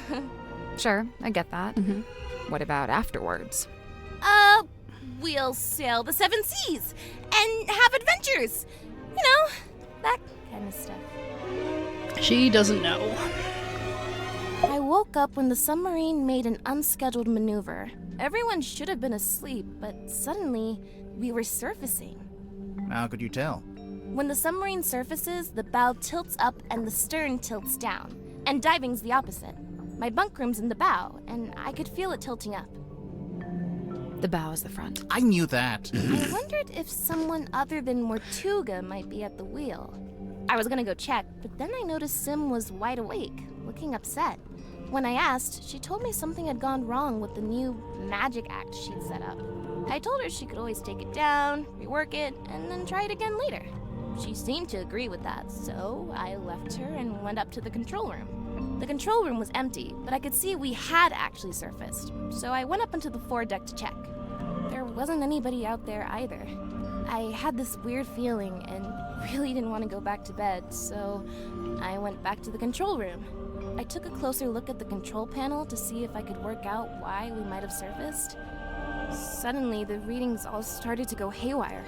The ship's compass, the needle, it was, malfunctioning.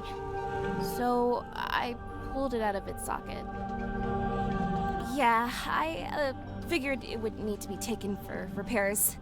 So I left the control room but bumped into Dr. Zephyr in the parlor. He was carrying a little empty bottle made of green glass. I don't know why. I didn't ask. I went down the 2 ladders and towards the engine room, since I wanted Mr. Grip to take a look at the ship's compass. But then Madame Tadpole appeared and called out to me. She wanted me to bring Grip and everyone else and meet her outside the storage room upstairs. I went into the engine room and gave Mr. Grip the compass. I told him the needle would need replacing. Did he agree to fix it for you? Yeah, of course. He even said he had a bunch of replacement needles he could try out. Anyway, then we went to the cargo hold to fetch Mariana Moon, and the 3 of us went up to the storeroom like Tadpole had asked. We went down the corridor. The others were gathered outside the little room at the end. I looked through the crowd and saw Captain Mortuga laying on his back, dead. Everyone was trying to work out what had happened. Someone mentioned that Sim was the last person who'd seen Mortuga alive. I didn't like where the conversation was heading, so I took Sim and left. And yeah, that's about it. You went straight back to your room? No, I went back up to the control room first. For what reason? I was wondering if Mortuga had left any instructions or any paperwork. I wanted to read the captain's log, too. Something tells me that's not the whole story. That's the whole statement, I swear. If you have any other specific questions, I'll, field them separately. Madam Tadpole's so cool. She's super strong and she can swim super fast. I bet. She knows all about the different kinds of fish. Wow. And she can hold her breath underwater for like ages. Of course. Also, she's traveled the world, she's had all these different jobs, met all these different people. I haven't done any of that stuff. Well, she's a bit older than you. Yeah, I guess. Dirk's okay, I guess. I've not got a lot in common with him. He grew up in a big sunny city. I grew up in a little gray fishing town where it literally never stops raining. I guess he's pretty wealthy now, too. From his movie. I don't know. I heard he didn't get paid that much at all. Really? Something about his contract, his agent. I'll get my violin out. I'm sure he's doing just fine.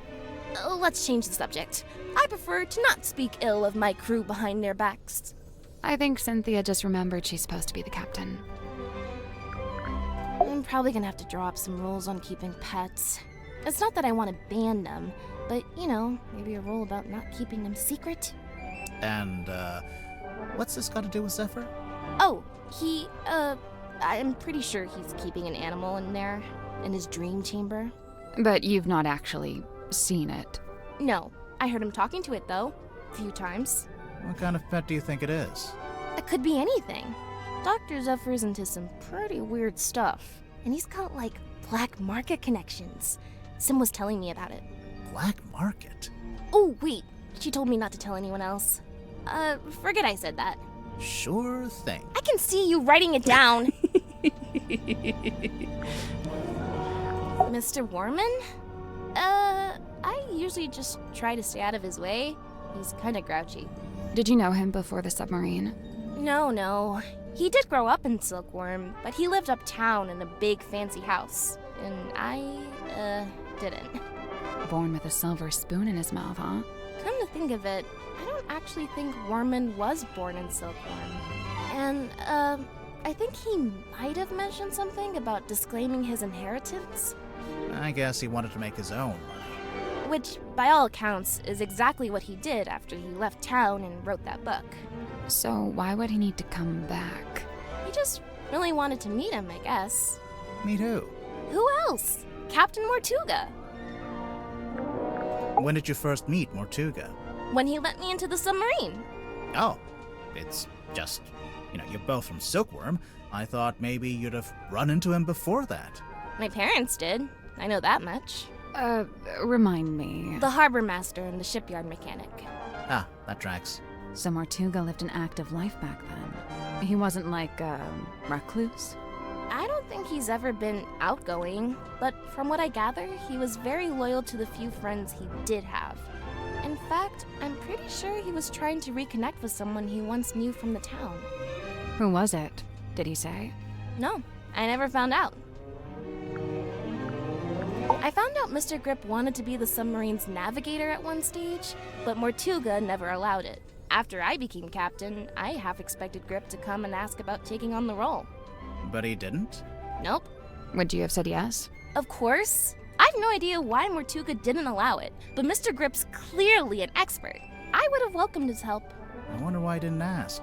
I'd guess he assumed Cynthia didn't want any help. Sorry, Cynthia, but you do give off a kind of I can do everything by myself vibe. Just a little. Feedback duly noted. You said you're 18? Where are your parents? My stepfather's still in Silkworm. He's too stubborn to leave, even though the town's pretty much dead. Whereabouts? The shipyard beneath the lighthouse. That's where I live, too. Sounds like it might have been an interesting place to grow up. It used to be. Nowadays, it's basically just a big pile of rust. What about your mother? I'm sorry. It's okay. So, Cynthia, Why did you want to become captain of a submarine? Not a submarine. This submarine. Like I said, it's just the way it's meant to be. Mariana Moon? I've barely known her longer than you have. Do you know why she's on the submarine? I have to assume she was invited. So, what? Nobody's allowed on board without being invited? Naturally. I mean, Who this is a invited you? submarine. Okay, maybe I'm an exception, but Captain Mortuga granted me access and he let me stay. So it amounts to the same thing. You know, now that you're captain, you could tell Mariana to leave if you don't like her. I never said I didn't like her. I think she's very interesting. Wow. Sim's my best friend. Well, that's nice. She's really cool and weird, and she knows all kinds of stuff about illusions and magic and curses and psychics and haunted dolls. What a ringing endorsement. Curses? Oh yeah, Sim's obsessed. She's convinced that she's cursed, or even that she is a curse. That's why she wears that locket. I don't know. This sounds like kind of an unhealthy predisposition. Oh yeah, totally. I'm actually pretty worried about her. Especially since, you know. No? So it's looking like Sim was the last person to see Mortuga alive. They were both in that storeroom the evening he died. The Illusion Theater.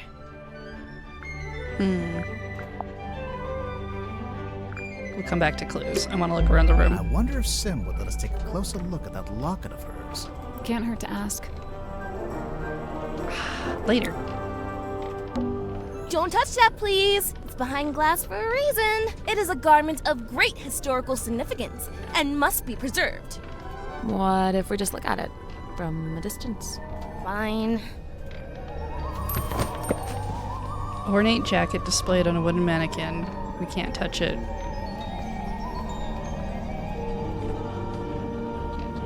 It's got a whale tail on the butt.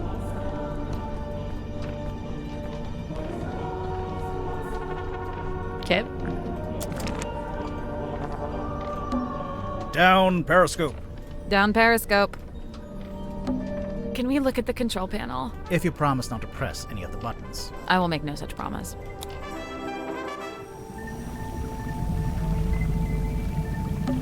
A radar? Maybe some kind of underwater imaging system? Either way, it's a machine that looks out into the ocean. It's a kind of waveform. I think this is for listening to the ocean. What are they expecting to hear? Looks like something's missing here. Something with 3 small holes. Bowling ball? Coconut?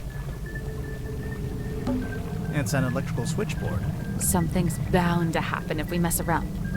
If we carefully and sensibly interact with this precision equipment. Huh. Okay, swap the 6 colored plugs into the correct sockets. We have this note. If that's...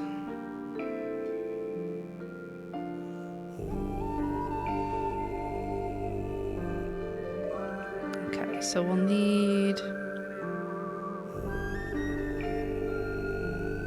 something in this corner. Don't need the bottom part though.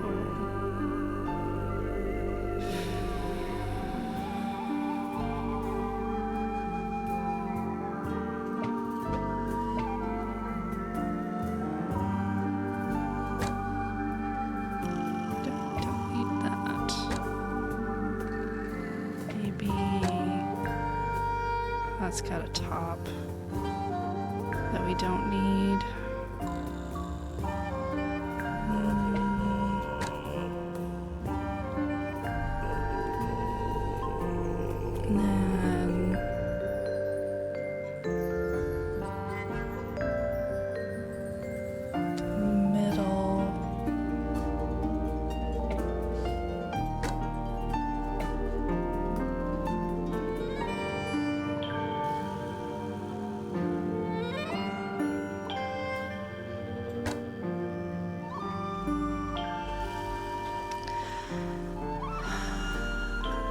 So our red is up here and down here. So we need red to be in a bottom Something like that.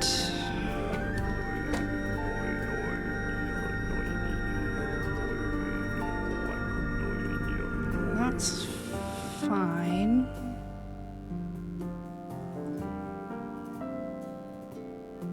Blue to not have this.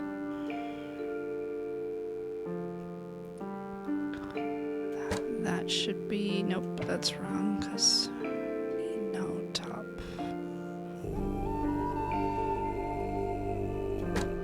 No bottom.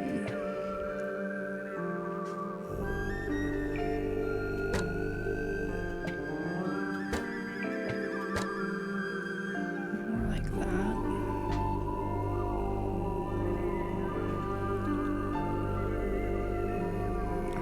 The right needs to have a side part though.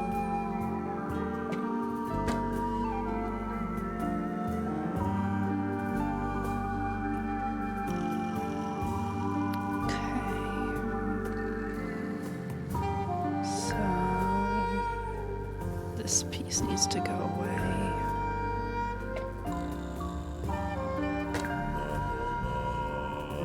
That's gonna put a thing in the middle. That won't give us enough there.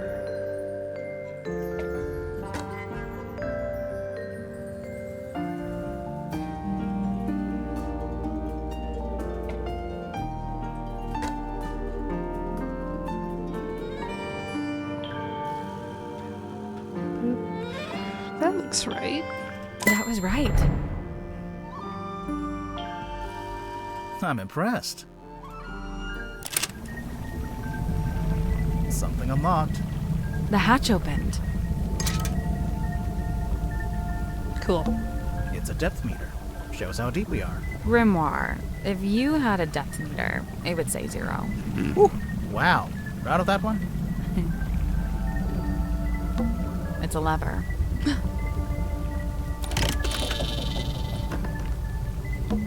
A little card came out. It's got a bunch of numbers printed on it.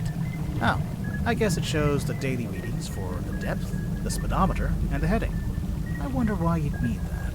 Insurance purposes, maybe? And it's a ring-bound book. Captain's log. Okay. Oh.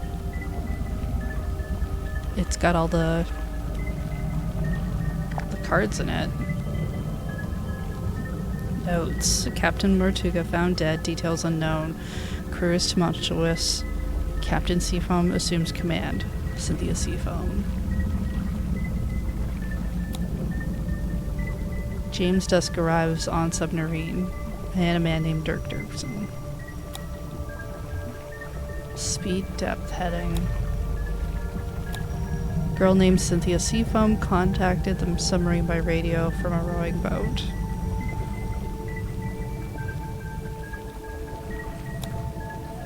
A woman named Madame Tadpole was found in the ocean. Zephyrin fights a girl named Symmetry Silkmoth onto the submarine. Godric Grip rescued from hot air balloon accident. Zacharias Zephyr sets up his equipment in the infirmary. Final preparations before we take the submarine out for the first time.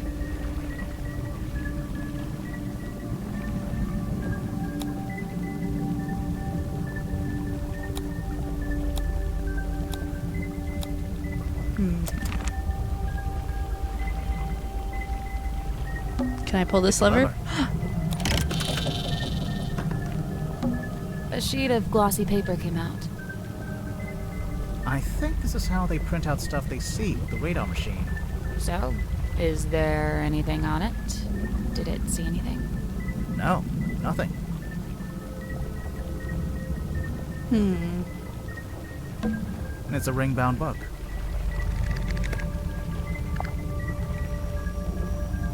Cynthia Seafoam. Magnus Mortuga.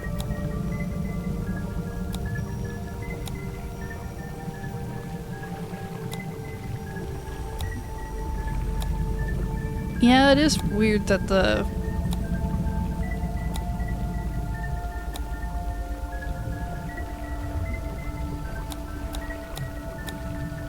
It's like we're underlining different words for some reason.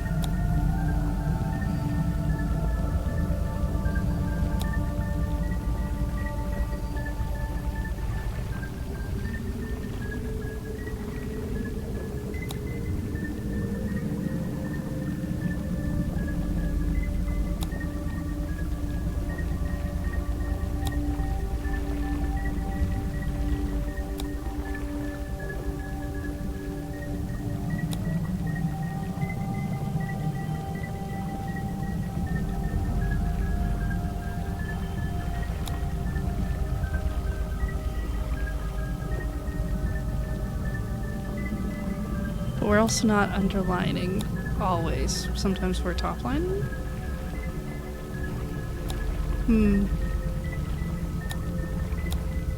There's something weird about it, it's true. I don't think there's any more levers I can pull. It's a lever.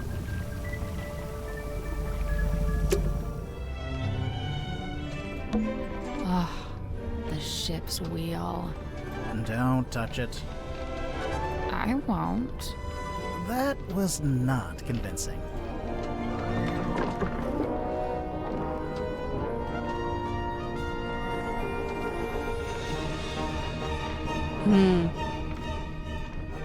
So we've seen parts of this wheel in the bottom of the basket.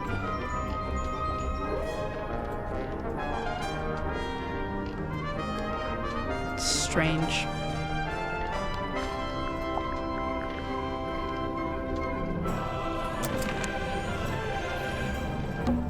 There's even an arts and crafts table. It's a normal table. Currently being used for arts and crafts. Strange blueprint found in the control room. The Tortuga submarine.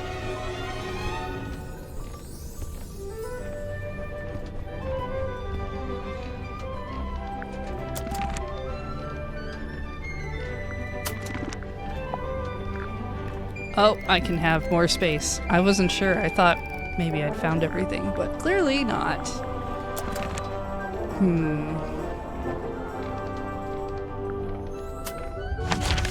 we gotta ask her about the locket. Oh, it's got a question mark on her anyway, okay, so we know.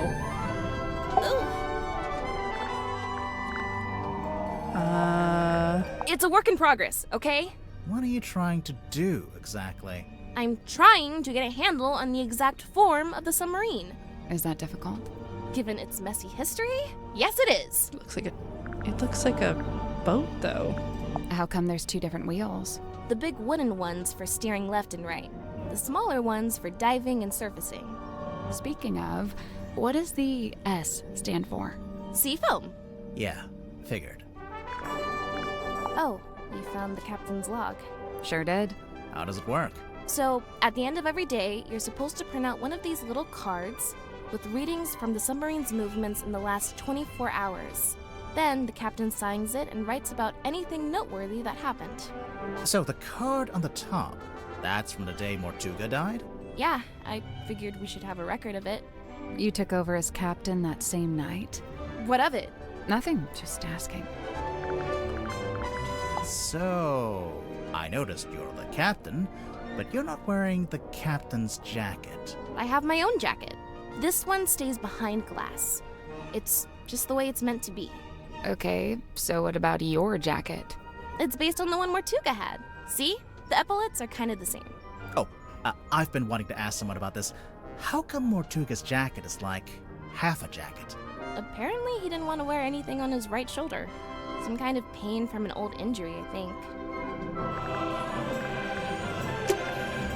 Wait, no, that's not there.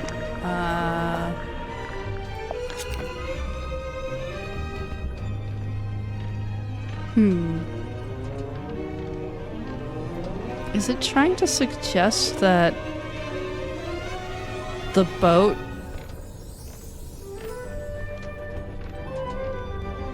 the submarine was built over the boat? Actually, that might explain a lot of the wooden parts.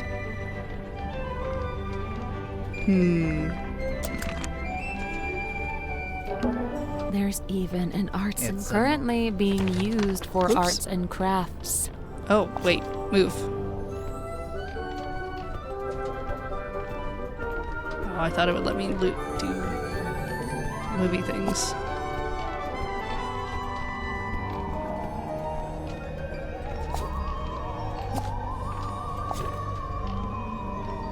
Seafoam submarine, Martuga submarine. Something real weird about it. It's a throne. It's not a throne. Oh, well, what is it? Well, it's, the captain's control chair. There's a label taped to the back. Maybe it says what kind of chair it is. That's not a label. It's a whole document. Oh, contract. A typed document that was taped to the back. 2 handwritten signatures. Represents an agreement between the 2 individuals in contention over the ownership and command of the Martuga submarine. Their own safety and privacy, these 2 people shall only be referred to as Party A and Party B, although their names are pretty obvious.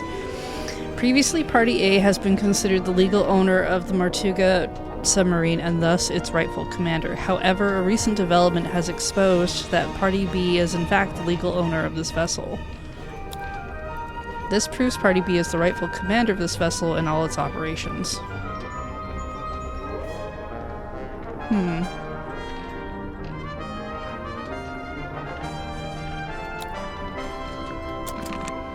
Okay. Down periscope. Down No, periscope. we did that one already. Wires. You can see out into the ocean. Anything out there? Uh-huh. What is it? Whole lot of water.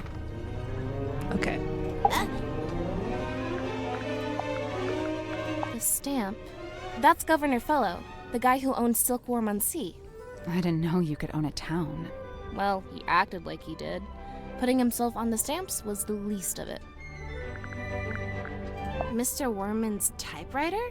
It's a mess. The keys are all in the wrong place. I could fix it for him, no problem. Or Mr. Grip could do it, I bet. I don't think Worman wants anyone to fix it. Oh. Weird. Cynthia, is this the phone you used to call us? No, I used one in the town when I went to drop off the case file. I never actually had my own cell phone. Do they all have flashlights like this? Oh wait, that's a flashlight? Could be useful. I thought it was camera. It's pretty dark down here. What's with that wheel? It looks kind of like a shield. Does he have that in the movie? He has a wheel in the book, but it mostly stays attached to his ship, apart from one time it breaks off in a big storm. There it is, in black and white. Signed by me, signed by Martuga. Yeah, I can see. Where'd it come from? Martuga wrote it. I think he used a typewriter. And what? He presented it to you? When? Well, no, because he died. So. But we've both signed it, so yep, it's binding. Any further questions? Yeah. How did you... No? Great, let's move on. Okay. Uh-huh. Cynthia, this map's got your surname on it, and the S from your signature. Oh yeah, Seafoam Harbor. I mean, nobody ever really called it that, but my mom was the harbor master, so yeah. This weird little drawing. It looks kind of like that thing Martuga kept up on the foredeck. I'm glad somebody wanted to finally point that out. My parents used to shop here from time to time. They'd complain that Mr. Grip would charge them full price, even though they were locals. Heh. Grip's not one to give out discounts, huh? This is the ship's compass, from here in the control room. Mm-hmm. Looks like Mr. Grip's already working on fixing it. Good! That's good. Why so many needles? The original needle was broken. Mr. Grip said he had a few he could try out as replacements. This one's the original? Yeah. Looks fine to me. Just put it back in. Nope, wouldn't work. It's malfunctioning. It needs to be replaced. When a compass malfunctions, I don't know that it's the needle that... Okay. I know this ship. I used to look out my bedroom window and see it sitting in the harbor. Does it have a name? Something Selena? Precious Selena? What do you know about this bell? That's no bell. It's got a fluted drive tip. A what? For a fluted socket with 6 flutes. Oh, yeah. I agree completely. I remember one time I went into Mortuga's cabin and he was standing in front of this painting and he had his hand held up to it, like he was touching it. Maybe it got knocked and he was straightening it.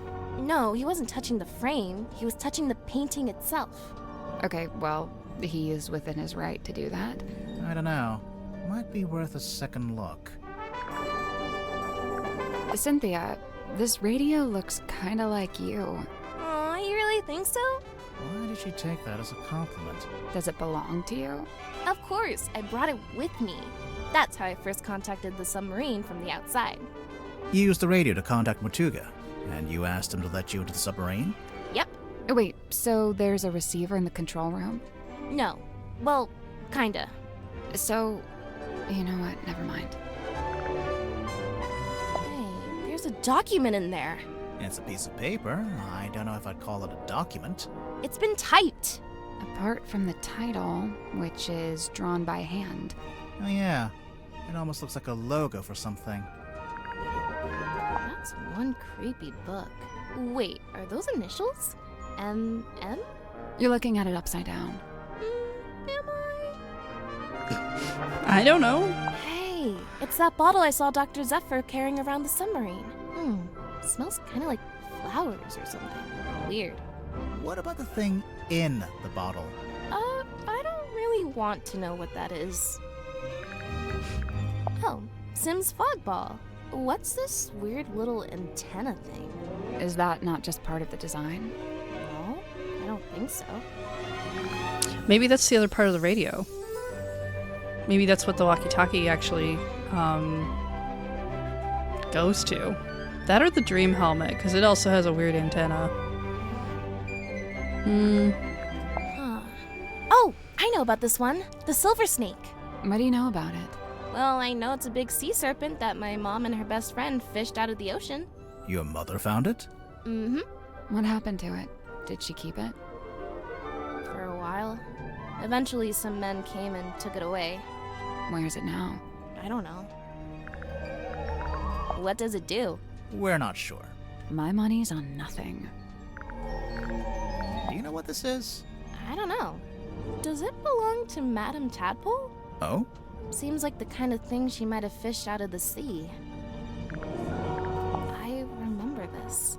My mom had a copy framed and put it up on our hallway. That's her in the photo. Yeah. Who's the other woman? That's her best friend. They were always going on little adventures together. And one time, they came back with a sea serpent. The silver snake. Also known as the silkworm serpent. Why'd they take it out of the ocean anyway? It was injured? They wanted to look after it until it recovered. Does it not have eyes? Nope, no eyes. And its skin was rock hard, but shiny, like a gemstone. Where'd you keep it? In the shipyard? Yeah. Mom wanted to take it back into the sea, but she didn't want to leave it. She wanted to go with it. She wanted all of us to go. To go and live in the ocean. Mm-hmm. In the case file, you said the cauldron had never been unlocked before. And nobody knew how to unlock it, except, presumably, Mortuga himself. So you think it got opened in the course of the murder? I see 3 possibilities. 1, the cauldron was opened before the murder. 2, someone opened the cauldron after the murder. Someone other than Mortuga. Naturally. And 3, the cauldron was opened during the murder. Like the murder happening and the cauldron opening are one and the same. Maybe. Do you know what the stargazing girl is all about? No, Sim didn't tell me the details. She didn't want to, for some reason. She seemed to regret the whole thing. You know, if this is poison, then surely it's a red herring. How so? Mortuga didn't die from poisoning. Right. So you think someone put it there as a false lead? I don't know. It's not a very good false lead. That's true. Baroness Fortuna. Who is she? She's the theater owner who adopted Sim. Did Sim like living with her? In the theater? Sim's reluctant to speak ill of her elders, but I get the sense that Fortuna wasn't very nice to her. Sun tablets? Yeah, for when you need sunlight, but you can't get any. Like if you, I don't know, random example, lived in a submarine. I'm considering having this taken down. I'm captain, so I'm allowed to do stuff like that. Why would you want to take it down? It's just unnerving. It's making some of the crew uncomfortable. Some of the crew? There he is, Mortuga's little mascot. What does he do? Well, you know, bit of this, bit of that. A big green light shines out of his eyes sometimes. Yeah, we saw it. It lured us onto the submarine. That's the idea. How does it work? Do you activate it from in here? Nope, it just kind of happens. Wooden buoy is confirmed to be magical. So this is what Mr. Worman did after he left town. Why would he need to leave town to write a book? I feel like you could do that from anywhere. It was probably more about making connections. You mean like in publishing? In anything. Silkworm's a real dead end if you got any kind of aspirations. Aha! I see you found my case file. Sure did. How come you knew about Grimoire? Oh, I read all about the Tangle Tower case in a newspaper. I didn't know that got any press. Someone must have sold their story. I gotta ask, did Fiona end up leaving the tower? Or is she still there? Fifi? Yeah, she and Poppy moved out. Oh, good for them. They got a real nice place out in the countryside. That's so nice. I'm jealous!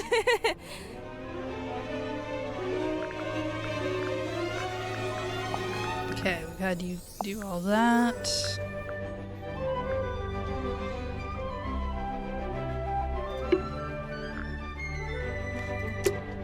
Let's go look at that painting again.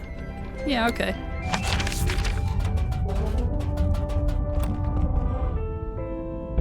Oh, right, I almost forgot. We should be able to get into Sim and Cynthia's bunk room now. Okay. Maybe we should take another look at this. Search the entire painting for something that seems strange. Is that the sun?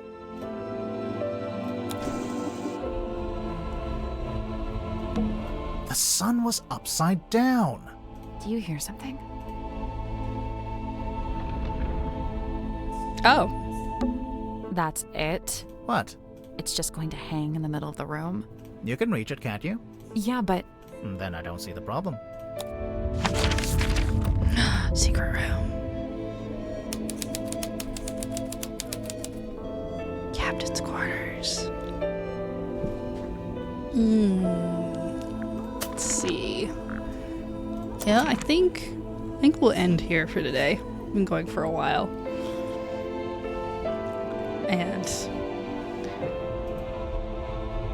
yeah, we've been doing 5 hours. I think now is plenty. We'll stop for today. We'll come back to this hopefully next Saturday.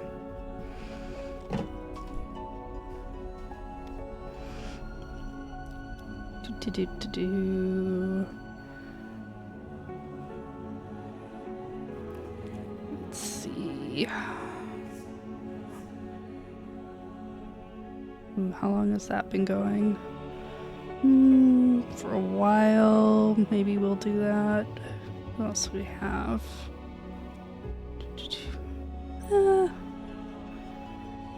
Yeah, okay. I'm gonna go raid Michelle.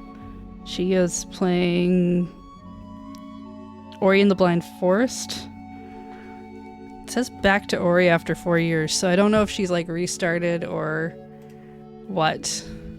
But we'll come back to this. If you want to know about the Tangle Tower stuff, I do have VODs for that one up and for Secret of the Swamp over on the YouTube. Both are very fun games. Oops. Do that. Yeah, there we go. All right. Yeah, I'm gonna take off. Probably get some food. Not sure when we're streaming again next. I'm on CTS on Monday, and Corey and I have a thing to do Tuesday night, so we're probably not gonna stream ourselves that night, but I'll figure something out. I'll get the schedule up. All right. See you, everybody. Take care.